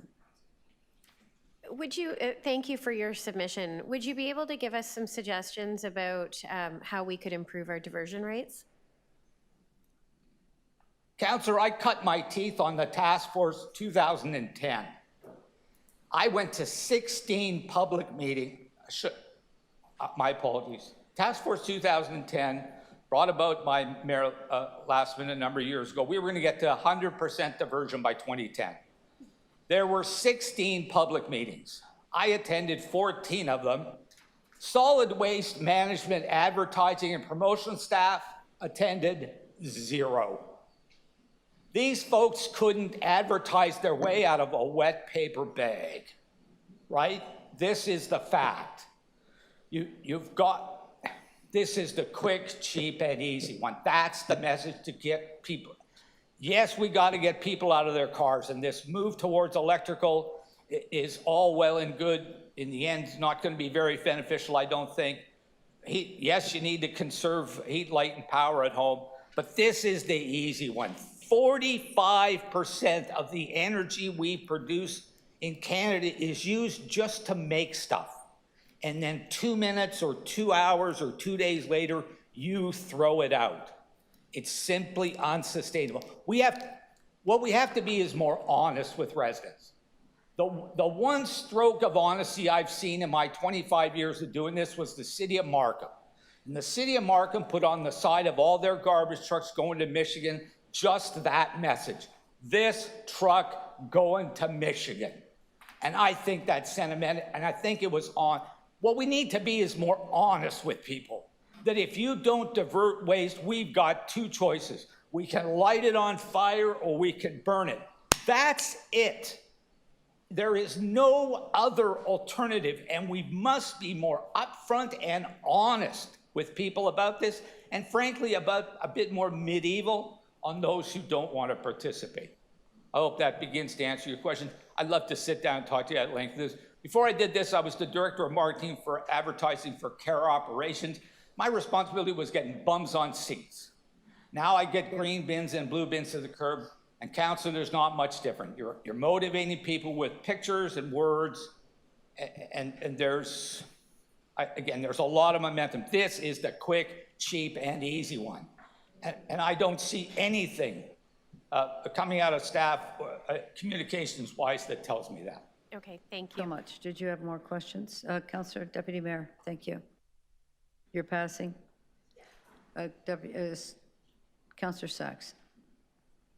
Oh, thank you, Rod. I've been trying to tell people the truth about this stuff for nearly half a century. Other than painting where stuff goes on the side of the truck, what have you seen any Canadian city do that has materially increased diversion rates? Nothing. You're all about the same. You're all just middling along. What you're doing is the people who want to be green, you're giving them the programs they want. That's great. They're going to vote for you. But the people who don't want to play along, you're not hassling them about it. Okay. Right? One of the big issues in Toronto is the multi-unit residential buildings that were built with only one garbage chute. What do you suggest is the solution for waste diversion in those buildings? Frankly, Councillor, I think apartments are easier. Nobody knows when I move into a home in Toronto to come out and teach me about diversion, what I should or shouldn't be doing. But can you answer my question? I will in a second. Apartments are easier. You know who's moving in and moving out. You have a supervisor whose responsibility it should be to instruct them in proper diversion. There's only one way in and one way out of the building. What I'd advocate for is starting tomorrow, you gather up some staff, put a table in an apartment lobby for a week, and then move on to another apartment, and then move on to another apartment. But in that week, you're gonna talk to every resident, you're gonna talk to them about the importance of diversion. A lot of these people don't control their heat, light, and power. A lot of them don't own a car. Diversion is the only thing that they can do to mitigate climate change. Thank you. Okay, thank you. Thank you so much. Thank you very much for being here and your many years of work on these important issues. Thank you, Council. Now we'll have Emily Alford from T.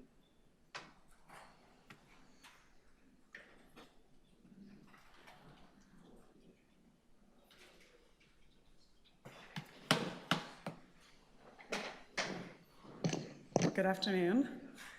It's always nice to go after Rod for a deputation on waste because I love the banana phone can of beans. It's a great illustration of what a lot of our problem is. So my name's Emily. I'm here from the Toronto Environmental Alliance, or T. We and many environmental organizations have serious concerns about the environmental and health impacts of incineration, which I've told many of you about in the past. We believe that councillors and decision makers must have full, transparent facts before any further discussion. Specifically, I'm here today to say that we have serious concerns that the public was presented with false information as part of this consultation process. And we believe that heavily influenced public support for incineration. Namely, the statement that incineration reduces the amount of greenhouse gas emissions compared to landfill.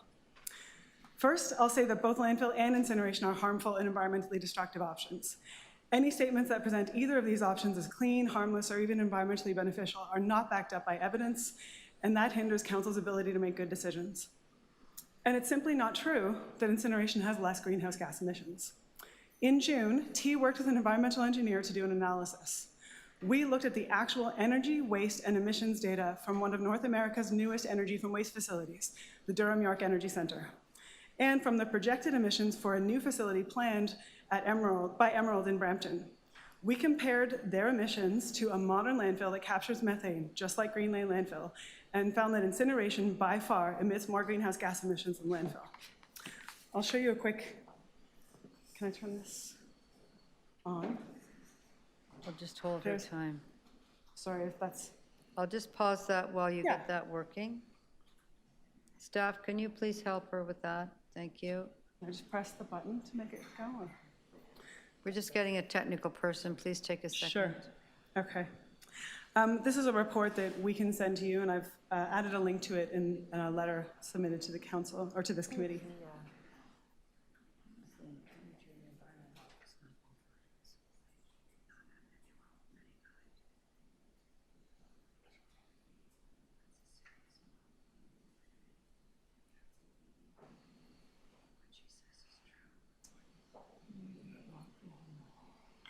Okay.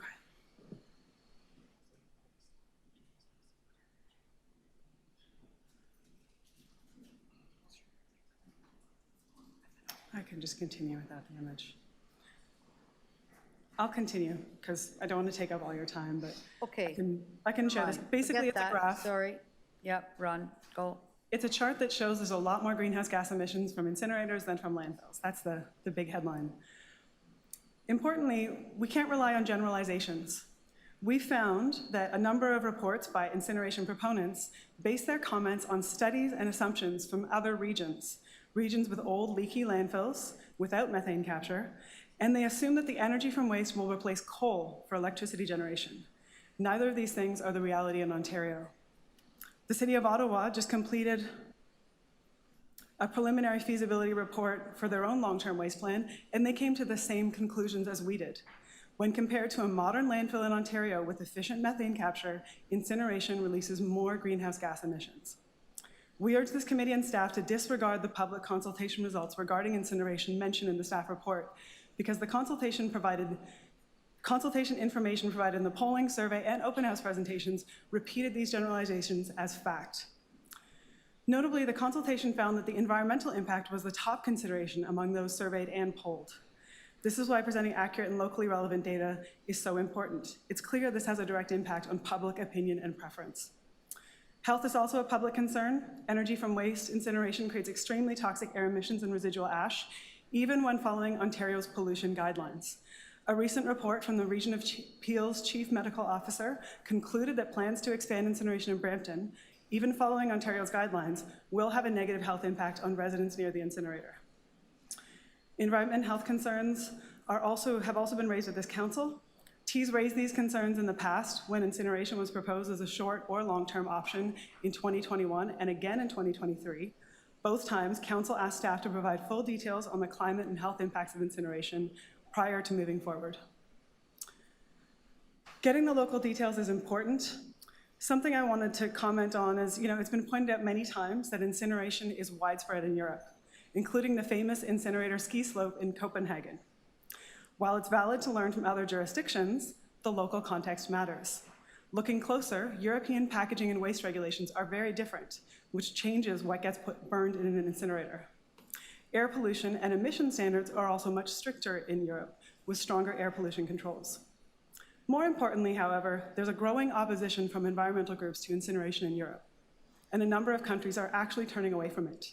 Denmark, where this ski slope is, once the leader in incineration, has now committed to closing 1/3 of their incinerators, in part because the carbon-intensive energy from burning garbage is holding them back from meeting their own climate targets. Toronto can chart a healthier path forward by working towards a circular economy. City audits show that the majority of what's in Toronto's garbage isn't garbage. It's organics, it's blue box materials that already have another place to go. As well, there are other materials like textiles, appliances, and reusable goods and construction waste. I think that the city has great waste diversion programs. I think the staff have done an excellent job of providing a wide range of services for helping people reduce their waste. However, I think we can do more. The city can build on that strength.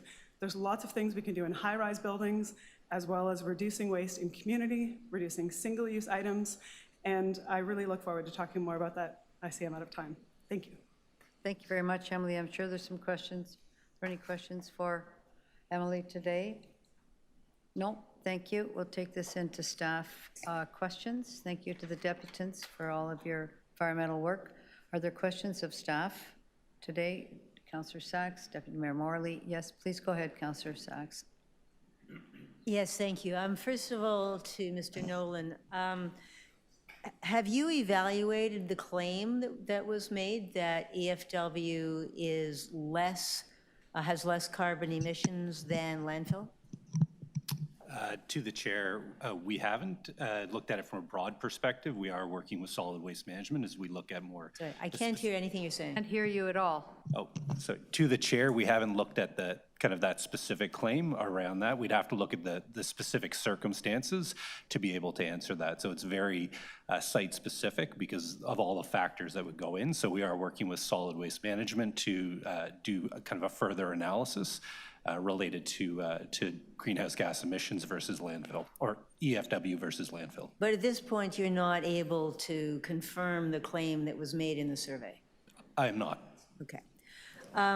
For solid waste, now, we had a resolution, I made a motion a year or two ago asking you to get serious about waste diversion before you came back asking of us for approval to move towards incineration. What specific reductions have you made, what changes have you made, and what waste reductions have you achieved in those 2 years? So through the chair, one of the big pieces of waste reduction was the single-use reduction strategy that was approved by council and the ask first by request.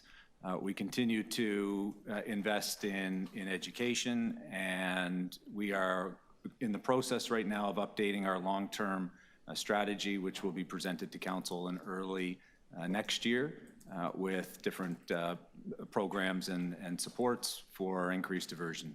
Right, so the Ask First campaign, the only thing you're indicating, how much actual reduction in plastic waste volume have we seen as a result? Through the chair, that's something that we're still calculating and we'll report back to council on. At the moment, we don't have any evidence of any reduction.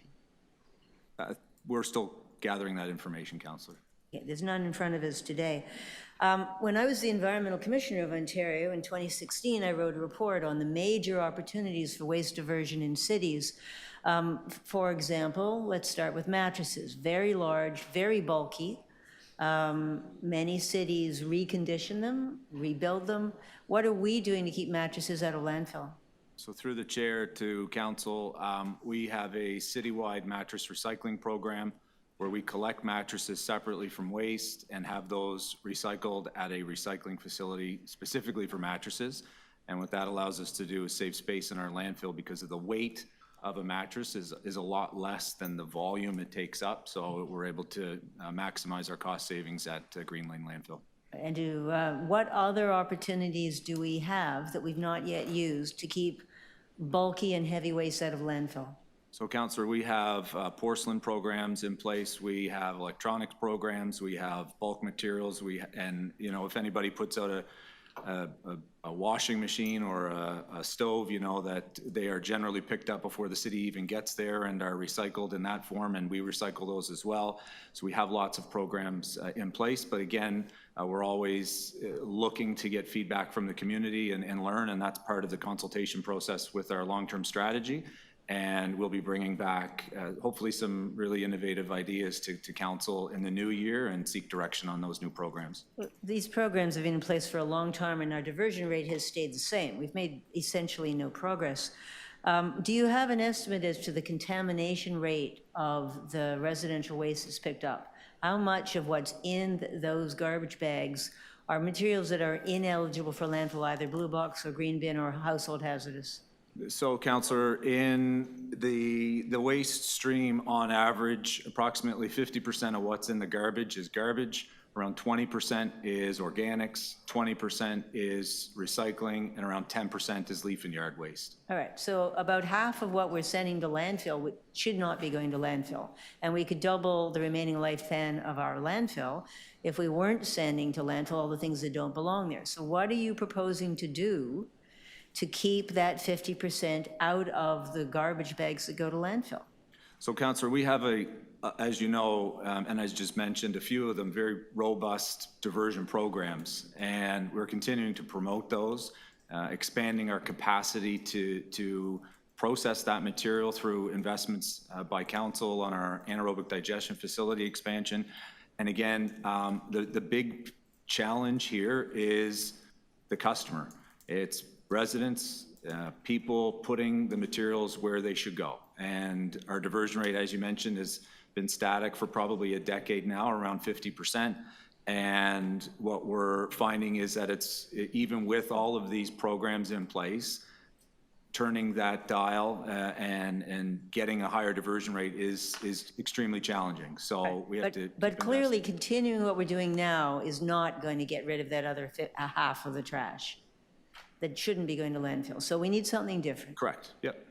All right. Are you planning to bring in something different? Well, that's what we'll have included in the long-term strategy. So different ideas and programs that could be implemented in the city to increase the diversion rate. We always know that communication can help, but that's not the be-all and end-all. As again, the biggest challenge is having participation in the programs, and that's generally a trend across all waste management areas, is participation. Okay, thank you. Anyone else for questions? Deputy Mayor. Madam Chair, I want to dig into some of the concerns raised to my office and from Emily here today from T related to the survey itself that helped inform the report before us. GHD was a consultant retained to help with the public consultation. Can you share what specifically was their role? So GHD is a large international consulting firm that was hired to do the research and provide us with questions that were then made part of the survey through Environics. When GHD was retained, were you aware that they were the lead consulting firm for the environmental assessment of the Emerald Waste Incineration Plant expansion in Brampton? Yes, I did. GHD is also the operator of our Green Lane landfill as well. Does GHD's affiliation with Emerald or Green Lane raise any concerns for you with respect to their role in ensuring that the technical background and questions provided to residents were unbiased? So, Councillor, I trust the technical skills and reputation of GHD to provide us with their best professional advice through research, which they have done for decades with the city and will continue to do. During the public consultation, environmental advocacy groups, as we heard from again today, challenge the accuracy of the information and in fact have contradicting information to what was presented to the public and now to this committee. There are concerns and frankly from my review of the preamble and the questions also put to the public that they were leading questions and that some of the information maybe wasn't fully accurate nor was it verified within our own internal staff within the environmental and climate group. What steps, did you meet with any of these groups during the course of the consultation? During the course of the consultation, Councillor, we met with I think probably 100 groups, plus or minus. It's detailed in the report, and received feedback, and they made their comments known for the consultation and are included in the report. Were any additional steps taken to investigate those concerns or make sure that the information is as accurate as possible? Yes, Councillor, during this process, we did receive some feedback and we did adjust our survey while it was in progress and adjusted it to ensure that we were as accurate as possible based on feedback from T. At any time, was there engagement with the city's climate division or Toronto Public Health to determine if the concerns were valid, specific to air quality and, again, the numbers that were being shared? So the assumptions made by GHD are their professional advice, which we took, and this survey is a way to gauge the sentiment within the city. It's not meant to be a decision point. What we're doing over the next 2 years is we will be looking at energy from waste technologies, not just specific to Ontario, but across the world, looking at the best standards of energy from waste, and we will then be working very closely with our partners in energy and climate and forestry, with the Chief Medical Officer of Health. We will be doing consultations, and we will be bringing back all of that information in 2027 with a full, robust analysis of what an energy from waste facility could look like in the City of Toronto or adjacent to the City of Toronto, if there's a municipal partner, and our current landfill use at Green Lane. So all of that work is the next step in this journey. Council is not making a decision today if we're moving towards energy from waste or not. This is a check-in on that survey. The work really will begin now that we have made this check-in. And again, we'll have those discussions in a couple of years once we have all that robust site-specific technical information done through consultants and not through online calculators. We will have the state-of-the-art technicians looking at this. Great. And I'm sorry, I don't know where I'm at with my time, but I will keep You've this got to my another last few seconds. one or Yeah, two. Thank I you. doubled you. I didn't double your time, but someone was worries. at 5 and now 6, and now you're here. Yeah. Thanks, Madam Chair. I will forego some technical questions for the climate division, but per the previous one, we talked about a Green Lane. Do you agree that there are some internal expertise and others around the city table that would be wise to include as we move those conversations forward? I think you essentially said that, but just want to make sure we're all on the same page. Oh, absolutely, Councillor. Awesome. Absolutely. Thank you. I'll leave it there. Thanks, Madam Chair. Thank you. Anyone else? Then I'll just ask a few questions, and that is their discussion on diversion, and I think Councillor Sachs was looking at that kind of diversion rate and increasing that. I'm just going to ask Mr. Nolan, our DCM isn't here from Corporate Services, but what role have you had? You have a lot of volunteers that work or that volunteer through your programs, correct? What's the name of that green program that you have? The Live Green Volunteers. The Live Green Volunteer. How many volunteers do you have there? About 1,000? It's hundreds at least. I'm not sure, but I can get you the specific number, but a fair number. A large number, and I believe they would also care about diversion and keeping plastics and recyclables and organics out of landfill, correct? That's correct, and they do provide lots of information on all kinds of city programs through that initiative. I'm asking particularly about that. So how have you partnered with solid waste to make sure that the expertise and the energy, because they're full of energy, of those volunteers can be brought to bear on assisting people to sort and put everything in the right place? Has that been a big role that you've had at all so far?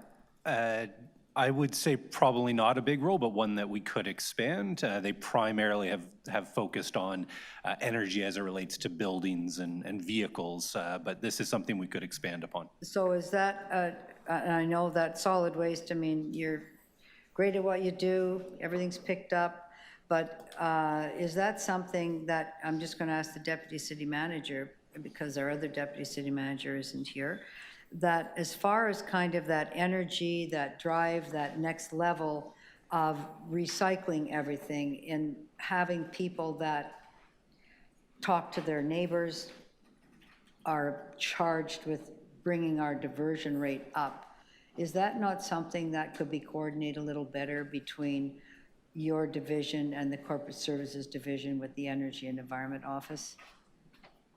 I would say, picking up on what you're saying, there is an opportunity to do that, and that's definitely something we can take away and look at, because I think it would help to look at that in order to support this work.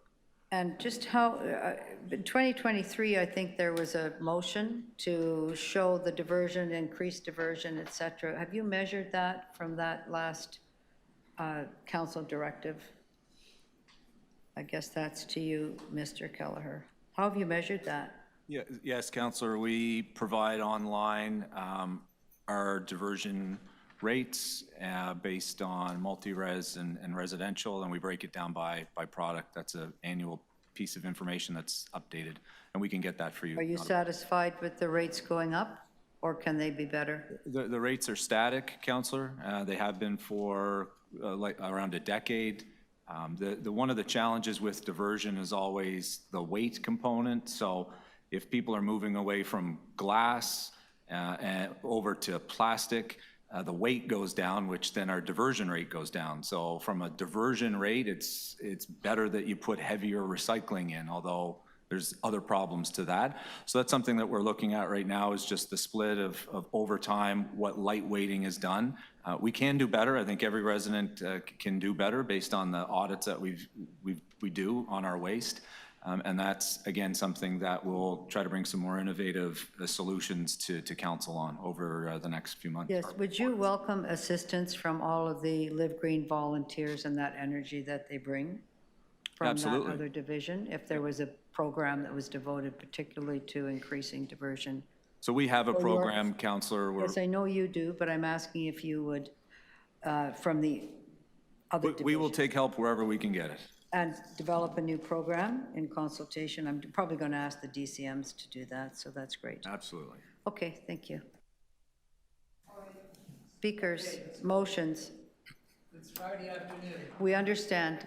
We're going quickly. We only have one more item after these speeches, Deputy, so we're good. Deputy Mayor Morley. Thank you, Madam Chair. I have a motion.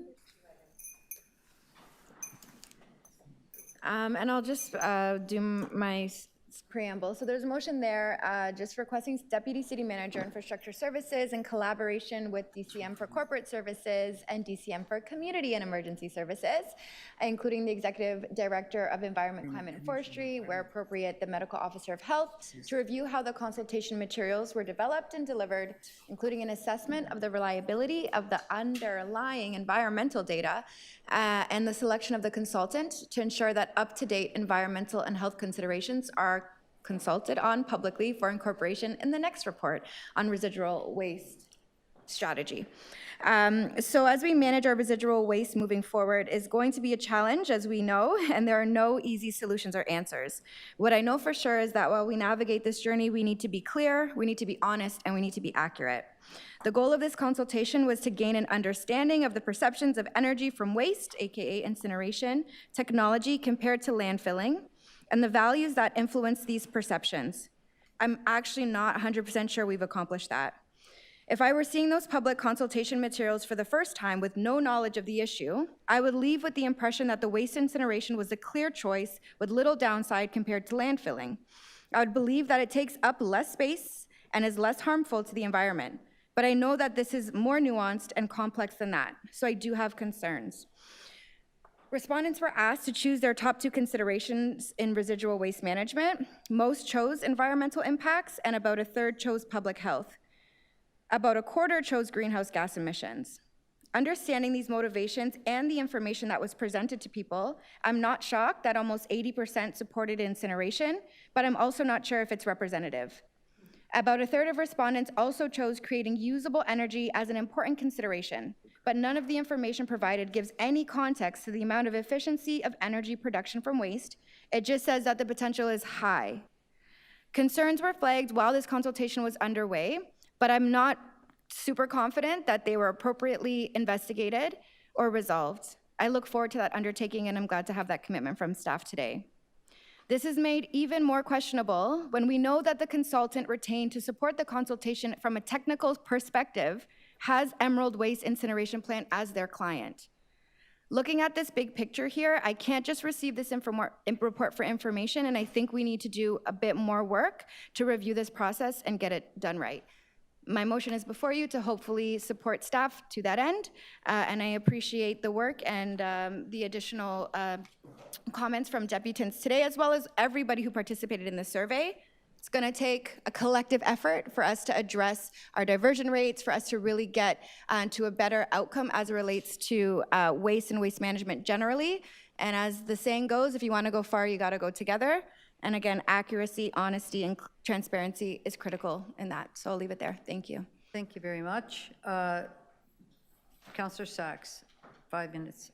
Thank you. I have a motion as well. I would have made Deputy Mayor Marley's motion if she hadn't already been working on it. But absolutely, we need to make sure that the information that's provided is clear and accurate. And this whole question as to which has more greenhouse gases is so dependent on assumptions that there is no clear, simple answer to it. My major comment here is we are not doing enough about waste diversion. You know, I attempted to move the needle on this 2 years ago, and we've got this regulation about ask first on restaurant trash. It certainly hasn't made any difference to the litter that I see in the restaurant areas. The preliminary information I had from solid waste was not making any real difference there either. We continue to have half of what's going to landfill ineligible for landfill. We're doing no enforcement on it. We're not doing a lot of education on it, and we're not making progress. So to be racing ahead towards incineration without redoubling our efforts to not landfill what we shouldn't landfill, what's already illegal to landfill, seems to me to be unwise. So I'm trying again to get more information about what we do need to do, what we can do, and not waiting 2 years. So the first part is, I certainly heard that the landfill, that the energy from waste, the incinerators that the province approves in Ontario have got too much air pollution, and I absolutely accept that. Under the Ford government, environmental regulation is getting knifed. It's not being properly administered in any way, and we know that the standards are much better in Europe. But we don't know that a European standard here would be unsafe.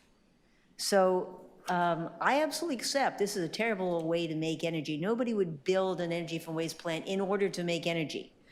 It's so much cheaper to put up solar panels, for example. But our primary issue here is not that we need to make electricity. The primary issue here is that we make a god-awful mountain of trash, and for 20 years we've made no progress in reducing that. And as the number of people grows, and we get all these unhelpful changes from the province, is getting worse. So the first thing is we should know what really good incineration looks like, and that doesn't mean following the standards of the current provincial government here. The second thing is we should know, and not in 2027, but next year, what seriously we could do to extend the life of the Greenfield landfill within its existing approval boundary. And that, it's really simple. We shouldn't be sending organics there. Organics not only take up a lot of space, they also contaminate air and groundwater and attract pests of every kind because it's food. And then we've got all the problems with the blue box, and then there's the hazardous wastes, which contaminate the groundwater, create a lot of the pollution control costs. Believe me, a lot of the costs of a landfill are pollution control costs also. And part of that is because of the terrible stuff that goes there, which is illegal and which we continue to haul there knowingly every single day. So those are the two things that think we should be doing. And doing those things next year, not in 2027. We need to know what we can do to get illegal stuff out of our garbage that goes to before it goes to landfill.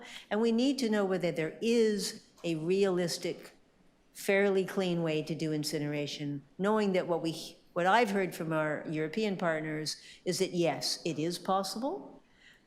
Diversion is still better. But for sure, we know we don't want to follow Ford's Ministry of Environment standards. So those are my motions. And I enthusiastically support the Deputy Mayor's motion. Great, thank you. We have 2 sets of motions. Anyone else? I'll just quickly. Thank you. You don't have that sent to the clerk, so we can't move that motion. I'm just going to move quickly, request the Deputy City Manager Infrastructure Services and Deputy City Manager Corporate Services to review opportunities for the city's energy, climate, and forestry. It's actually energy, climate, not so much forestry, to assist in increasing waste diversion, because I think we have energetic, we have an environment office that I don't think diversion and issues should simply be left to solid waste. It's not, they're very good at what they do, but that isn't what that's not their lane in that sense, that they need some assistance, it's static. I think we can grow that. I think this is a companion piece to your motion, Councillor Sachs, to come back, and I'd like to see this happen very quickly, because this, we have some troops out there that we're currently not using to achieve some of our standards or our goals. Thank you. That's it. Right. We have 3 motions. I think we have to take them separately, do we? Yes, okay. We'll start with yours. Deputy Mayor Morley, all those in favor of this motion? Thank you. All, those opposed, nobody. All in favor of Councillor Sachs's motion?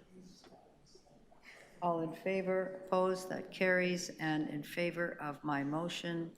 All in favor, opposed, we're waiting for it. There we go. In favor, opposed, and that's carried. Thank you very much. Do we adopt this, and then we'll adopt this as amended? All in favor, opposed, and that's carried. Thank you very much.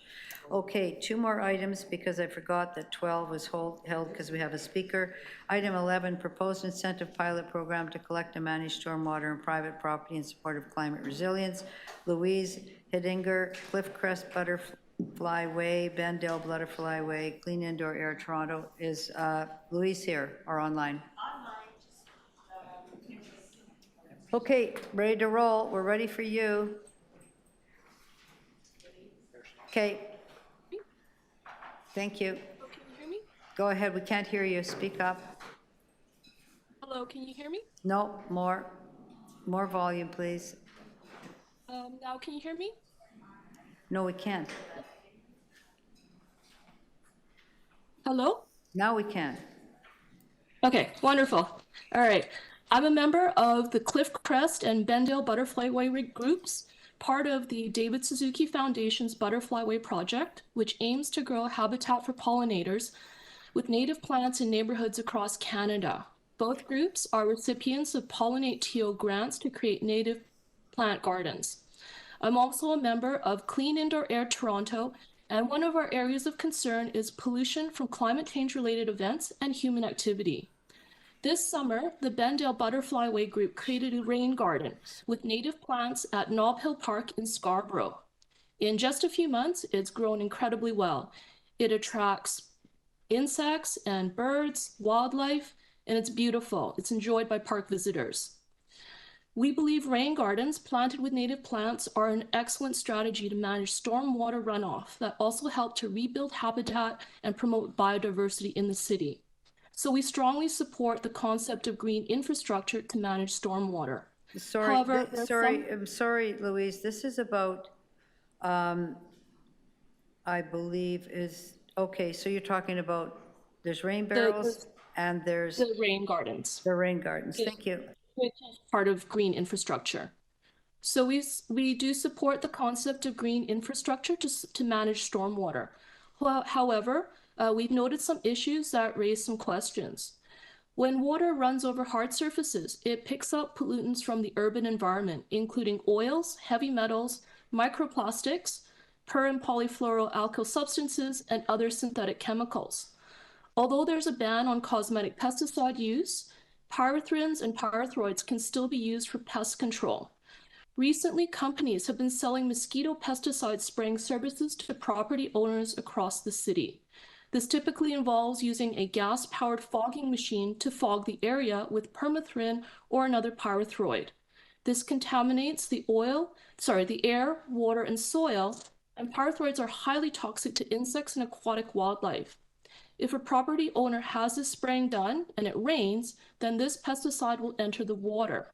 If there's a rain garden being used to collect this runoff, it could potentially concentrate there along with all the other pollutants I mentioned. This could be very harmful to any of the insects or other wildlife that would be drawn to the rain garden. we'd like to know if there's consideration of means to mitigate or filter out pollutants in stormwater runoff to prevent it from concentrating in place. Next, we're concerned about the proposed green infrastructure that includes soak-away pits that will be lined with geotextile fabric. As geotextile fabrics are typically made from plastics, we're wondering what type of fabric will be used, and is there a strategy in place to contain any microplastics or chemical leachate that a synthetic non-woven textile could release into the environment? We'd like to know if there's consideration of a sustainable, environmentally friendly, long-term option for the proposed soak-away pits. Finally, heavy rains generate enormous amounts of pollution, not just with polluted water, but also by kicking up large amounts of dust, mold, viruses, and bacteria from the ground and the water. All of this can form air pollution, either as aerosols formed during the rain or after drying, as contaminated dust goes up into the air when it's disturbed. Rain also promotes mold growth, and exposure to high concentrations of mold spores can cause respiratory issues. We're wondering if the design of the proposed green infrastructure contemplates the formation of harmful airborne pollutants during and following heavy rains, and includes means to mitigate the formation of aerosols from stormwater collection sites to protect people living nearby from exposure to these pollutants. We're hoping that the city will consider these issues and ensure that the proposed green infrastructure provides a long-term sustainable solution for managing stormwater while protecting the health of the city's residents and its wildlife. Thank you. Thank you so much, Louise. Are there any questions for the deputant? No? Thank you for being here with us today. I'll bring this into committee. Any questions for staff? No? Yes? I have a few questions of staff. Thank you, Madam Speaker. In Ottawa, they have been able to identify priority retrofit areas where green infrastructure improvements will be most effective. I don't think we have anything similar in Toronto. Do we have technical data to do that? To the chair, we do not. That would be part of the work that would happen during the initial pilot program, both to determine what type of infrastructure we would be looking to subsidize, as well as where it would best be supported. So that is future work that would come. Great. When we consulted residents about potential green infrastructure incentive programs, what was the level of interest? I would say there was fairly high interest, 70s and 60% related to that, though there was some cautions, as we heard, and heard some today, for example, from Louise, around exactly what we were incenting and where. So overall support, but an interest in ensuring it's the right incentives for the right activities. That makes a lot of sense to me. How does the installation of green infrastructure like rain gardens, permeable pavers, and soak-away pits help with stormwater management? So in a number of ways, but really what they do is they remove the storm water from our existing infrastructure system. So they would take it into the ground, either store it and disperse it over a long period of time, or just enable it to soak into kind of a more permeable area going into the ground, as opposed to running into our storm water system. So they have lots of different benefits depending on what it is, but it's generally the same principle of diverting water away from the stormwater management system. Great. Will the public education for the Green Infrastructure Incentive Program highlight the benefits for stormwater management to our overall system and to our issues of flooding in neighborhoods? I think we would have different communications depending on the program. The rain barrel program, for example, will probably focus more on conservation, as well as how to place the rain barrels, how to ensure they're operated appropriately. We want to avoid, mosquitoes and whatnot you get if you get stagnant water sitting. So a lot of communications around how to use a rain barrel, but also what its purpose is for, which really is around water conservation. Again, we see that as a growing issue, especially when we see longer prolonged heat like we did over this past summer in August.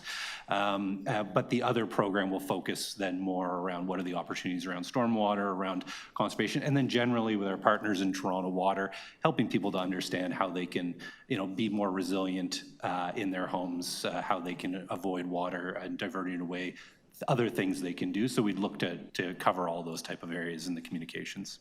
That's great. I know one of the challenges we have in my ward that we're often trying to work through is the issue of hardscaping and removal of soft landscaping and permeable options, and kind of communicating with residents the impact of that to our systems and to their neighbors. Is the negative impacts of increased hardscaping going to be part of the future communications and work that this division is undertaking around these incentive programs? Or is it something you could consider? It definitely is something we can consider, and it's something we talk about now in terms of just those opportunities. We talk about pollinator gardens, we talk about all kinds of green infrastructure, so we could definitely expand that to talk about what can be done, as well as where there are requirements the city sets that need to be followed. Wonderful. Thank you. Those are my questions. Anyone else with questions? Yes, Councillor? Yep, go ahead. Thank you. Thank you. In designing the proposed rain barrel program, how did staff arrive at an 80% subsidy rate? Was any consideration given to making the barrels free to maximize program uptake?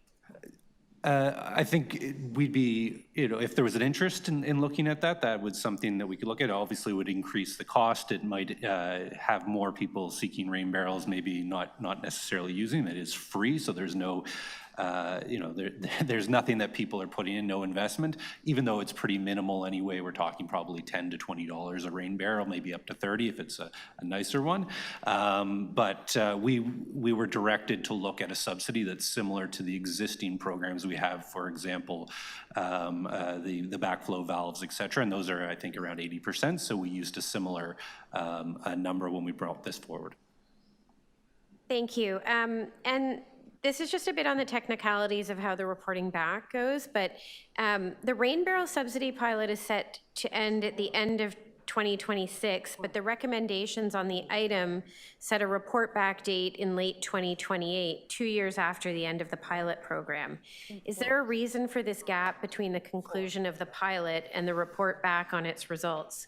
And that might be a slight error. Why we had suggested the pilot for 1 year and for the rain barrels is 1 year, because we'll have enough information in that 1 year to be able to tell how it works, so we can provide advice in terms of whether this should become a regular program or become something that we continue. The other report back, the longer term report back is more related to the other programs for the green infrastructure, where there's both more upfront design work needed, and then more information we'll be gathering to find out what is the best solutions, what are the appropriate solutions, and where. So we do need a bit more time before we'd be able to really provide good advice on other subsidies through that pilot. But we would be able to come back, I think as part of next year on what the rain barrel uptake was like, what the results were, and could advise on a future program. Is that it, Councillor? Okay, so I just to conclude then, you would not be opposed to reporting back earlier following the conclusion of the initial pilot with findings and recommendations for the future of the program? That's correct. Okay, thank you. Thank you. Go ahead. Thank you. What percentage of the stormwater collected in Toronto is collected in the combined sewers? I might ask my colleagues in Toronto Water if they can answer that. Sorry, can you repeat the question? How much of the stormwater collected in Toronto goes into combined sewers? So I'm thinking, I don't want to do the no cost, because Can't hear you. Anything the same? I think the answer is yes or no. What percentage? Yes, sorry, through the chair. I don't have that number on hand at the moment. All right, but it's a significant proportion. Given that, would you agree with me that stormwater that goes into combined sewers has a worse environmental impact than stormwater that is kept separate from human feces? That's correct, yes. Okay. So back to Mr. Nolan, would you consider in prioritizing where these incentives go, reducing flows through the combined sewers given their particularly adverse environmental effect and health effect? To the chair, yes, we would add that, or can add that, and consider that within the context. I think we were going to look at in particular areas where there was flooding, basement flooding, et cetera. So, but we could add that as another element we look at in terms of where to promote those incentives. Where to focus the incentives? Do you need a motion to that effect, or is it enough that we've asked you? I think it's enough that you've asked me, and I'll be on the record committing that we will look into it, or we will use that. Yeah, and the other questions my colleagues have asked. Sorry, you have more questions? The only other thing I was going to say is you've heard the comments from the deputant. How are you addressing those? So the comments from the deputant would be part of the work we would do through the pilot program to figure out what is the best solutions and what we would then, if we were to provide incentives, what they would look like and how we could minimize any adverse impacts. So that would all be rolled into that pilot program and would be part of the things that we would look at over the next few years. Thank you. Can I just ask one question to Toronto Water? I believe there was a rain barrel program that ran in the city for how many years? Downspout disconnection rain barrel?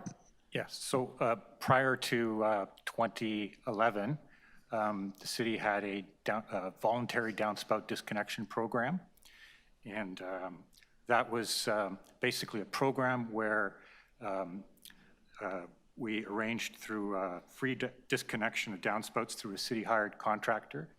And as part of that program, that involved a site feasibility assessment. And homeowners were asked if they wanted a rain barrel as part of that assessment, depended on site conditions, but we provided rain barrels through that program prior to 2011. For free? Yes. Well, and you could get a rain barrel for free as well. You didn't have to have a site assessment, correct? That's correct. So that was canceled by the Ford government in 2011? It was 2011, 2012 budget? It was replaced with our mandatory downspout disconnection program. No more free rain barrels? That did not, it was replaced by a bylaw, not a installation program.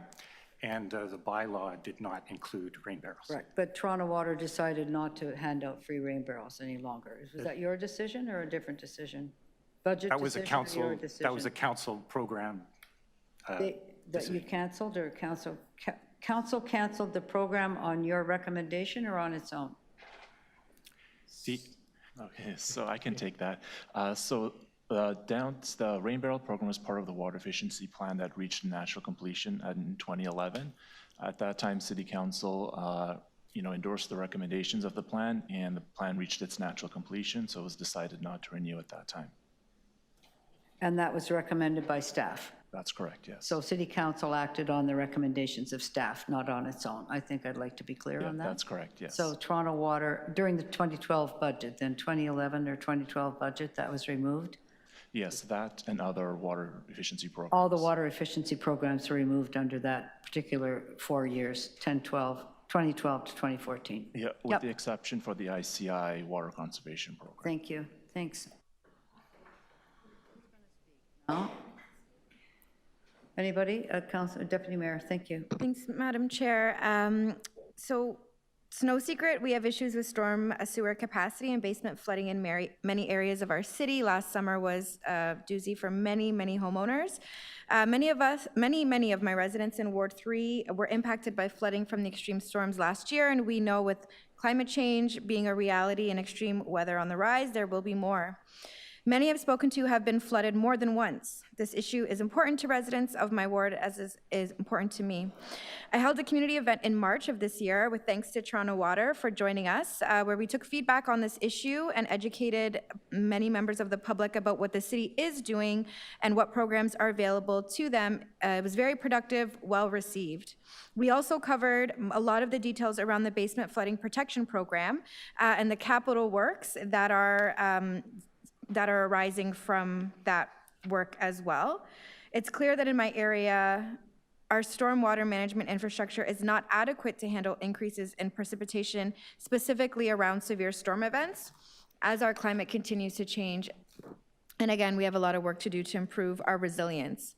When City Council was last updated on the basement flooding protection program, there were $5.4 billion worth of projects for implementation and $12.1 billion worth of projects that are currently deferred. That represents an incredible amount of work, and it will span decades for sure, not years. We cannot leave our residents to fend for themselves in the interim as they wait for their local upgrades to infrastructure. We need to find other ways to help with this issue, and we need to educate and empower residents on things they can do to protect themselves. I truly believe that every bit helps, and this is a welcome, I think, and hopefully helpful initiative. I'll be supporting these initiatives and doing what I can to promote it and provide education through all my communication channels to residents. Thanks to staff for this great work. Look forward to seeing how it lands with Torontonians as we move it forward and continuing to support. Thanks, Madam Chair. Thank you. Anybody else? Where did Councillor Chernos Lynn go? Where did she end up? Okay, I'm sorry. Sorry, Councillor, could you come back? Yeah, sorry, we need you here. I'm sorry about that. Are you moving the Rex? Thank you. Did you want it? Okay, thank you. Go ahead. Yeah. So I do have, I'm not sure what Councillor Morley was, okay, you didn't move anything yet. I just need to check with the clerk to make sure that we've got these in the right order.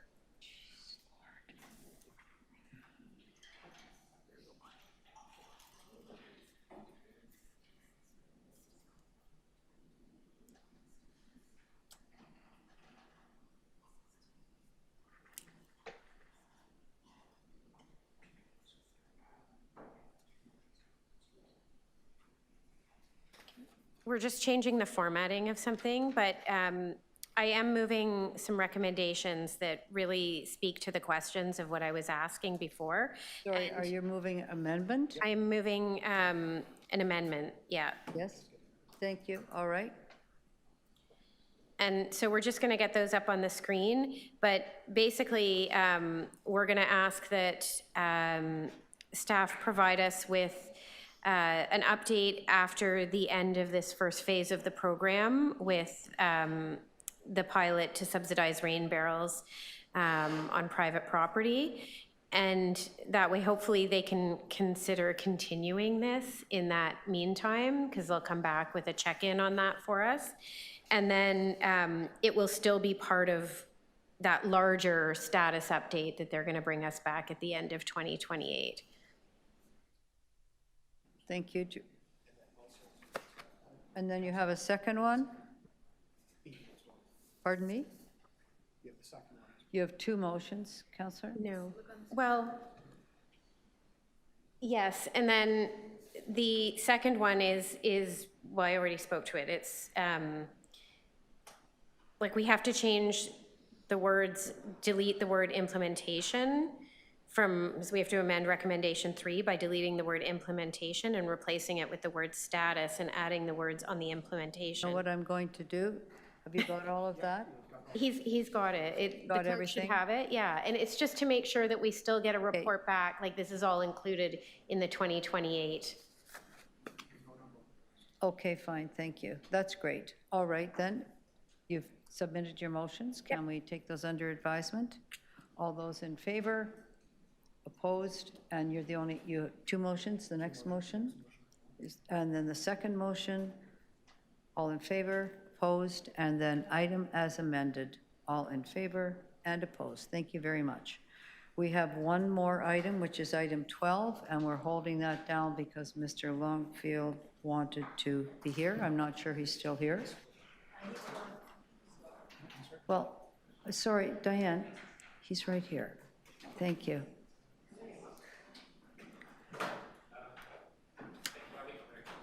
Thank you.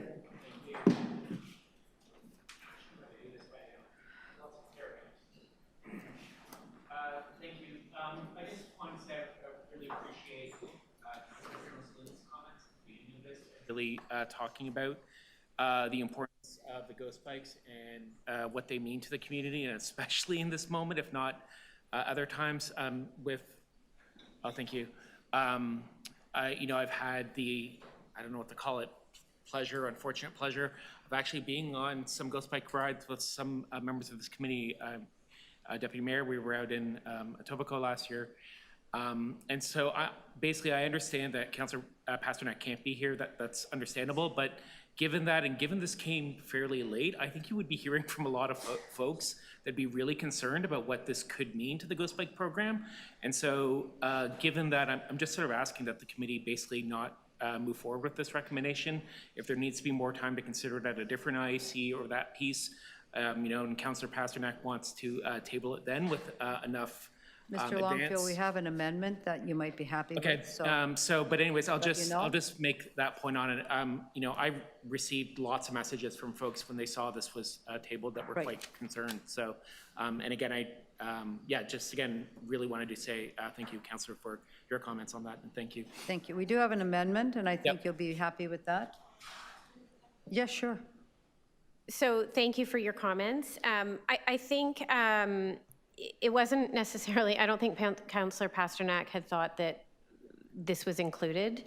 I just read it and thought it was included. So I've suggested an amendment, and I'm curious, I'd like to hear what you think about it. If we were to add the words in consultation with cyclist and pedestrian stakeholders, for staff to do that work, and that way you guys could say we don't want it at all included, or we maybe want the option in addition for it to perhaps say something on it, like for people to be able to write something so that there could be like a separate thing that, like, it just would allow you to give feedback. Does that satisfy that concern? So the one caveat I'll make on this, the Ghost Bike program is not something Cycle Toronto is actively involved in. All the rides I've attended have been as a private citizen, so on that front, I couldn't begin to pretend to speak on behalf of Advocacy for Respect for Cyclists about how they would feel for that.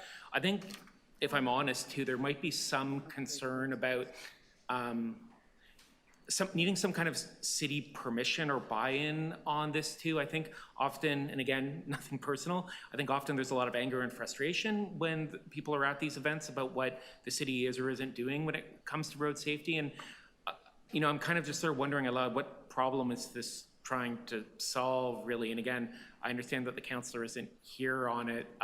So it'd be hard for me to say what those, like how actually the rest of the community might feel about those amendments. But again, I appreciate you asking, and I think it's why, maybe tabling this, if the councillor still really wants to see this move forward, maybe tabling it at a different time when you can hear from more members of the community who might have their own opinions on that. But yeah, again, based on that, my recommendation would be just not to approve this item.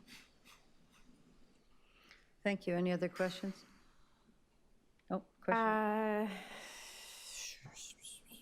Okay, Councillor, Deputy Mayor. Thank you, Madam Chair. It's with respect to this, this discussion.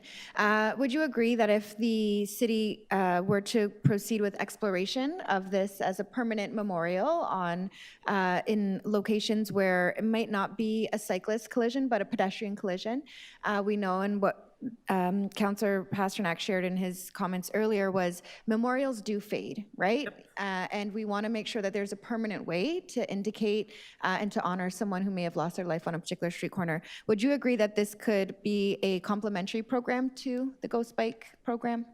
It could be, but, and again, I think that's an appropriate question. I think though, maybe I'm projecting in what the kind of questions I'm hearing is like, I feel like we're all kind of thinking about this on the fly. And again, that this hasn't gone through where I find with most items when they come to IEC, folks have time to kind of see the item, think about it, talk with the community, get a sense, and then come to committee and depute and sort of say on it. So like, honestly, at this point, I'd kind of be guessing. I think there's a potential where that would work, but I could also see a potential where, again, this goes down some pathway where now the Ghost Bike program is expected to have some kind of permission or sign off from the city, or the city is saying, no, we're going to take care of maintenance or not. And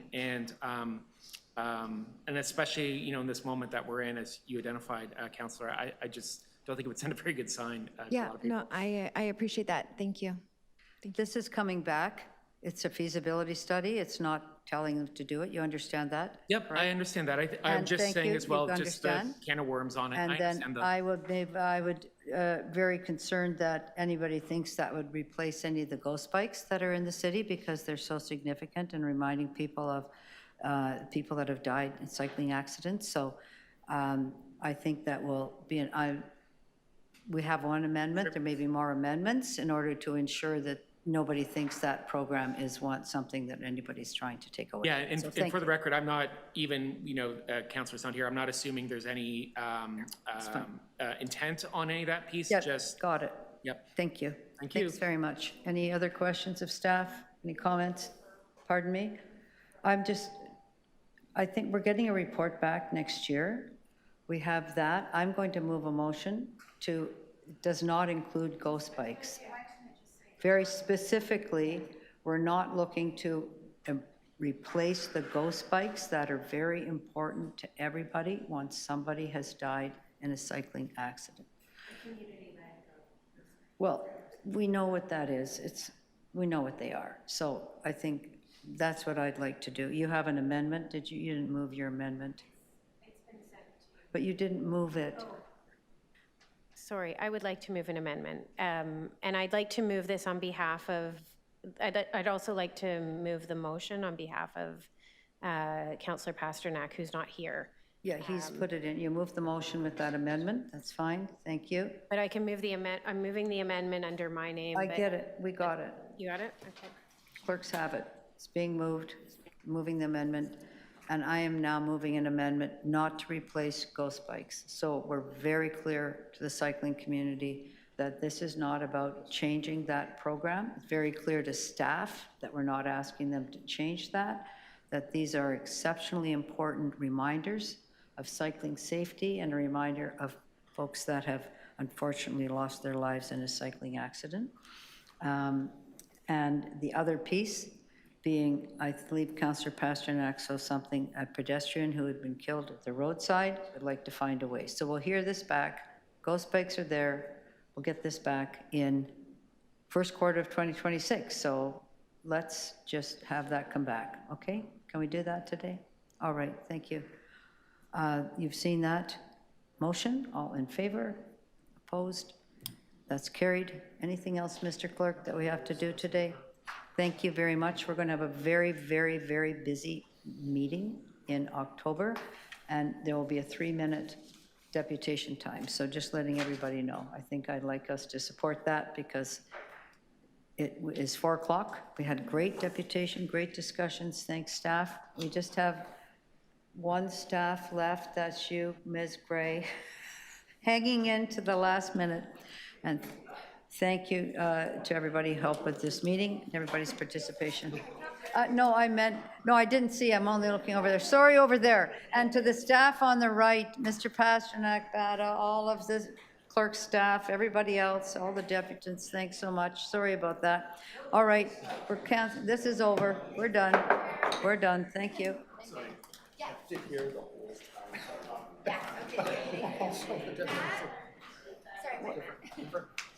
What's that?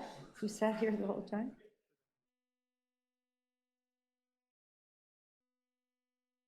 I missed you. I just, yeah, you had to be here though. Nobody else had to be here. But you had to be here.